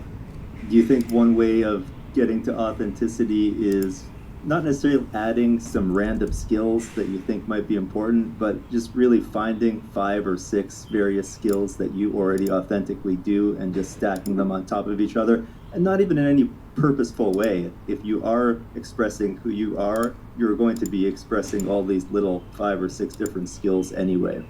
That's really where life is going to lead you anyway. Long term, if you are good and successful at what you do, you will find that whatever your hobbies were, you're almost doing them for a living.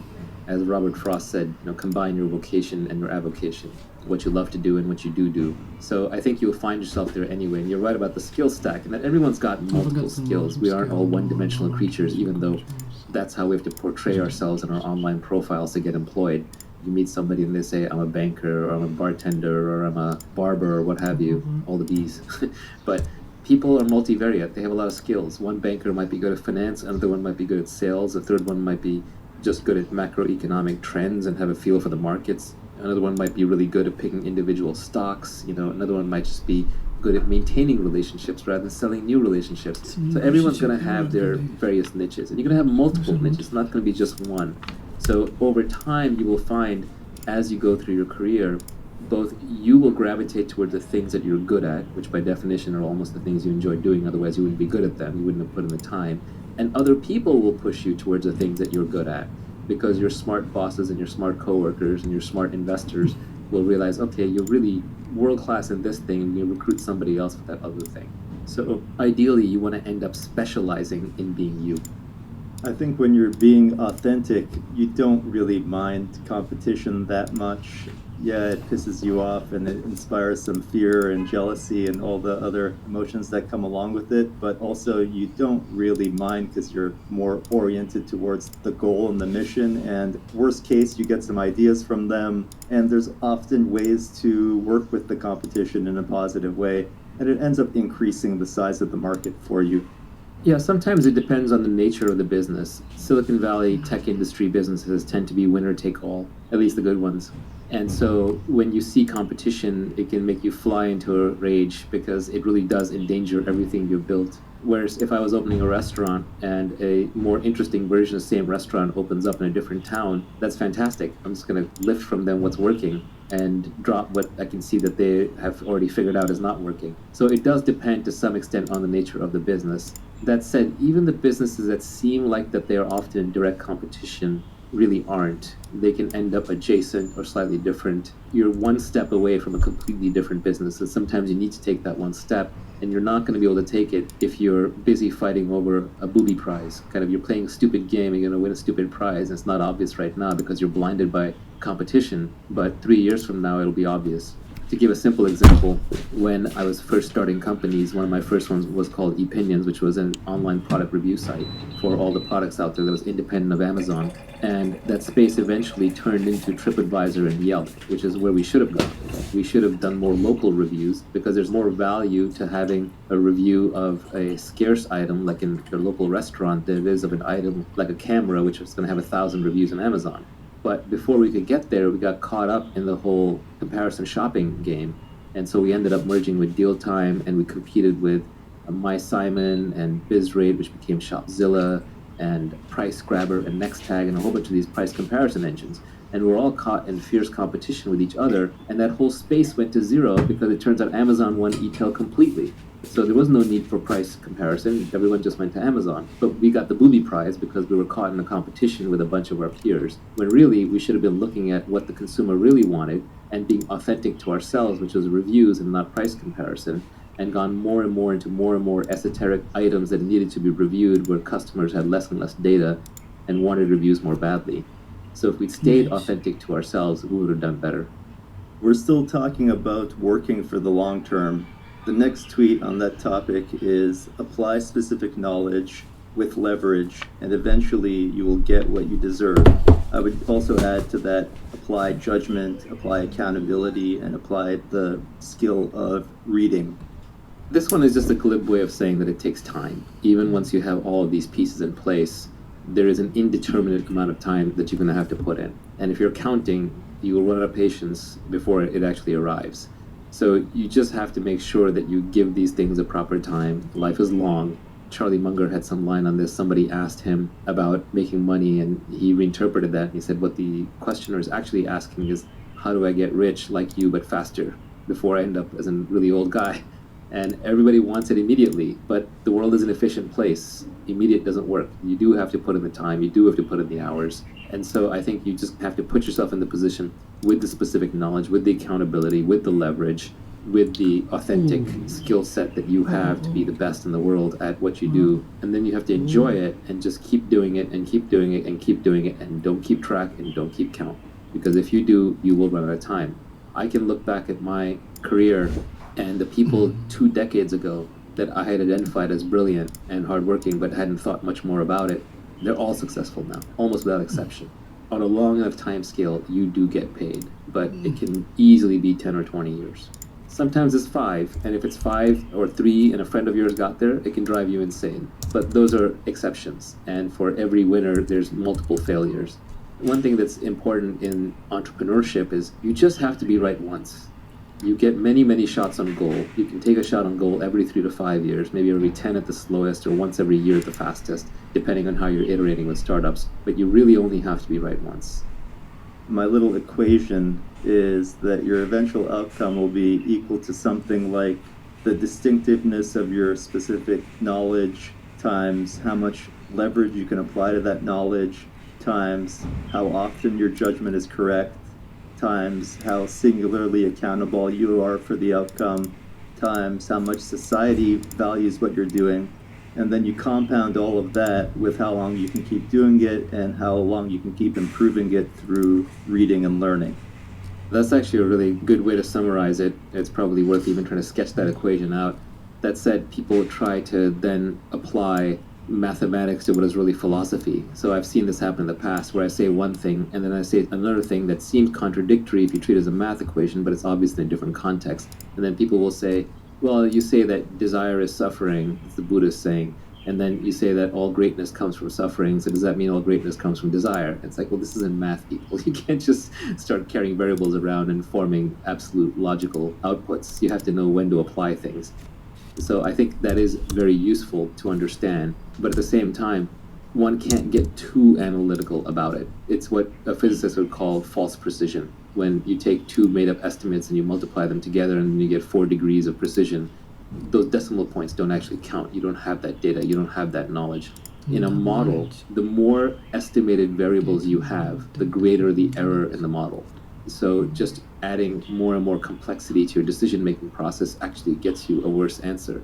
You're better off just picking the single biggest thing or two. For example, what am I really good at according to observation and according to people that I trust, that the market values? Like that alone, those two variables alone are probably good enough. Because if you're good at it, you'll keep it up. And if you're good at it, you'll develop the judgment. And if you're good at it and you like to do it, eventually people will give you the resources and you won't be afraid to take on accountability. So all the other pieces will fall in place. Product market fit is inevitable if you're doing something you love to do and the market wants it. Regarding the guy that gets rich in 5 years, one of the tweets that you had on the cutting room floor was avoid people who got rich quickly. They're just giving you their winning lottery ticket numbers. This is generally true of advice anyway, which is it's back to Scott Adams' systems, not goals. If you ask a specific person what worked for them, very often it's just like they're reading out the exact set of things that work for them, which may not be applicable for you. They're just reading you, they're winning lottery ticket numbers. It's a little glib. There is something to be learned from them, but you can't just take their exact circumstance and map it onto yours. The best founders I know, they listen and read to everyone, but then they ignore everybody and they make up their own mind. They have their own internal model of how to apply things to their situation, and they do not hesitate to discard information. If you survey enough people, all the advice will cancel to zero. So you do have to have your own point of view, and when something is sent your way, you have to very quickly decide, is that true? Is that true outside of the context of what that person applied it in? Is it true in my context? And then do I want to apply it? You have to reject most advice, but you have to listen to and read enough of it to know what to reject and what to accept. Even in this podcast, you should examine everything. If something does not feel true to you, put it down, set it aside. If too many things seem untrue, delete this podcast. I think the most dangerous part of taking advice is that the person that gave it to you is not going to be around to tell you when it doesn't apply any longer. Yeah, I view the purpose of advice as a little different than most people. I just view it as helping me have anecdotes and maxims that I can then later recall when I have my own direct experience and say, that's what that person meant. 90% of my tweets are actually just maxims that I carve for myself that are then little mental hooks to remind me when I'm in that situation again, like, I'm the one who tweeted, if you can't see yourself working with someone for life, then don't work with them for a day. So as soon as I know that this person is not going to be someone that I'm going to be working with 10 years from now, then I have to start extricating myself from that relationship, or just not investing that much more effort into it. So I use my tweets and other people's tweets as maxims that help compress my own learnings and be able to recall them. You know, the brain space is finite. You have finite neurons. So you can almost think of these as pointers, addresses, mnemonics to help you remember deep-seated principles where you have the underlying experience to back it up. If you don't have the underlying experience, then it just reads like a collection of quotes. It's like, it's cool, it's inspirational for a moment, maybe you make a nice poster out of it, but then you forget it and move on. So all of these are really just compact ways for you to recall your own knowledge. The last tweet on the topic of working for the long term is that when you're finally wealthy, you'll realize that it wasn't what you were seeking in the first place. But that's for another day. That's a multi-hour topic in and of itself. First of all, I just thought it was a really clever way to end the whole thing, because it disarms a whole set of people who'd say, well, what's the point of getting rich? Because there are a lot of people who just like the status signal, virtue signal against the idea of wealth creation or making money. So it was just a good way to disarm all of them. But it's also true in that the things that you really want in life, yes, money will solve all your money problems, but it doesn't get you everywhere. The first thing you'll realize when you've made a bunch of money is that you're still the same person. If you're happy, you're happy. If you're unhappy, you're unhappy. If you're calm and fulfilled and peaceful, you're still that same person. I know lots of very rich people who are extremely out of shape. I know lots of rich people who have really bad family lives. I know lots of rich people who are internally a mess. So I would lean on another tweet that I put out, which is actually, when I think back on it, I think it's my favorite tweet of mine. It's not necessarily the most insightful, it's not necessarily the most helpful, it's not even the one I think about the most, but when I look at it, there's just such a certain truth in there that it just resonates. And that is that a calm mind, a fit body, and a house full of love. These things cannot be bought, they must be earned. Even if you have all the money in the world, you can't have those three things. Jeff Bezos still has to work out, he still has to work in his marriage or whatever his next relationship is, and his internal mental state is still going to be very much not controlled by external events. It's going to be based on how calm and peaceful he's inside. So I think those three things, your health, your mental health, and your close relationships, are things that you have to cultivate and can probably bring you a lot more peace and happiness than any amount of money ever will. So that's what I meant. Now, how to get there is actually a tweet storm that I still need to put out. I've been working on it. I have probably 100 tweets on it. It's just very hard to say anything on the topic without getting attacked from 50 different directions, especially these days on Twitter. So I've been hesitant to do it because I want to target it for a very specific kind of person. There's a bunch of people who don't believe that working on your internal state is useful. They're too focused on the external. And that's fine. There's nothing wrong with that. They should do that. And that's who How to Get Rich Tweet Storm is for. There's a bunch of people who believe that the only thing worth working on is complete liberation, like you become the Buddha, and they'll attack anything in the middle as being useless. That's fine too, but most people aren't there. So what I want to do is to create a tweet storm that is just very practical advice for everyday people who want to have a calmer internal state. Just a set of understandings, realizations, half-truths and truths that if you were to imbibe them properly, and again, these are just pointers to ideas that you already have and experiences that you already have, that if you keep these top of mind, slowly but steadily, it will help you with certain realizations that will lead you to a calmer internal state. That's what I want to work on. Fitness is another big one. I'm just not the expert there. There are plenty of good people on Twitter who are better at fitness than me. And I think loving household and relationships actually automatically falls out of the other things. If you have a calm mind, and if you've already made money, you should have good relationships. There's no reason why you shouldn't. A lot of divorces actually happen over money. Unfortunately, that's just the reality of it. So having money removes that part of it. A lot of external battles happen because your internal state is not good. When you're naturally internally peaceful, you're going to pick less fights, you're going to be more loving without expecting anything in return, and that will take care of things on the external relationship front. So money solves your money problems. Money buys you freedom in the material world. I think that was a tweet from your cutting room floor. And money lets you not do the things that you don't want to do. Yeah, to me, the ultimate purpose of money is so that you do not have to be in a specific place at a specific time doing anything you don't want to do. We skipped one tweet because I wanted to cover all of the tweets on the topic of the long term. And the tweet that we skipped was, "There are no get-rich-quick schemes. That's just someone else getting rich off you." This goes back to the world being an efficient place. If there's an easy way to get rich, it's already been exploited. And there are a lot of people who will sell you ideas and schemes on how to make money, but they're just always selling you some $79.95 course or some audiobook or some seminar, which is fine. Everyone needs to eat. People need to make a living. They might actually have really good tips. But if they're giving you actionable, high-quality advice that acknowledges that it's a difficult journey and will take a lot of time, then I think that's realistic. But if they're selling you some get-rich-quick scheme, whether it's crypto or whether it's an online business or seminar, they're just making money off you. That's their get-rich-quick scheme. It's not going to necessarily work for you. One of the things about this whole tweet storm and podcast is that we don't have ads on here. We don't charge for anything. We don't sell anything. Not because I don't want to make more money. It's always nice to make more money. We're doing work here. But because it would completely destroy the credibility of the enterprise. If I'm saying, hey, I know how to get rich and I'm going to sell that to you, it ruins it. When I was young and I was kind of studying up on the topic, one of my favorite books on the topic was actually called How to Get Rich by Felix Dennis, the founder of Maxim magazine, billionaire who passed away. And he had a lot of crazy stuff in there, but he had some really good insights too.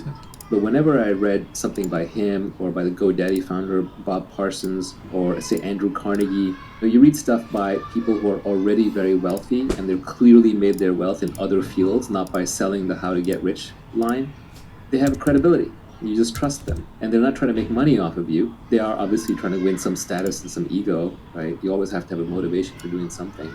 But at least that is a cleaner reason why they're probably not lying. They're probably not fooling you. They're not snowing you.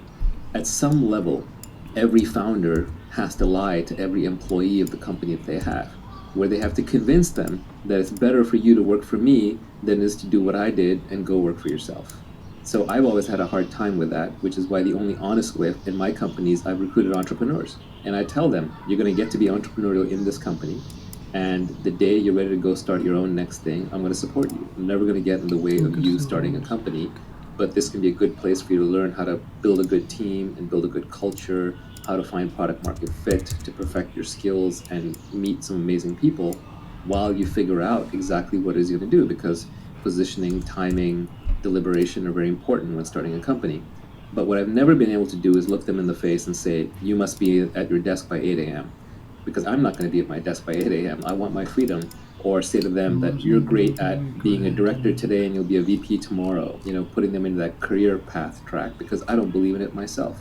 If anyone is giving advice on how to get rich and they're also making money off of it, they should have made their money elsewhere. Like, you don't want to learn how to be fit from a fat person. You don't want to learn how to be happy from a depressed person. So you don't want to learn how to be rich from a poor person, but you also don't want to learn how to be rich from somebody who makes their money by telling people how to be rich. It's suspect. Anytime you see somebody who's actually gotten rich following some guru's advice on getting rich, just remember that in any random process, if you run it long enough and enough people participate in it, you will always get every single possible outcome with probability 1. There's a lot of random error in there, and then also this is why you have to absolutely and completely ignore business journalists and economist academics when they talk about private companies. I won't even name names, but like when a famous economist rails on Bitcoin, or when a business journalist attacks the latest company that's IPOing, it's complete nonsense. Those people have never built anything. They're professional critics. They don't know anything about making money. All they know is how to criticize and get page views, and you're literally becoming dumber by reading them. You are burning neurons. I'll leave you with a quote from Nassim Taleb that I liked, where he said, if you want to be a philosopher king, first become a king and then become a philosopher, not first become a philosopher and then become a king. I'm glad you brought up Taleb, because I was going to finish this by saying just remember the title of his first book, which is Fooled by Randomness. One of the reasons why we're a little vague in this podcast is because we're trying to lay down principles that are timeless, as opposed to just giving you the winning lottery ticket numbers from yesterday. You summarized this entire tweet storm with 2 words: productize yourself. Productize and yourself. Yourself has uniqueness. Productize has leverage. Yourself has accountability. Productize has specific knowledge. Yourself also has specific knowledge in there. So all of these pieces, you can combine them into these 2 words. Whenever you're doing anything in business, if you're looking towards a long term of getting wealthy, you should ask yourself, is this authentic to me? Is it myself that I am projecting? And then, am I productizing it? Am I scaling it? Am I scaling with labor, or with capital, or with code, or with media? So it's a very handy, simple mnemonic. I mean, what is this podcast? This is a podcast called Naval. I'm literally productizing myself with a podcast. You want to figure out what you're uniquely good at, or what you uniquely are, and apply as much leverage as possible. So making money isn't even something you do. It's not a skill. It's who you are stamped out a million times.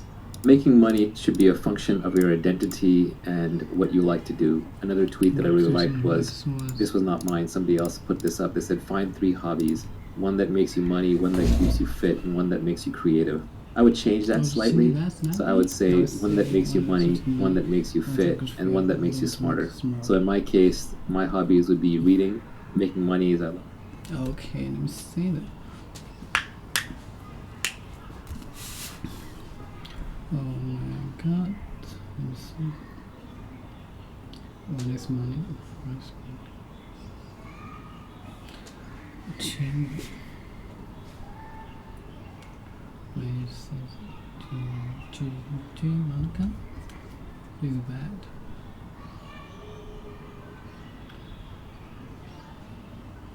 Change.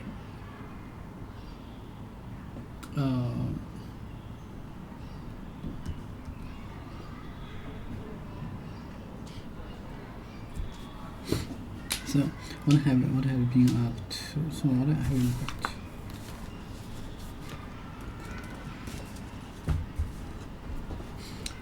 Verb hang. To stay in the air. To stay in the air. To stay in the air. Hang in the air. The falcon to hang in the air for a moment before diving onto its prey. Hang in the air. Falcon.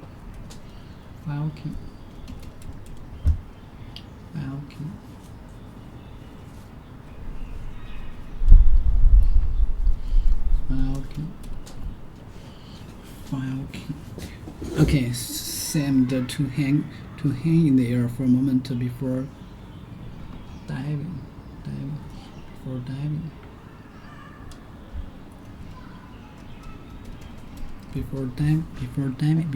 onto its prey. In order, this sport or activity of swimming or moving around underwater, usually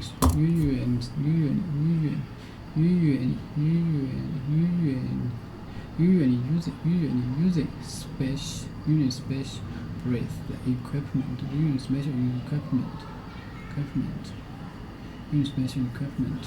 Usually use special breath equipment. This sport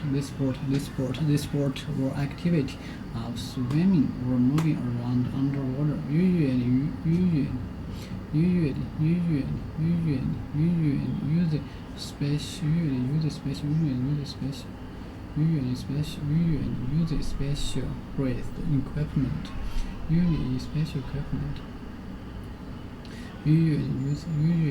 special breath equipment. This sport or activity or swimming or moving around underwater usually uses special breath equipment. The falcon to hang in the air for a moment before diving onto its prey. Diving in water onto its prey. In water. Diving on this sport or activity of swimming.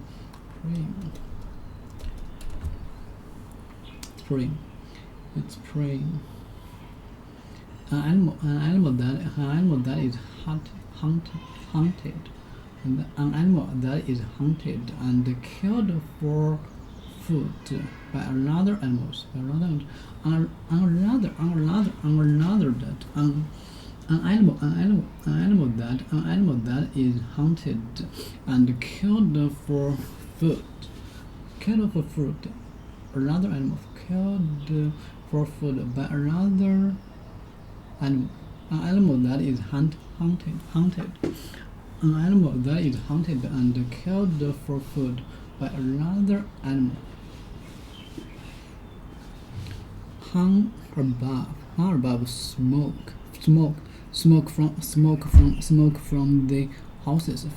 from the houses. Hung.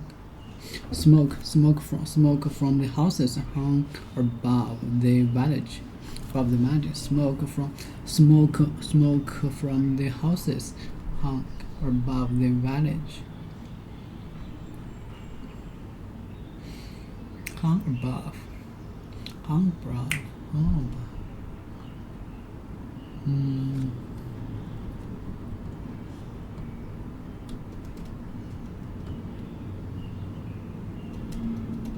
Above. The smoke from the houses hung above the village. Smoke from the houses hung above the village. The sound of the bell hung. The sound of the bells hung in the midnight air. hung in the middle, hung in the midnight air. Hung. The sound of the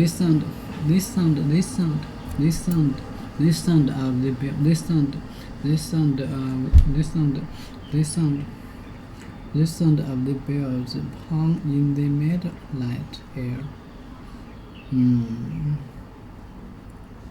The sound of the bell hung in the midnight air. To curve down, bend down. To curve down. The branches hung heavy with snow. Okay, the sound of the bell hung in the midnight air. To curve down. The branches hung heavy with the snow. The branches hung heavy with the snow. To curve down. The branches hung heavy with the snow.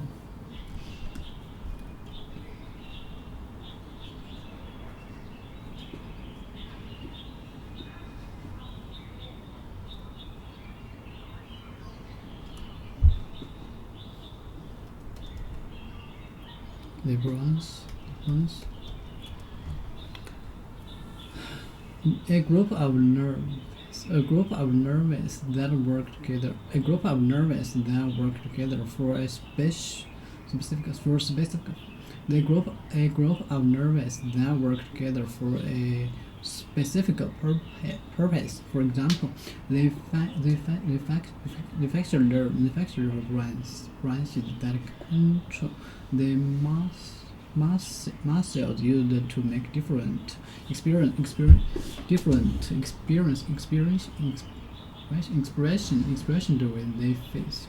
with the face. The branch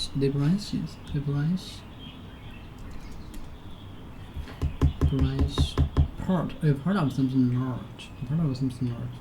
The branches hung heavy with snow. He knew he'd done something. He knew he'd done something wrong, and hung head in shame. And he knew he'd done something wrong, and hung his head in shame. To spend time relaxing. To spend time relaxing. To spend time relaxing with a person. To spend time relaxing with a person or in a place.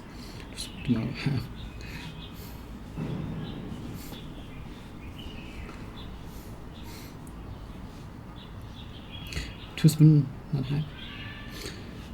time relaxing with a person or in a place. To spend time relaxing with a person or in a place. She spent most of the evening hanging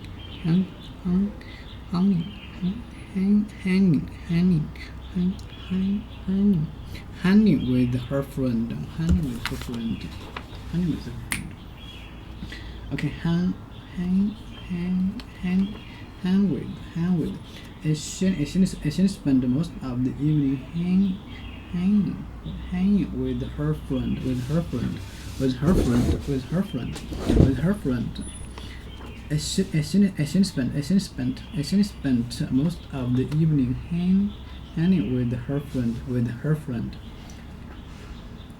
She spent most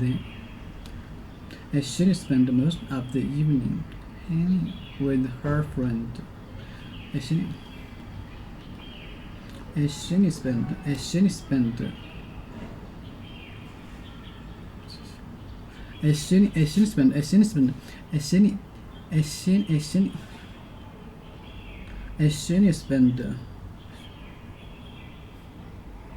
She spent most of the evening hanging with her friend.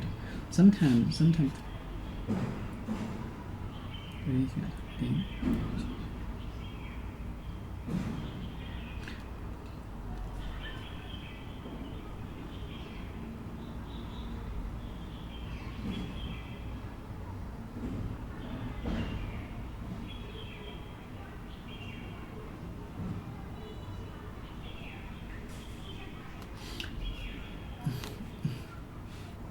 Sometimes we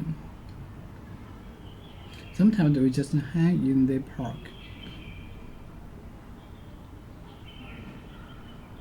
Sometimes we just hang in the park. Do you want to come over and hang at my place?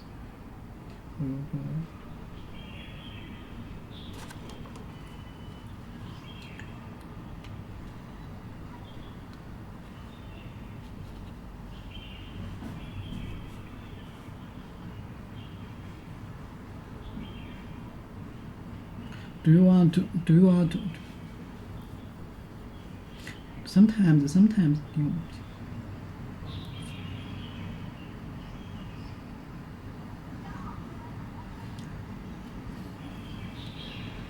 Sometimes we just hang in the park. Do you want to come over and hang at my place? Do you want to come over? Do you want to come over? Do you want to come over and hang at my place? Sometimes we just hang in the park. Do you want to come over and hang at my place? At my place. Sometimes we just hang in the park. Sometimes we just hang in the park. Do you want to come over and hang at my place? Stop working. Our computer program or system to stop working or appearing on a screen in the middle of a download. It's just hangs.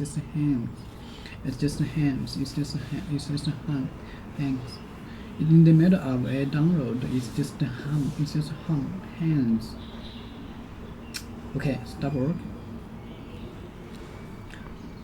Sometimes we just hang in the park. Do you want to come over and hang at my place? Hang my place.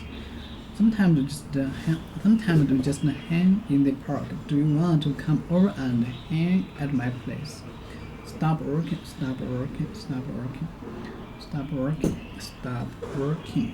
A computer. Our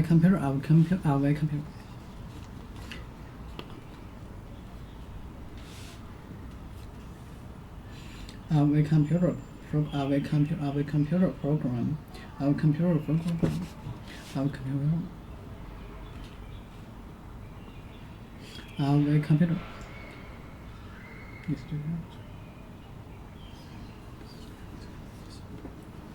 Sometimes we just hang in the park. Do you want to come over and hang at my place? A computer program our system to stop working or appearing on a screen in the middle of a download. It's just hangs. Our computer program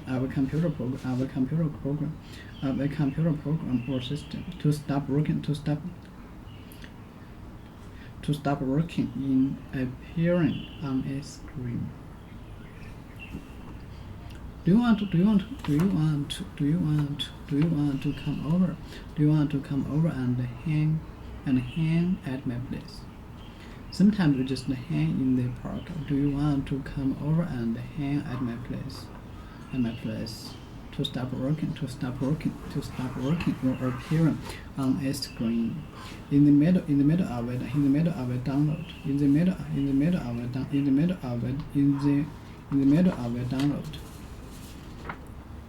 In the middle of a download, it's just hangs.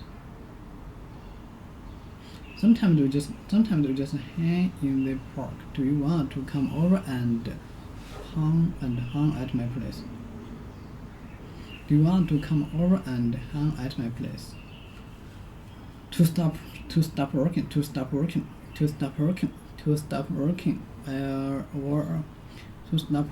or appearing on a screen. In the middle of a download, it just hangs.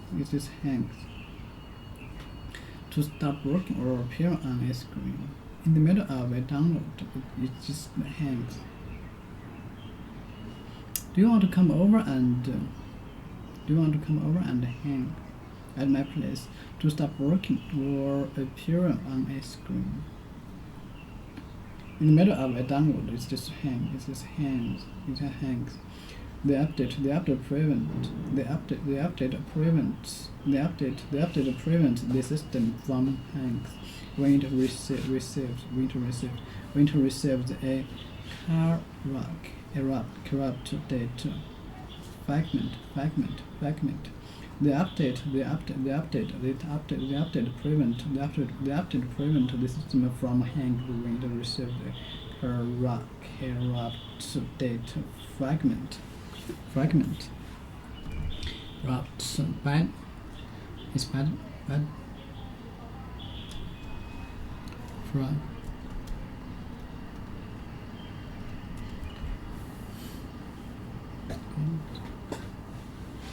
Dishonest.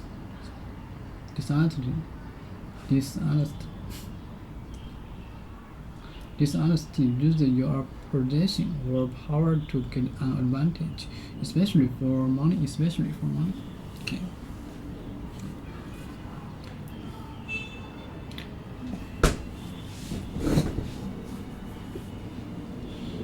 Dishonestly uses your position or power to get an advantage, especially for money. Dishonestly uses your position or power to get an advantage, especially for money. Both companies are under investigation for corrupt practice. The whole system. Okay.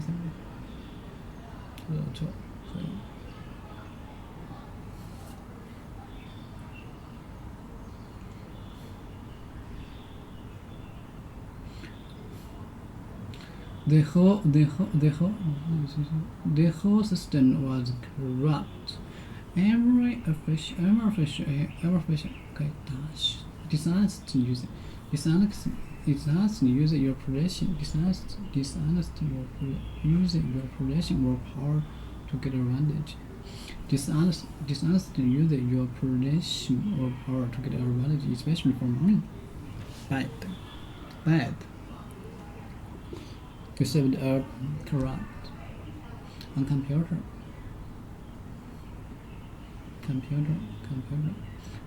When information on a computer becomes corrupt. When information on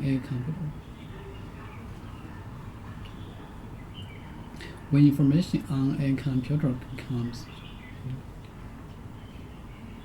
corrupt, it cannot be.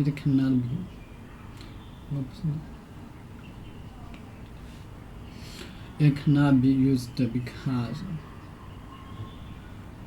it cannot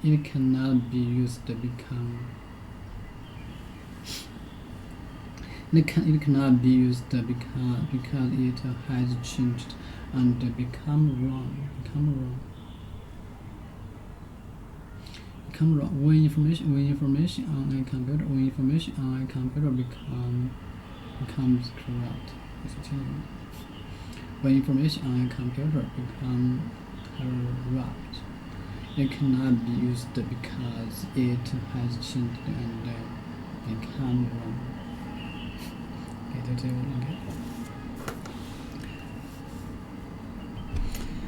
The update prevents the system from hanging when it receives a corrupt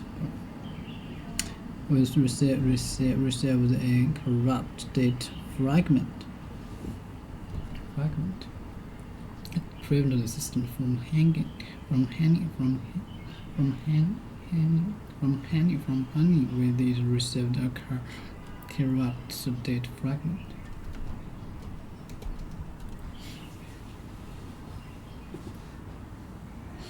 A small piece or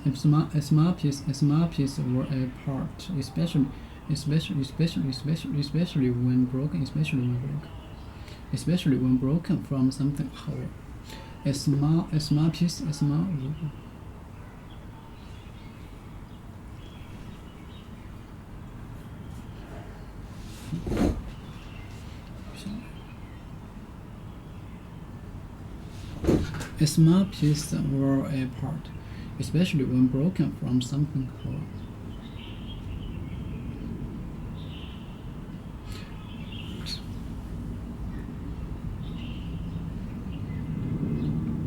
A small piece. A small piece or a part, especially when broken from something whole. A small piece or a part, especially when broken from something whole. A small piece or a part, especially when broken from something whole. Fragment. The road was covered with fragments of glass from the shutter.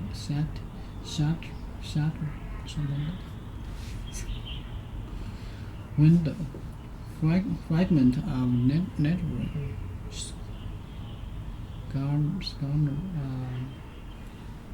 A small piece of part, especially when broken from something whole. Fragment, copper date. When it receives a fragment, a small piece of a part, a small piece of receive. Okay, a small piece of or a part, especially when broken from something whole.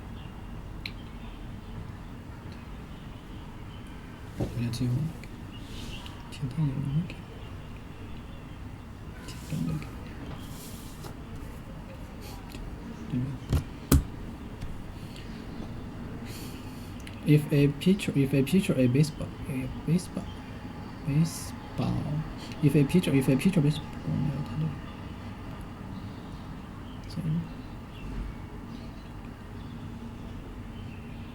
If a pitcher in baseball, hangs the ball. If a pitcher in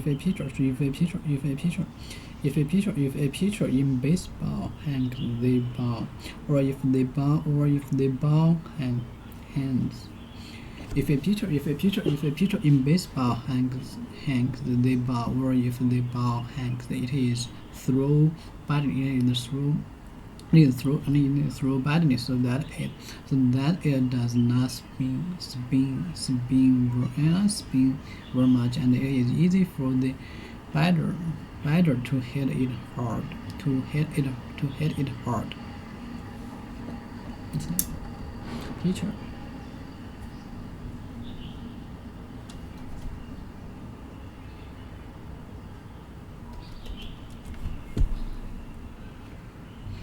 Pitcher.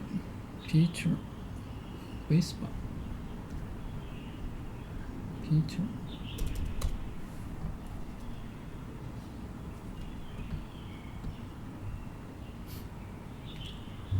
Doesn't seem right. Pitcher.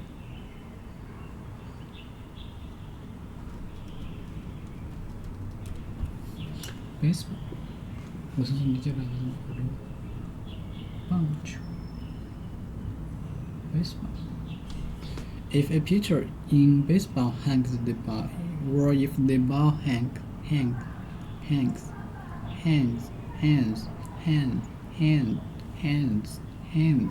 and throw badly so that it does not spin very much, and it is easy for the batter to hit it hard.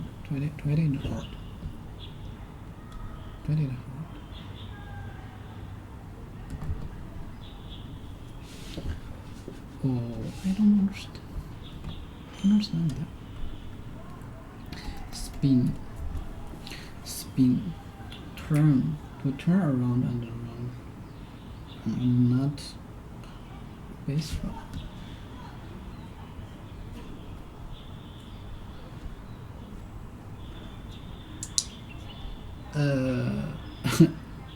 word. If a pitcher not any, it's not very much. Not even. Not very much. Okay. If a pitcher in baseball hangs the ball, if the ball hangs, it is thrown badly, so that it does not spin very much, and it is easy for the batter to hit it hard. Batter.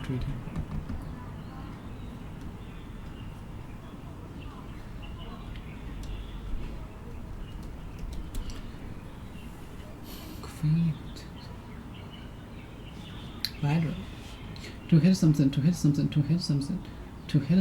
with force many times. To hit something with force many times. To hit something with force many times. To hit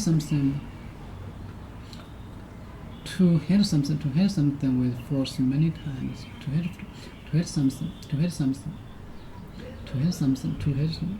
To hit something with force many times. To hit something with force many times. To hit something.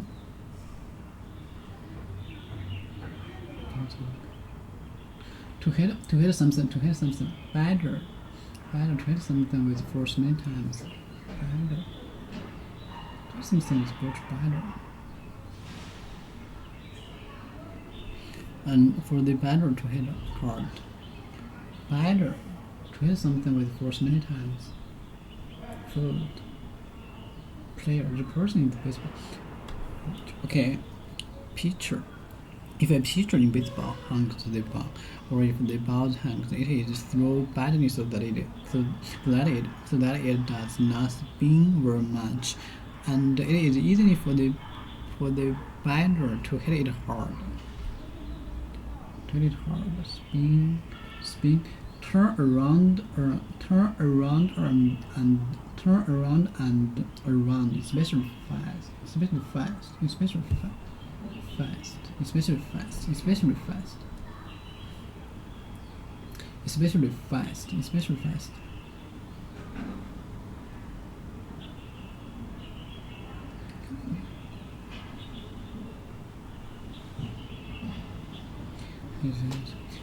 To turn around and around, especially fast.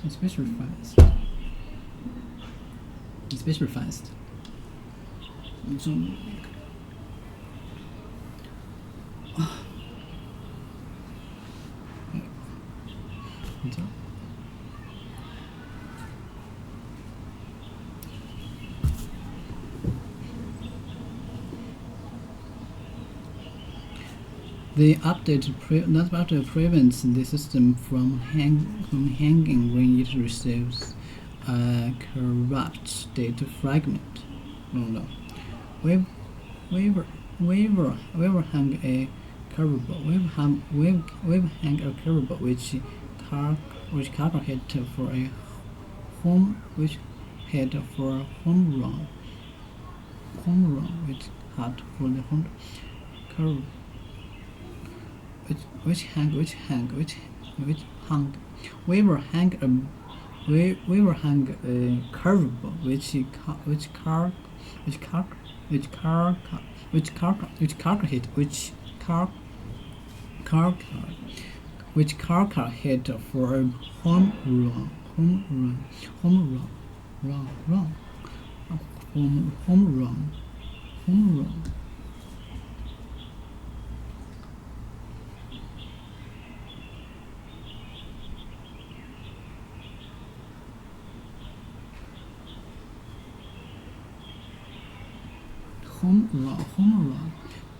Carter hit for a home run.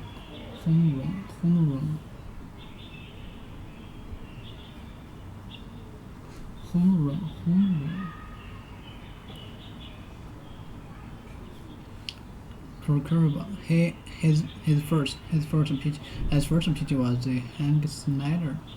His first pitch, Hank Snyder. His first pitch, Hank Snyder. His first.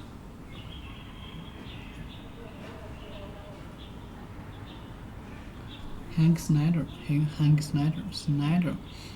His first pitch was a Hank Snyder. His first pitch was a Hank Snyder. His first pitch was a Hanny Snyder.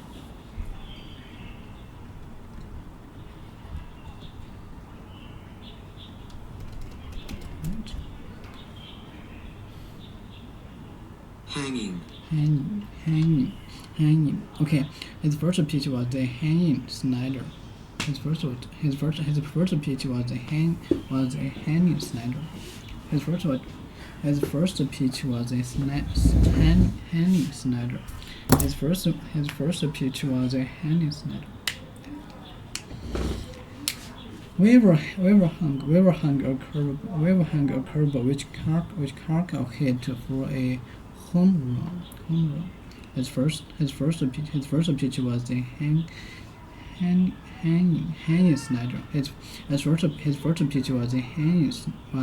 hanging Snyder. Beat. A small piece or amount of something. A small piece of something.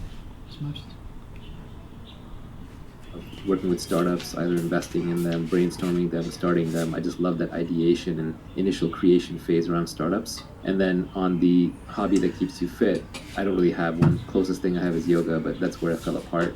And I think people who early in life discover something like surfing or swimming or tennis or some sport that they continue doing throughout most of their life are very lucky because they found a hobby that'll make them fit. We finished discussing the tweet storm, and we're going to spend some time on Q&A and discussing some of the tweets on the cutting room floor that didn't make it into the tweet storm. My first question is, do you think there are some common failure modes or typical things that people do wrong when they're trying to apply this advice? A lot of people don't understand what specific knowledge really is or how to quote-unquote obtain it. People don't understand what accountability really entails. They think that accountability means being successfully accountable. No, it means that you have to stick your neck out and fail with your name out there publicly and be willing to let people hate on you. One of the reasons I'm less active on Twitter lately is because every tweet summons an army of nitpickers and haters, and it gets exhausting. But on the other hand, you have to learn how to ignore them, otherwise you can't survive on Twitter. A lot of people try to reconcile it with, like, should I quit my 9-to-5 job or not? That can be a very hard decision. I don't think you need to go that extreme. You can start applying accountability and leverage and specific knowledge even within your existing career. It doesn't have to necessarily be fork off and do something else completely. A lot of people will use it as a way to agree and disagree with their existing biases. They'll say, oh yeah, I agree with that part, or that part you're completely wrong. The most interesting parts should be the ones that you disagree with. Because clearly I've proven that I know a few things. So if you disagree with it, then maybe that is an area where you can improve your thinking. I've definitely improved my thinking all the time, but I will tell you that in this tweet storm, I put down the minimum viable principles. I did not put down the whole universe of what I know about how to make money, because 90% of it is suspect. I put down the bedrock, the stuff that I'm pretty solidly sure about. And I have not yet seen a tweet that has successfully contradicted anything in this tweet storm that would cause me to say, oh yeah, I got that one wrong. I think another place where people get a little bit off is they look at this and they say, well, this only applies to tech entrepreneurs. I disagree. The example that I gave about real estate was a good one in that regard. It's just the nature of leverage that technology drives leverage. So I'm going to push you in a tech direction to get the free leverage that is available in tech. And obviously this message is being delivered through the internet, so it's going to have a pro-internet bias. There are also people who believe that it is unfair to the people who don't have these opportunities to do anything with the opportunities that they do have. With that defeatist attitude, why even get out of bed in the morning? 90% of people are dead. There's a lot of people who are living on $1 a day. Do you live on $1 a day? No, it's up to you to play the hand that you're dealt to the best of your ability, and then you can take the winnings, the pot from that hand, and do whatever you want with it to fix the world. But saying that you should not do things just because others can't do things is living in denial. It's an excuse to not do anything. There are also people who believe that wealth creation is fundamentally at odds with an environmentally safe and healthy planet. And they view the whole thing as a giant zero-sum game. That's a false narrative as well. Elon Musk is not playing a zero-sum game with the environment, and there are plenty of entrepreneurs who are not. If anything, there is a word that environmentalists love, which is sustainability, and for-profit businesses are at least financially sustainable, if nothing else. You can do a B Corp, which has a dual mission. A lot of nonprofit efforts would actually be better served by for-profit companies, because then they wouldn't have to go begging for grants all the time. They would be financially sustainable. Some great founders realize their philanthropic visions by running a business. Who is this advice targeted to? Is it for my Lyft driver? Is it for an internet entrepreneur? Is it for somebody who wants to start a YouTube channel? Because it comes from someone who's steeped in Silicon Valley and tech companies, it's always going to have a bias towards that. But I think it's good for anybody who wants to be entrepreneurial, anybody who wants to control their own life, anybody who wants to deterministically and reliably improve their ability to create wealth over time, is patient and looking at it for the long haul. Certainly, if you're 80 years old, retired, running out of energy, you should probably just stay retired. But there are 80-year-olds who have a lot of energy and want to do new things and live for the future. It can obviously apply very easily to a young person, I would say 9, 10 years old and up. The most difficult one is probably middle-aged, because when we're in our 30s, 40s, 50s, we already have a lot invested. We have a lot of obligations, because those are the years where we're earning and people are relying upon us. We don't want to change because we don't want to admit defeat in what we've been doing to date. But that's where it can actually be the most fruitful. It may be the most difficult pivot. You have a 9-to-5 job, you have a family relying upon you. And so it may seem like the things in this podcast are far too idealistic, but maybe it can inform your weekend projects. Maybe it can inform your self-re-education that you do at night on the internet. Maybe it can inform what roles you take on in the company that you're at, because they move you closer and closer to points of leverage, points of judgment, or points where you're naturally good at and you're authentic. It might cause you to take on more accountability. Even applied piecemeals, these principles can directionally guide you regardless of what stage you are at in life short of retirement. And if you're in retirement, just test them to see if they're true and then teach them to your kids or your grandkids. There's many different ways to participate. It should really apply to almost everybody who has a complete body, sound mind, and is looking to work. I think one way to apply the advice is to look at who is getting the leverage off of the work that you're doing. Look up the value chain, look at who's above you and who's above them, and see how they are taking advantage of the time and the work that you're doing and how they're applying leverage to it.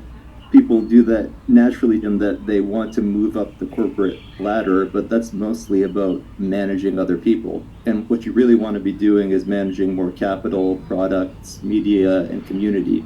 People think about moving up the ladder in their organization, but they don't think that often about moving to a different organization or creating their own organization to get more leverage. In general, ceteris paribus, fancy Latin words for all other things equal, you will do better in a smaller organization than a larger one. You will have more accountability, it'll be more visible. You are more likely to be able to try on multiple things to find out the thing that you are uniquely good at. People are more likely to give you leverage through battlefield promotions. You're going to have more flexibility, there'll be more authenticity to how the company operates. A good progression for a career is start out in a large company and then progressively move to smaller and smaller ones. It's very hard to go from a small company to work in a larger company. Larger companies tend to be more about politics and less about merit. They're more stable, but they're less innovative situations. The goal long term is, if we are all wealthy, is that we're all working for ourselves, and the people who are working for us are essentially robots. And today that's software robots in data centers executing code. Tomorrow it could be delivery bots, flying bots, mechanical bots that are carrying things around. This goes back to this idea of the best relationships are peer relationships. If there's someone above you, then that's someone to learn from. If you're not learning from them and improving, then there shouldn't be anybody above you. If there's somebody below you, it's because you're teaching them and enabling them. If you're not teaching them and enabling them, then get a robot underneath. You don't need a human being below you. This is utopian, and it's a long ways off, but in the not too distant future, anybody who wants to work for themselves will be able to work for themselves.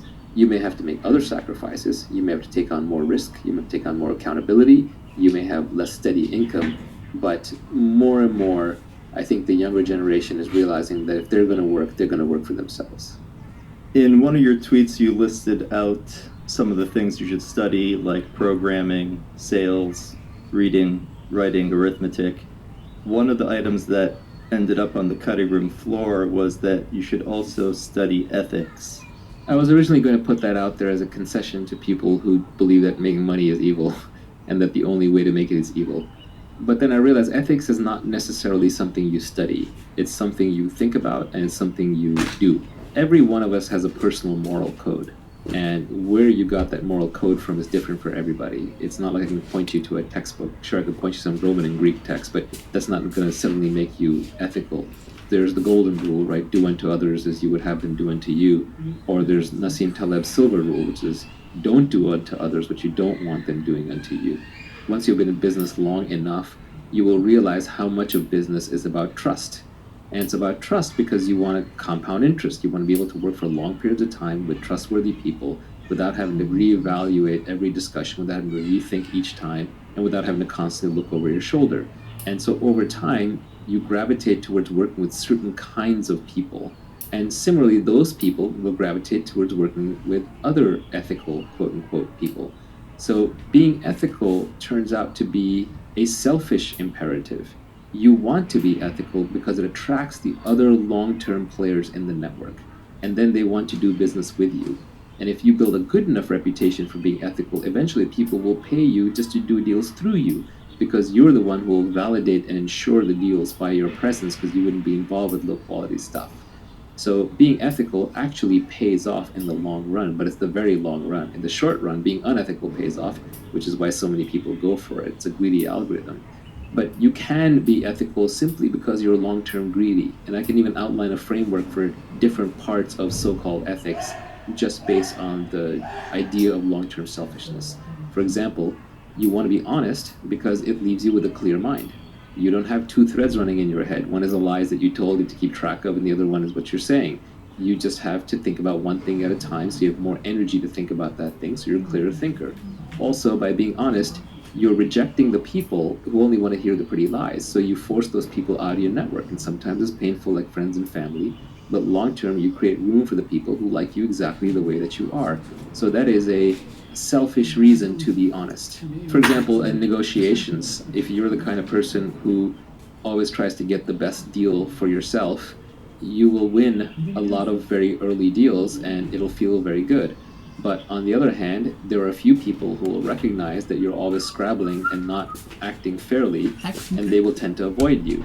Over time, those people end up being the deal makers in the network because people go to them for a fair shake or to figure out what's fair. And so if you are cutting people fair deals, you don't get paid in the short term, but in the long term, everybody wants to deal with you, and you end up being a market hub. You have more information, you have trust, you have reputation, and people end up doing deals through you. A lot of wisdom is just realizing the long-term consequences of your actions. And so the longer term you're willing to look, the wiser that you're going to seem to everybody around you. Do you want to tell us about some of the jobs that you had as a youth and the specific job that kicked off your fanatical obsession with creating wealth? This gets a little personal, and I don't want to do the humble brag thing. There was some thread going around on Twitter about, like, name 5 jobs you've held, and every rich person on there was trying to signal how they've held, like, normal jobs. So I don't want to play that game. I've held a bunch of menial jobs. There are people who have had it worse than me, people who had it better than me. There was one point where I was washing dishes in the school cafeteria, and I said, F this. I hate this. I can't do this anymore. And I sweet-talked my way to a computer science prof of helping TA his CS class in algorithm. I can't anymore. Be it a small piece of, be it or small piece,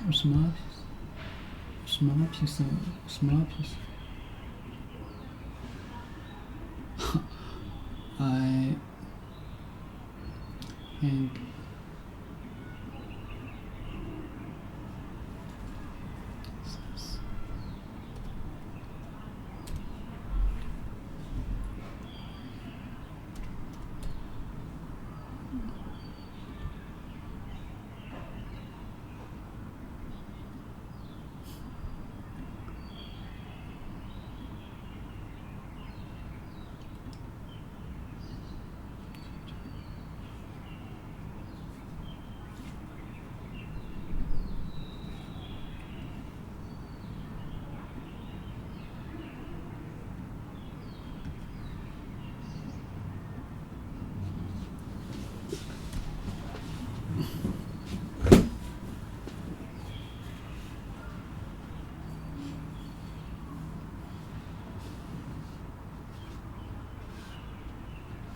falcon, a bird.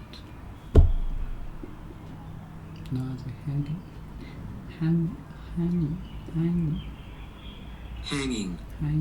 hanging. Okay, beat.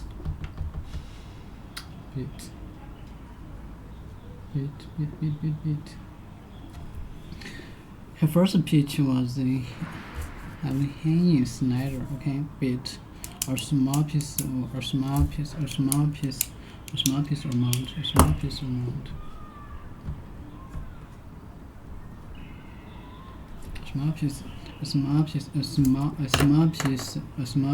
amount something. Would you like a bit of chocolate? Would you like chocolate? Of chocolate.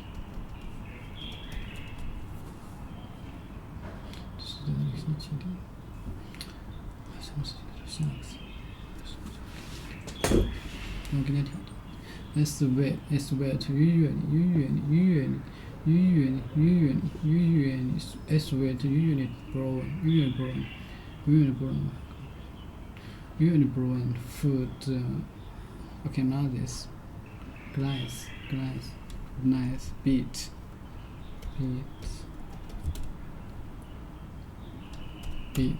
Cheese. Beat. Glass smash.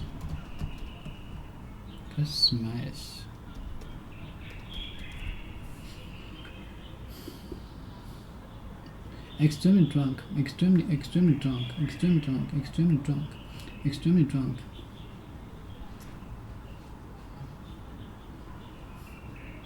Extremely drunk or powerful.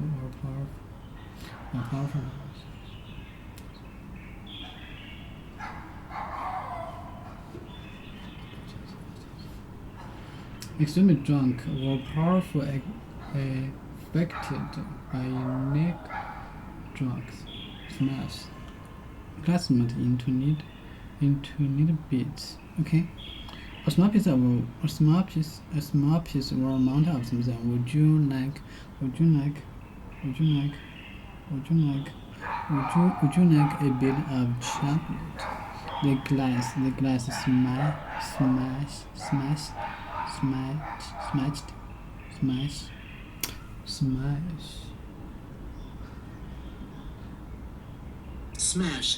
smashed. The glass is smashed. Extremely drunk or powerful, expected by unique drugs. Smash. The glass. To need a bit smashed. To need a bit. I'm just going out for a bit. See you later. I'm just going out for a bit. See you later. I'm just going out for a bit. See you later. I'm just going out for a bit. See you later. It's not not serious amount. Or type of something. It's not but not serious amount of something. A bit of something. A glass is bit. A glass is smash. Too drunk. The glass is smashed. Glass is smashed.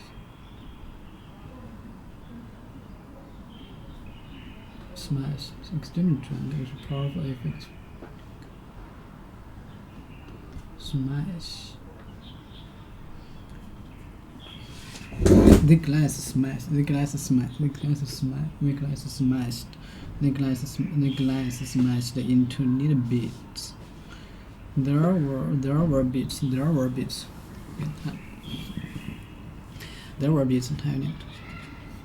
were bits of paper all over the floor.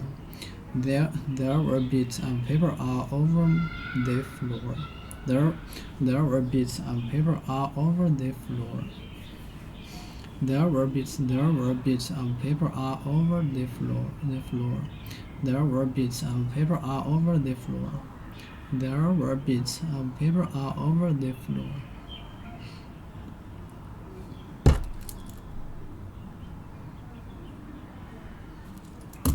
There were bits of paper all over the floor. She tried. What's sad?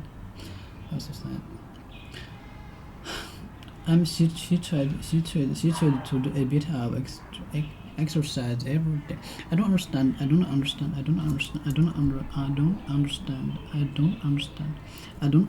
this bit. She tried to do a bit of exercise every day. There were bits of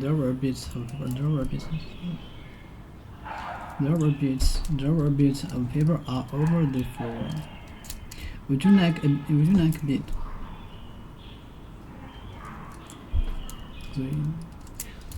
A small piece or amount of something. Would you like a bit of chocolate? A glass is smashed into a little bits. There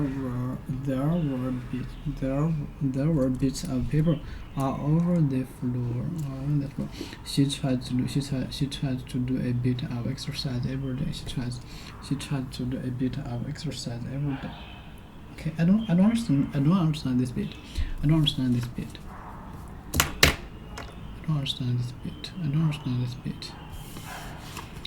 A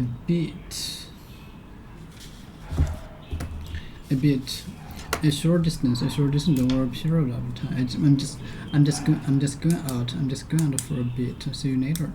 A bit of something.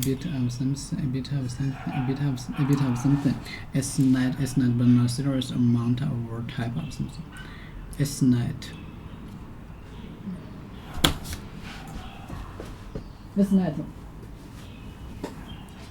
It's not, but not serious amount or type of something. A bit of something is not, but not serious amount or type of something. Marius put on a bit of weight. Hasn't a bit. It's not. The dress is a bit too big for me. Or blimey, it's a bit cold. The dress is a bit too big for me. It's not, but serious amount or type of something. Marius put on a bit of weight. Hasn't she?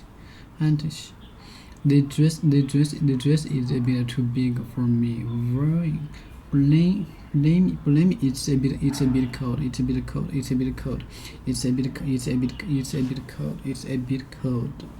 Bit by bit, gradually. I saved up the money bit by bit. Gradually. I saved up the money bit by bit. Not a bit, not in any way. Not a bit. I saved up the money bit by bit. Gradually. I saved up the money bit by bit. Not a bit. Not in any way. She wasn't a bit worried about the test. She wasn't a bit. Gradually. Blame into its bit. Blame. It's a bit cold. A short distance or a period of time. I'm just going out for a bit. See you later. A bit of something is not, but some serious amount or type of. It's not, but not serious amount or type of something. Marius put on a bit of weight, and a bit snat. The dress is a bit too big for me. Worrying. Blaming. Blimey, it's a bit cold.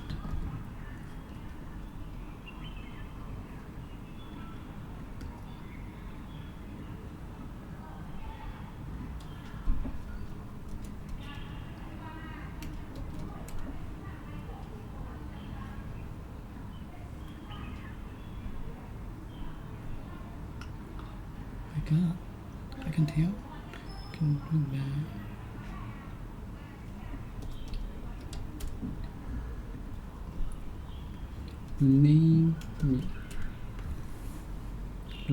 Blimey. Experience of surprise.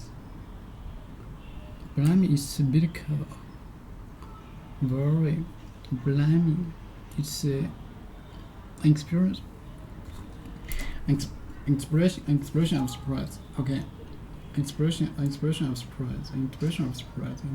Blimey is a bit cold. Gradually. Okay, I saved Blimey is a bit cold. Gradually, it's saved up the money bit by bit. Not a bit. Not in any way.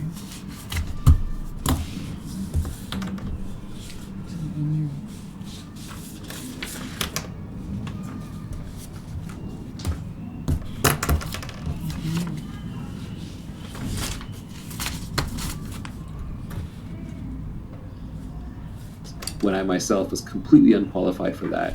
And so it forced me to learn computer science algorithms so I could TA the rest of the course.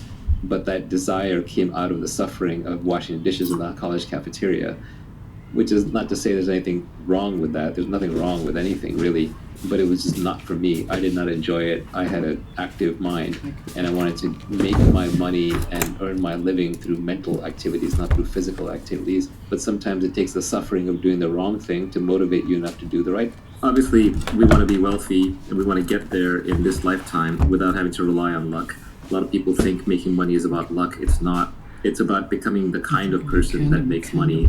You know, I like to think that if I lost all my money and if you dropped me on a random street in any English-speaking country, within 5 to 10 years, I'd be wealthy again, right? Because it's just a skill set that I've developed and I think anyone can develop. You know, in 1,000 parallel universes, you want to be wealthy in 999 of them. You don't want to be wealthy in the 50 of them where you got lucky. So we want to factor luck out of it. There's really 4 kinds of luck that we were talking about. This came from a book. Mark Andreessen wrote a blog post about it. But basically there's different kinds of luck. The first kind of luck you might just say is like blind luck, where I just got lucky because something completely out of my control happened. You know, that's fortune, that's fate, etc. Then there's luck that kind of comes through persistence, hard work, hustle, motion, which is when you're just running around creating lots of opportunities, you're generating a lot of energy, you're doing a lot of things, lots of things will just get stirred up in the dust. It's almost like mixing a petri dish and seeing what combines, or mixing a bunch of reagents and seeing what combines. You're just generating enough force and hustle and energy that luck will sort of find you. We as a group, you could argue, got together because of that. You know, Naynan had put up these great videos online. I saw them on Twitter. And so in that sense, he sort of generated his own luck by just creating videos until people like me keep finding him. A third way is that you just become very good at spotting luck. So if you are very skilled in a field, you will notice when a lucky break happens in that field when other people who aren't attuned to it won't notice. So you become sensitive to luck, and that's through skill and knowledge and work. And then the last kind of luck is the weirdest, hardest kind, but that's what we want to talk about, which is where you build a unique character, a unique brand, a unique mindset, where then luck finds you. For example, let's say that you're the best person in the world at deep sea underwater diving, and you're known to like take on deep sea underwater dives that nobody else will even attempt to dare.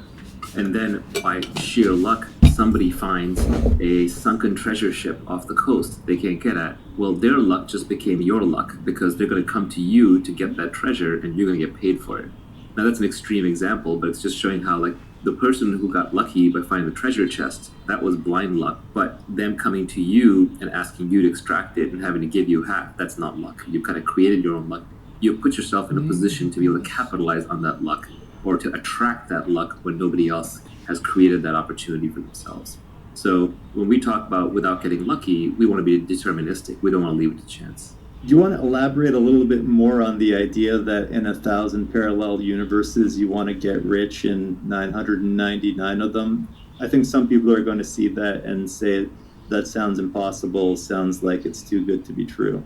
No, I don't think it's impossible. I think that you may have to work a little bit harder at it given your starting circumstances. I mean, remember, I started as a poor kid in India, right? So if I can make it, anybody can, in that sense. Now, obviously, I had all my limbs and I had my mental faculties and I did have an education. So there are some prerequisites you can't get past. But if you're listening to this video or podcast, you probably have the requisite means at your disposal, which is a functioning body and a functioning mind. And I've encountered plenty of bad luck along the way. First little fortune that I made, I instantly lost in the stock market. The second little fortune that I made, or I should have made, I basically got cheated by my business partners. It's only the third time around has been a charm, and even then it has been a slow and steady struggle. And I haven't made money in my life in one giant payout. It's always been a whole bunch of small things kind of piling up. So it's more about consistently creating wealth by creating businesses and creating opportunities and creating investments. It hasn't been like a giant one-off thing. My personal wealth has not been generated by one big year. It just sort of stacks up little big chips at a time. More options, more businesses, more investments, more things I can do. Same way, someone like Adnan, De La Certis, he's building his brand online, he's building videos. It's not like any one video is going to suddenly shower him with riches overnight. It's going to be a long lifetime of learning, of reading, of creating, that's just going to compound. So we're talking about getting wealthy so you can retire. So you have your freedom. Not retire in the sense that you don't do anything, but in the sense that you don't have to be any place you don't want to be. You don't have to do anything you don't want to do. And you can wake up when you want. You can sleep when you want. You don't have a boss. That's freedom. So we're talking about enough wealth to get to freedom. And especially thanks to the internet these days, those opportunities are massively abundant. I, in fact, have too many ways to make money. I don't have enough time. I literally have opportunities pouring out of my ears, and the thing I keep running out of is time. There's just so many ways to create wealth, to create products, to create businesses, to create opportunities, and to, as a byproduct, get paid by society that I just can't even handle it all.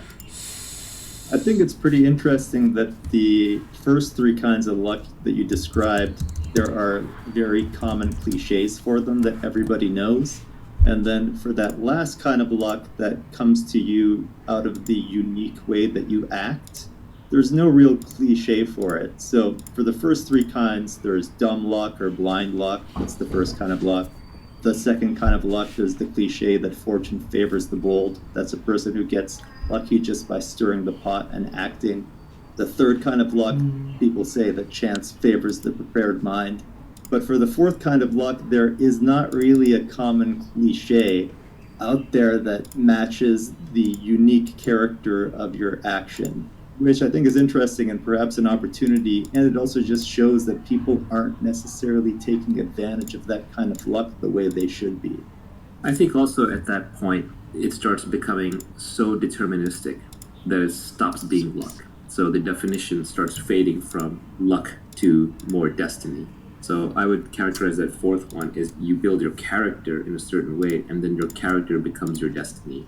One of the things I think that is important to making money, you want the kind of reputation that makes people do deals through you.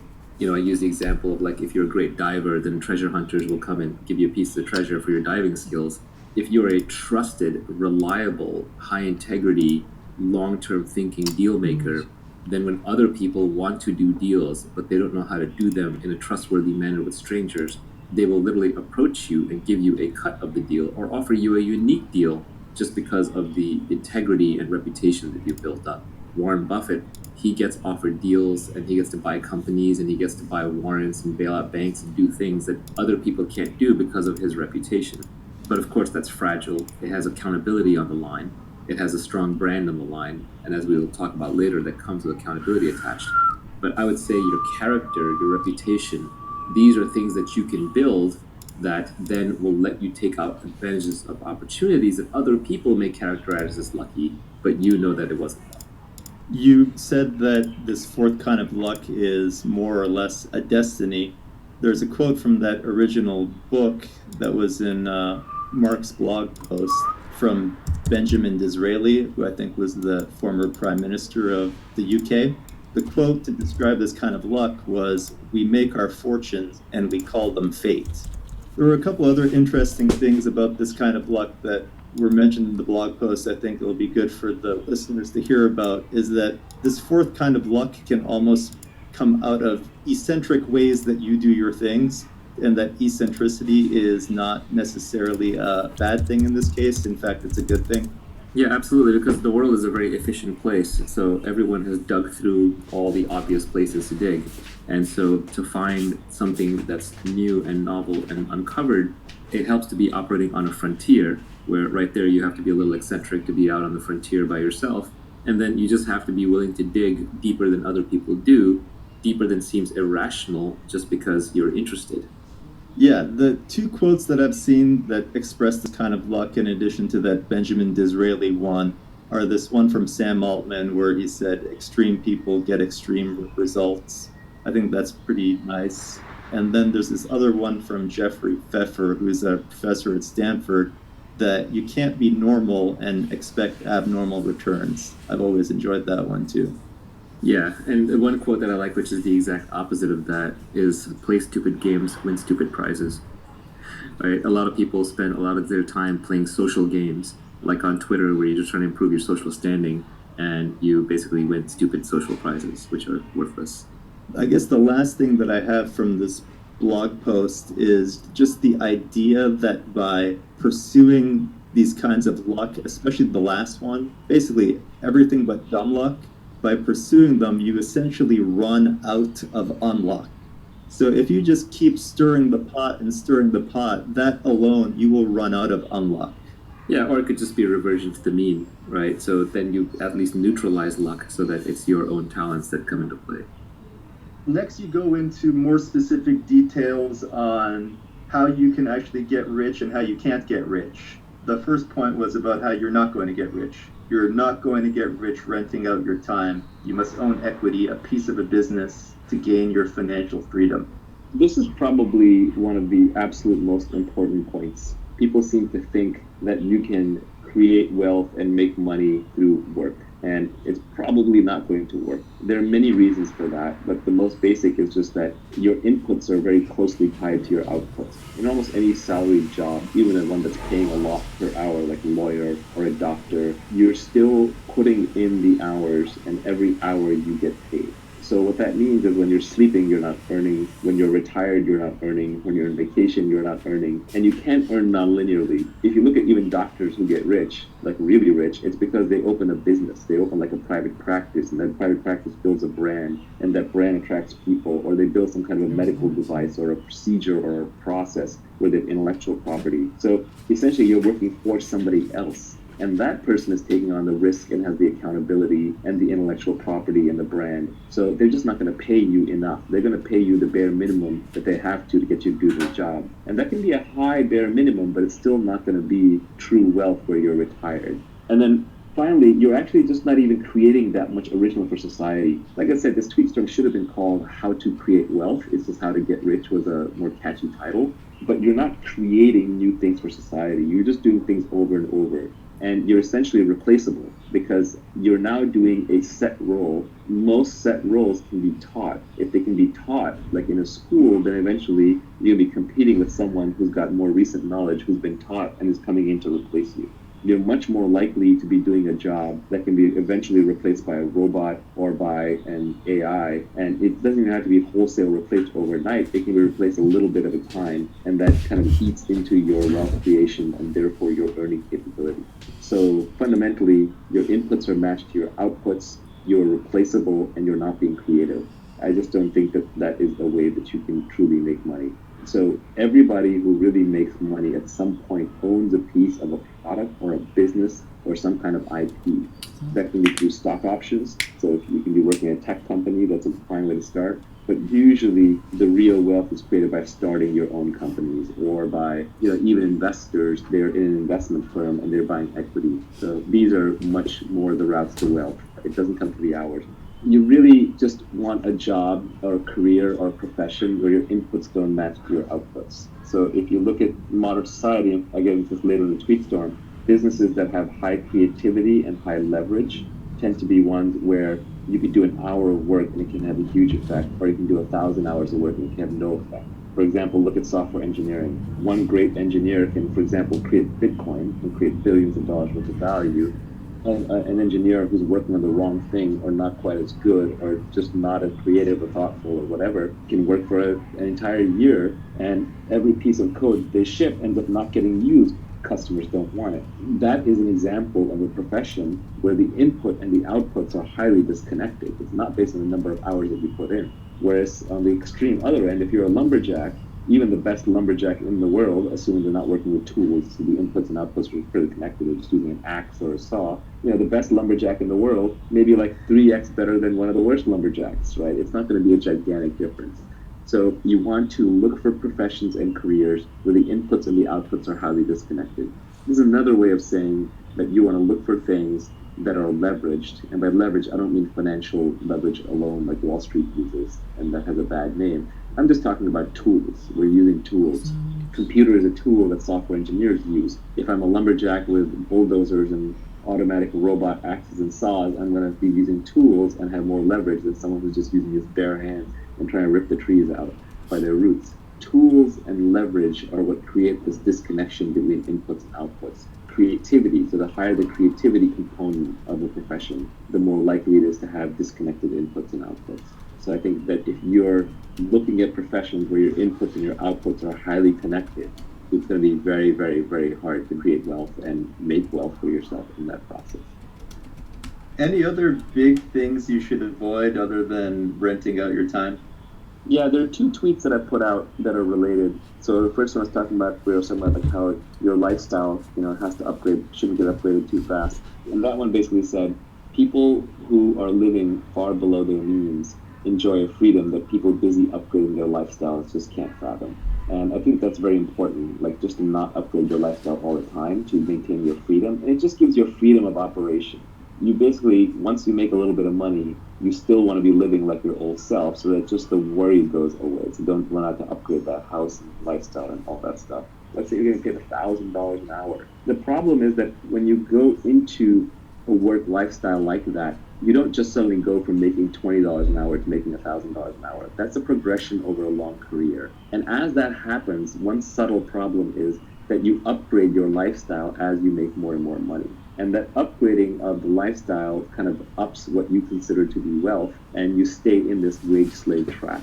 So I forget who said it, maybe it was Nassim Taleb, but he said, the most dangerous things are heroin and a monthly salary, right? Because they're highly addictive. The way you want to get wealthy is you want to be poor and working and working and working. And this is, for example, how the tech industry works, where you don't make any money for 10 years, and then suddenly in year 11, you might have a giant payday. Which is, what, by the way, one reason why these very high marginal tax rates for the so-called wealthy are flawed, because the highest risk-taking, most creative professions, you literally lose money for a decade of your life while you take massive risk and you bleed and bleed and bleed. And then suddenly in year 11 or year 15, you might have one single big payday. But then, of course, Uncle Sam show up and basically say, hey, you know what? You just made a lot of money this year, therefore you're rich, therefore you're evil, and you got to hand it all over to us. So it just destroys those kinds of creative risk-taking professions. But ideally, you want to make your money in discrete lumps separated over long periods of time so that your own lifestyle does not have a chance to adapt quickly, and then you can basically say, okay, now I'm done, now I'm retired, now I'm free.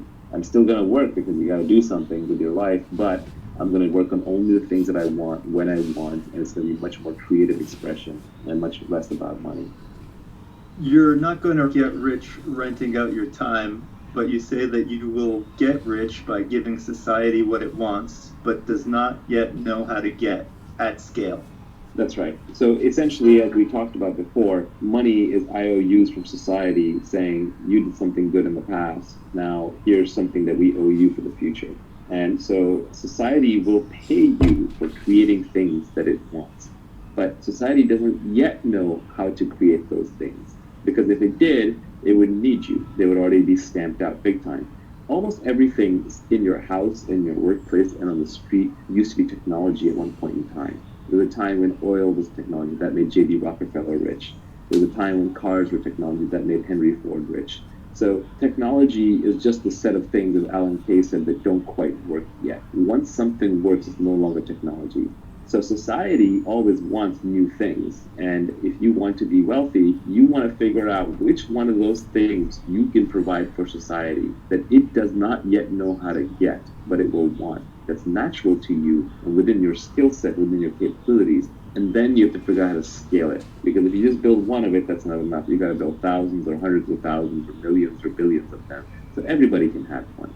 Steve Jobs and his team, of course, figured out that society would want smartphones, computer in their pocket that had all the phone capability times 100 and be easy to use. So they figured out how to build that, and then they figured out how to scale it, and then they figured out how to get one into every first world citizen's pocket, and eventually every third world citizen too. And so because of that, they're handsomely rewarded, and Apple is the most valuable company in the world. The way I tried to put it was that the entrepreneur's job is to try to bring the high end to the mass market. It starts as high end. First, it starts as an act of creativity. First, you create it just because you want it.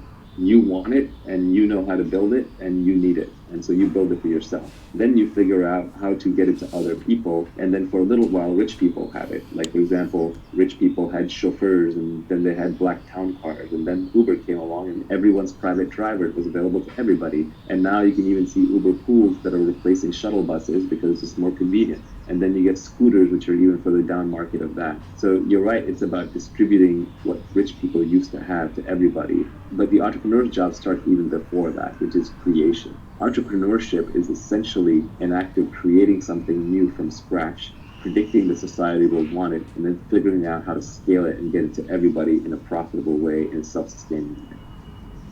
Let's look at this next tweet, which I thought was cryptic and also super interesting about the kind of job or career that you might have. You said the internet has massively broadened the possible space of careers.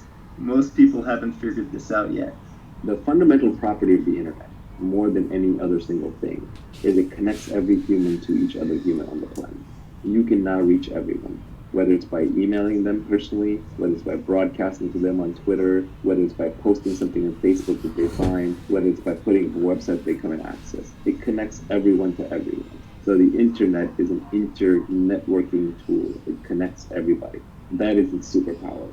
So you want to use that. What that helps you figure out is that the internet means that you can find your audience for your product or your talent and skill, no matter how far away they are. For example, Nenad, who's Illustratus, if he was in these videos pre-internet, how would he get the message out there? It would just be, what would he do? He would run around where he lives in his neighborhood, showing it to people on a computer or a screen, or he would try to get it played at his local movie theater. It was impossible. It only works because he can put it on the internet. And then how many people in the world are really interested in it, or even interested in what we're talking about, are really going to absorb it, right? It's going to be a very small subset of humanity.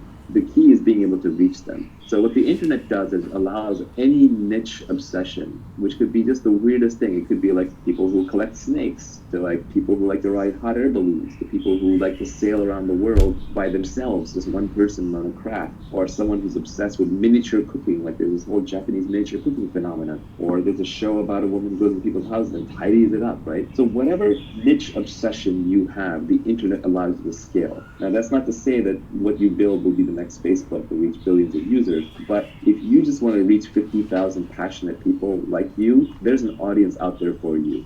So the beauty of this is that we have 7 billion beings on this planet. The combinatorics of human DNA are incredible. Everyone is completely different. You'll never meet any two people who are vaguely similar to each other that can substitute for each other. It's not like you can say, well, Nivi just left my life, so I can have this other person come in and he's just like Nivi, and I get the same feelings, the same responses, and the same ideas. No, there are no substitutes for people. People are completely unique.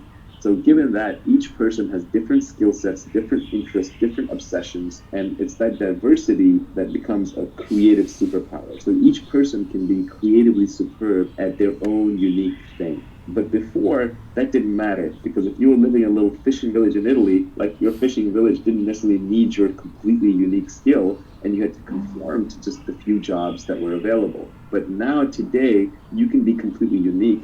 You can go out on the internet and you can find your audience, and you can build a business and create a product and build wealth and make people happy, just uniquely expressing yourself through the internet. space of careers has been so broad.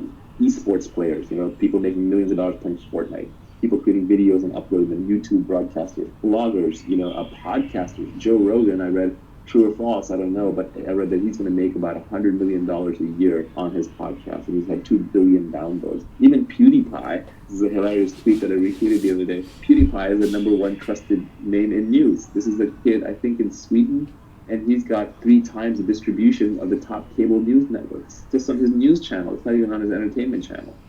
The internet enables any niche interest, as long as you're the best at it, to scale out. And the great news is, because every human is different, everyone is the best at something, you being themselves. Another tweet I had that is worth kind of weaving in, but didn't go into this tweet storm, was a very simple one. I like things when I can compress them down, because they're easy to remember and easy to hook on to.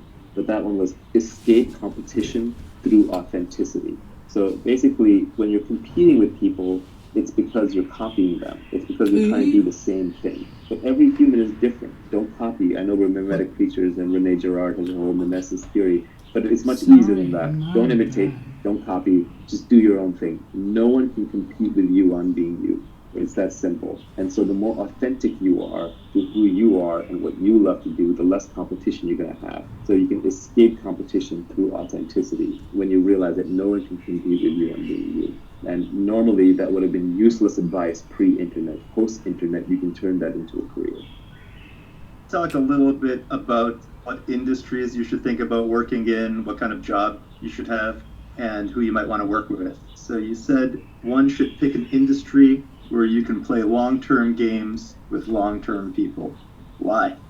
Yeah, this is an insight into what makes Silicon Valley work and what makes high-trust societies work. Essentially, all the benefits in life come from compound interest, whether it's in relationships or making money or in learning. So compound interest is a marvelous force where it's like, you start out with 1x what you have, and then if you increase 20% a year for 30 years, it's not that you got 30 years times 20% added on, it was compounding. So it just grew until you suddenly got a massive amount of whatever it is, whether it's goodwill or love or relationships or money. So I think compound interest is a very important force. So you have to be able to play a long-term game. And long-term games are good not just for compound interest, they're also good for trust. If you look at Prisoner's Dilemma type games, the solution to Prisoner's Dilemma is tit for tat, which is I'm just going to do to you what you did last time to me with some forgiveness in case there was a mistake made.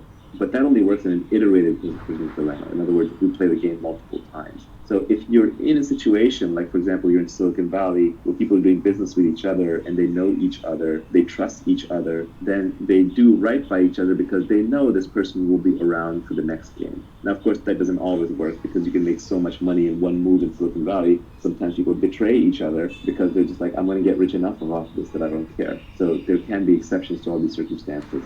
But essentially, if you want to be successful, you have to work with other people and you have to figure out who can you trust and who can you trust over a long period of time that you can just keep playing the game with them so that compound interest and high trust will make it easier to play the game and will let you collect the major rewards, which are usually at the end of the cycle. So for example, Warren Buffett has done really well as an investor in the US stock market, but the biggest reason he could do that was because the US stock market has been stable and around and didn't get, for example, seized by the government during a bad administration, or the US didn't plunge in some war. The underlying platform didn't get destroyed. So in his case, he was playing a long-term game, and the trust came from the US stock market stability. In Silicon Valley, the trust comes from the network of people in the small geographic area that you figure out over time who you can work with and who you can't. If you keep switching locations, you keep switching groups. Let's say you started out in the woodworking industry and you build up a network there and you're working hard, you're trying to build a product in the woodworking industry. And then suddenly another industry comes along that's adjacent but different, but you don't really know anybody in it and you want to dive in and make money there.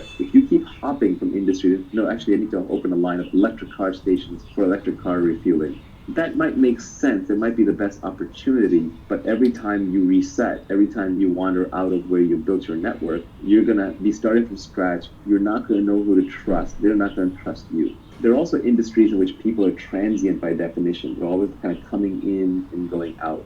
Politics is an example of that, right? In politics, new people are being elected. You see in politics that when you have a lot of old timers, like the Senate, people who've been around for a long time and they've been career politicians, Yeah, there's a lot of downside to career politicians, like corruption, but an upside is they actually get deals done with each other because they know the other person is going to be in the same position 10 years from now, and they're going to keep dealing with them. So they might as well learn how to cooperate. Whereas every time you get like a new incoming freshman class in the House of Representatives, which turns over every 2 years, the big wave election, nothing gets done because there's a lot of fighting. Because I just got here, I don't know you, I don't know if you're going to be around, why should I work with you, rather than just trying to do whatever I think is right. So it's important to pick an industry where you can play long-term games and with long-term people. So those people have to signal that they're going to be around for a long time, that they're ethical, and their ethics are visible through their action. In a long-term game, it seems that everybody is making each other rich. And in a short-term game, it seems like everybody's making themselves rich. I think that is a brilliant formulation. Yeah, in a long-term game, it's positive sum. We're all baking the pie together. We're trying to make it as big as possible. In a short-term game, we're cutting up the pie. Now, this is not to excuse the socialists, right? The socialists are the people who are not involved in baking the pie, who show up at the end and say, I want a slice or I want the whole pie. They show up with the guns. But I think a good leader doesn't take credit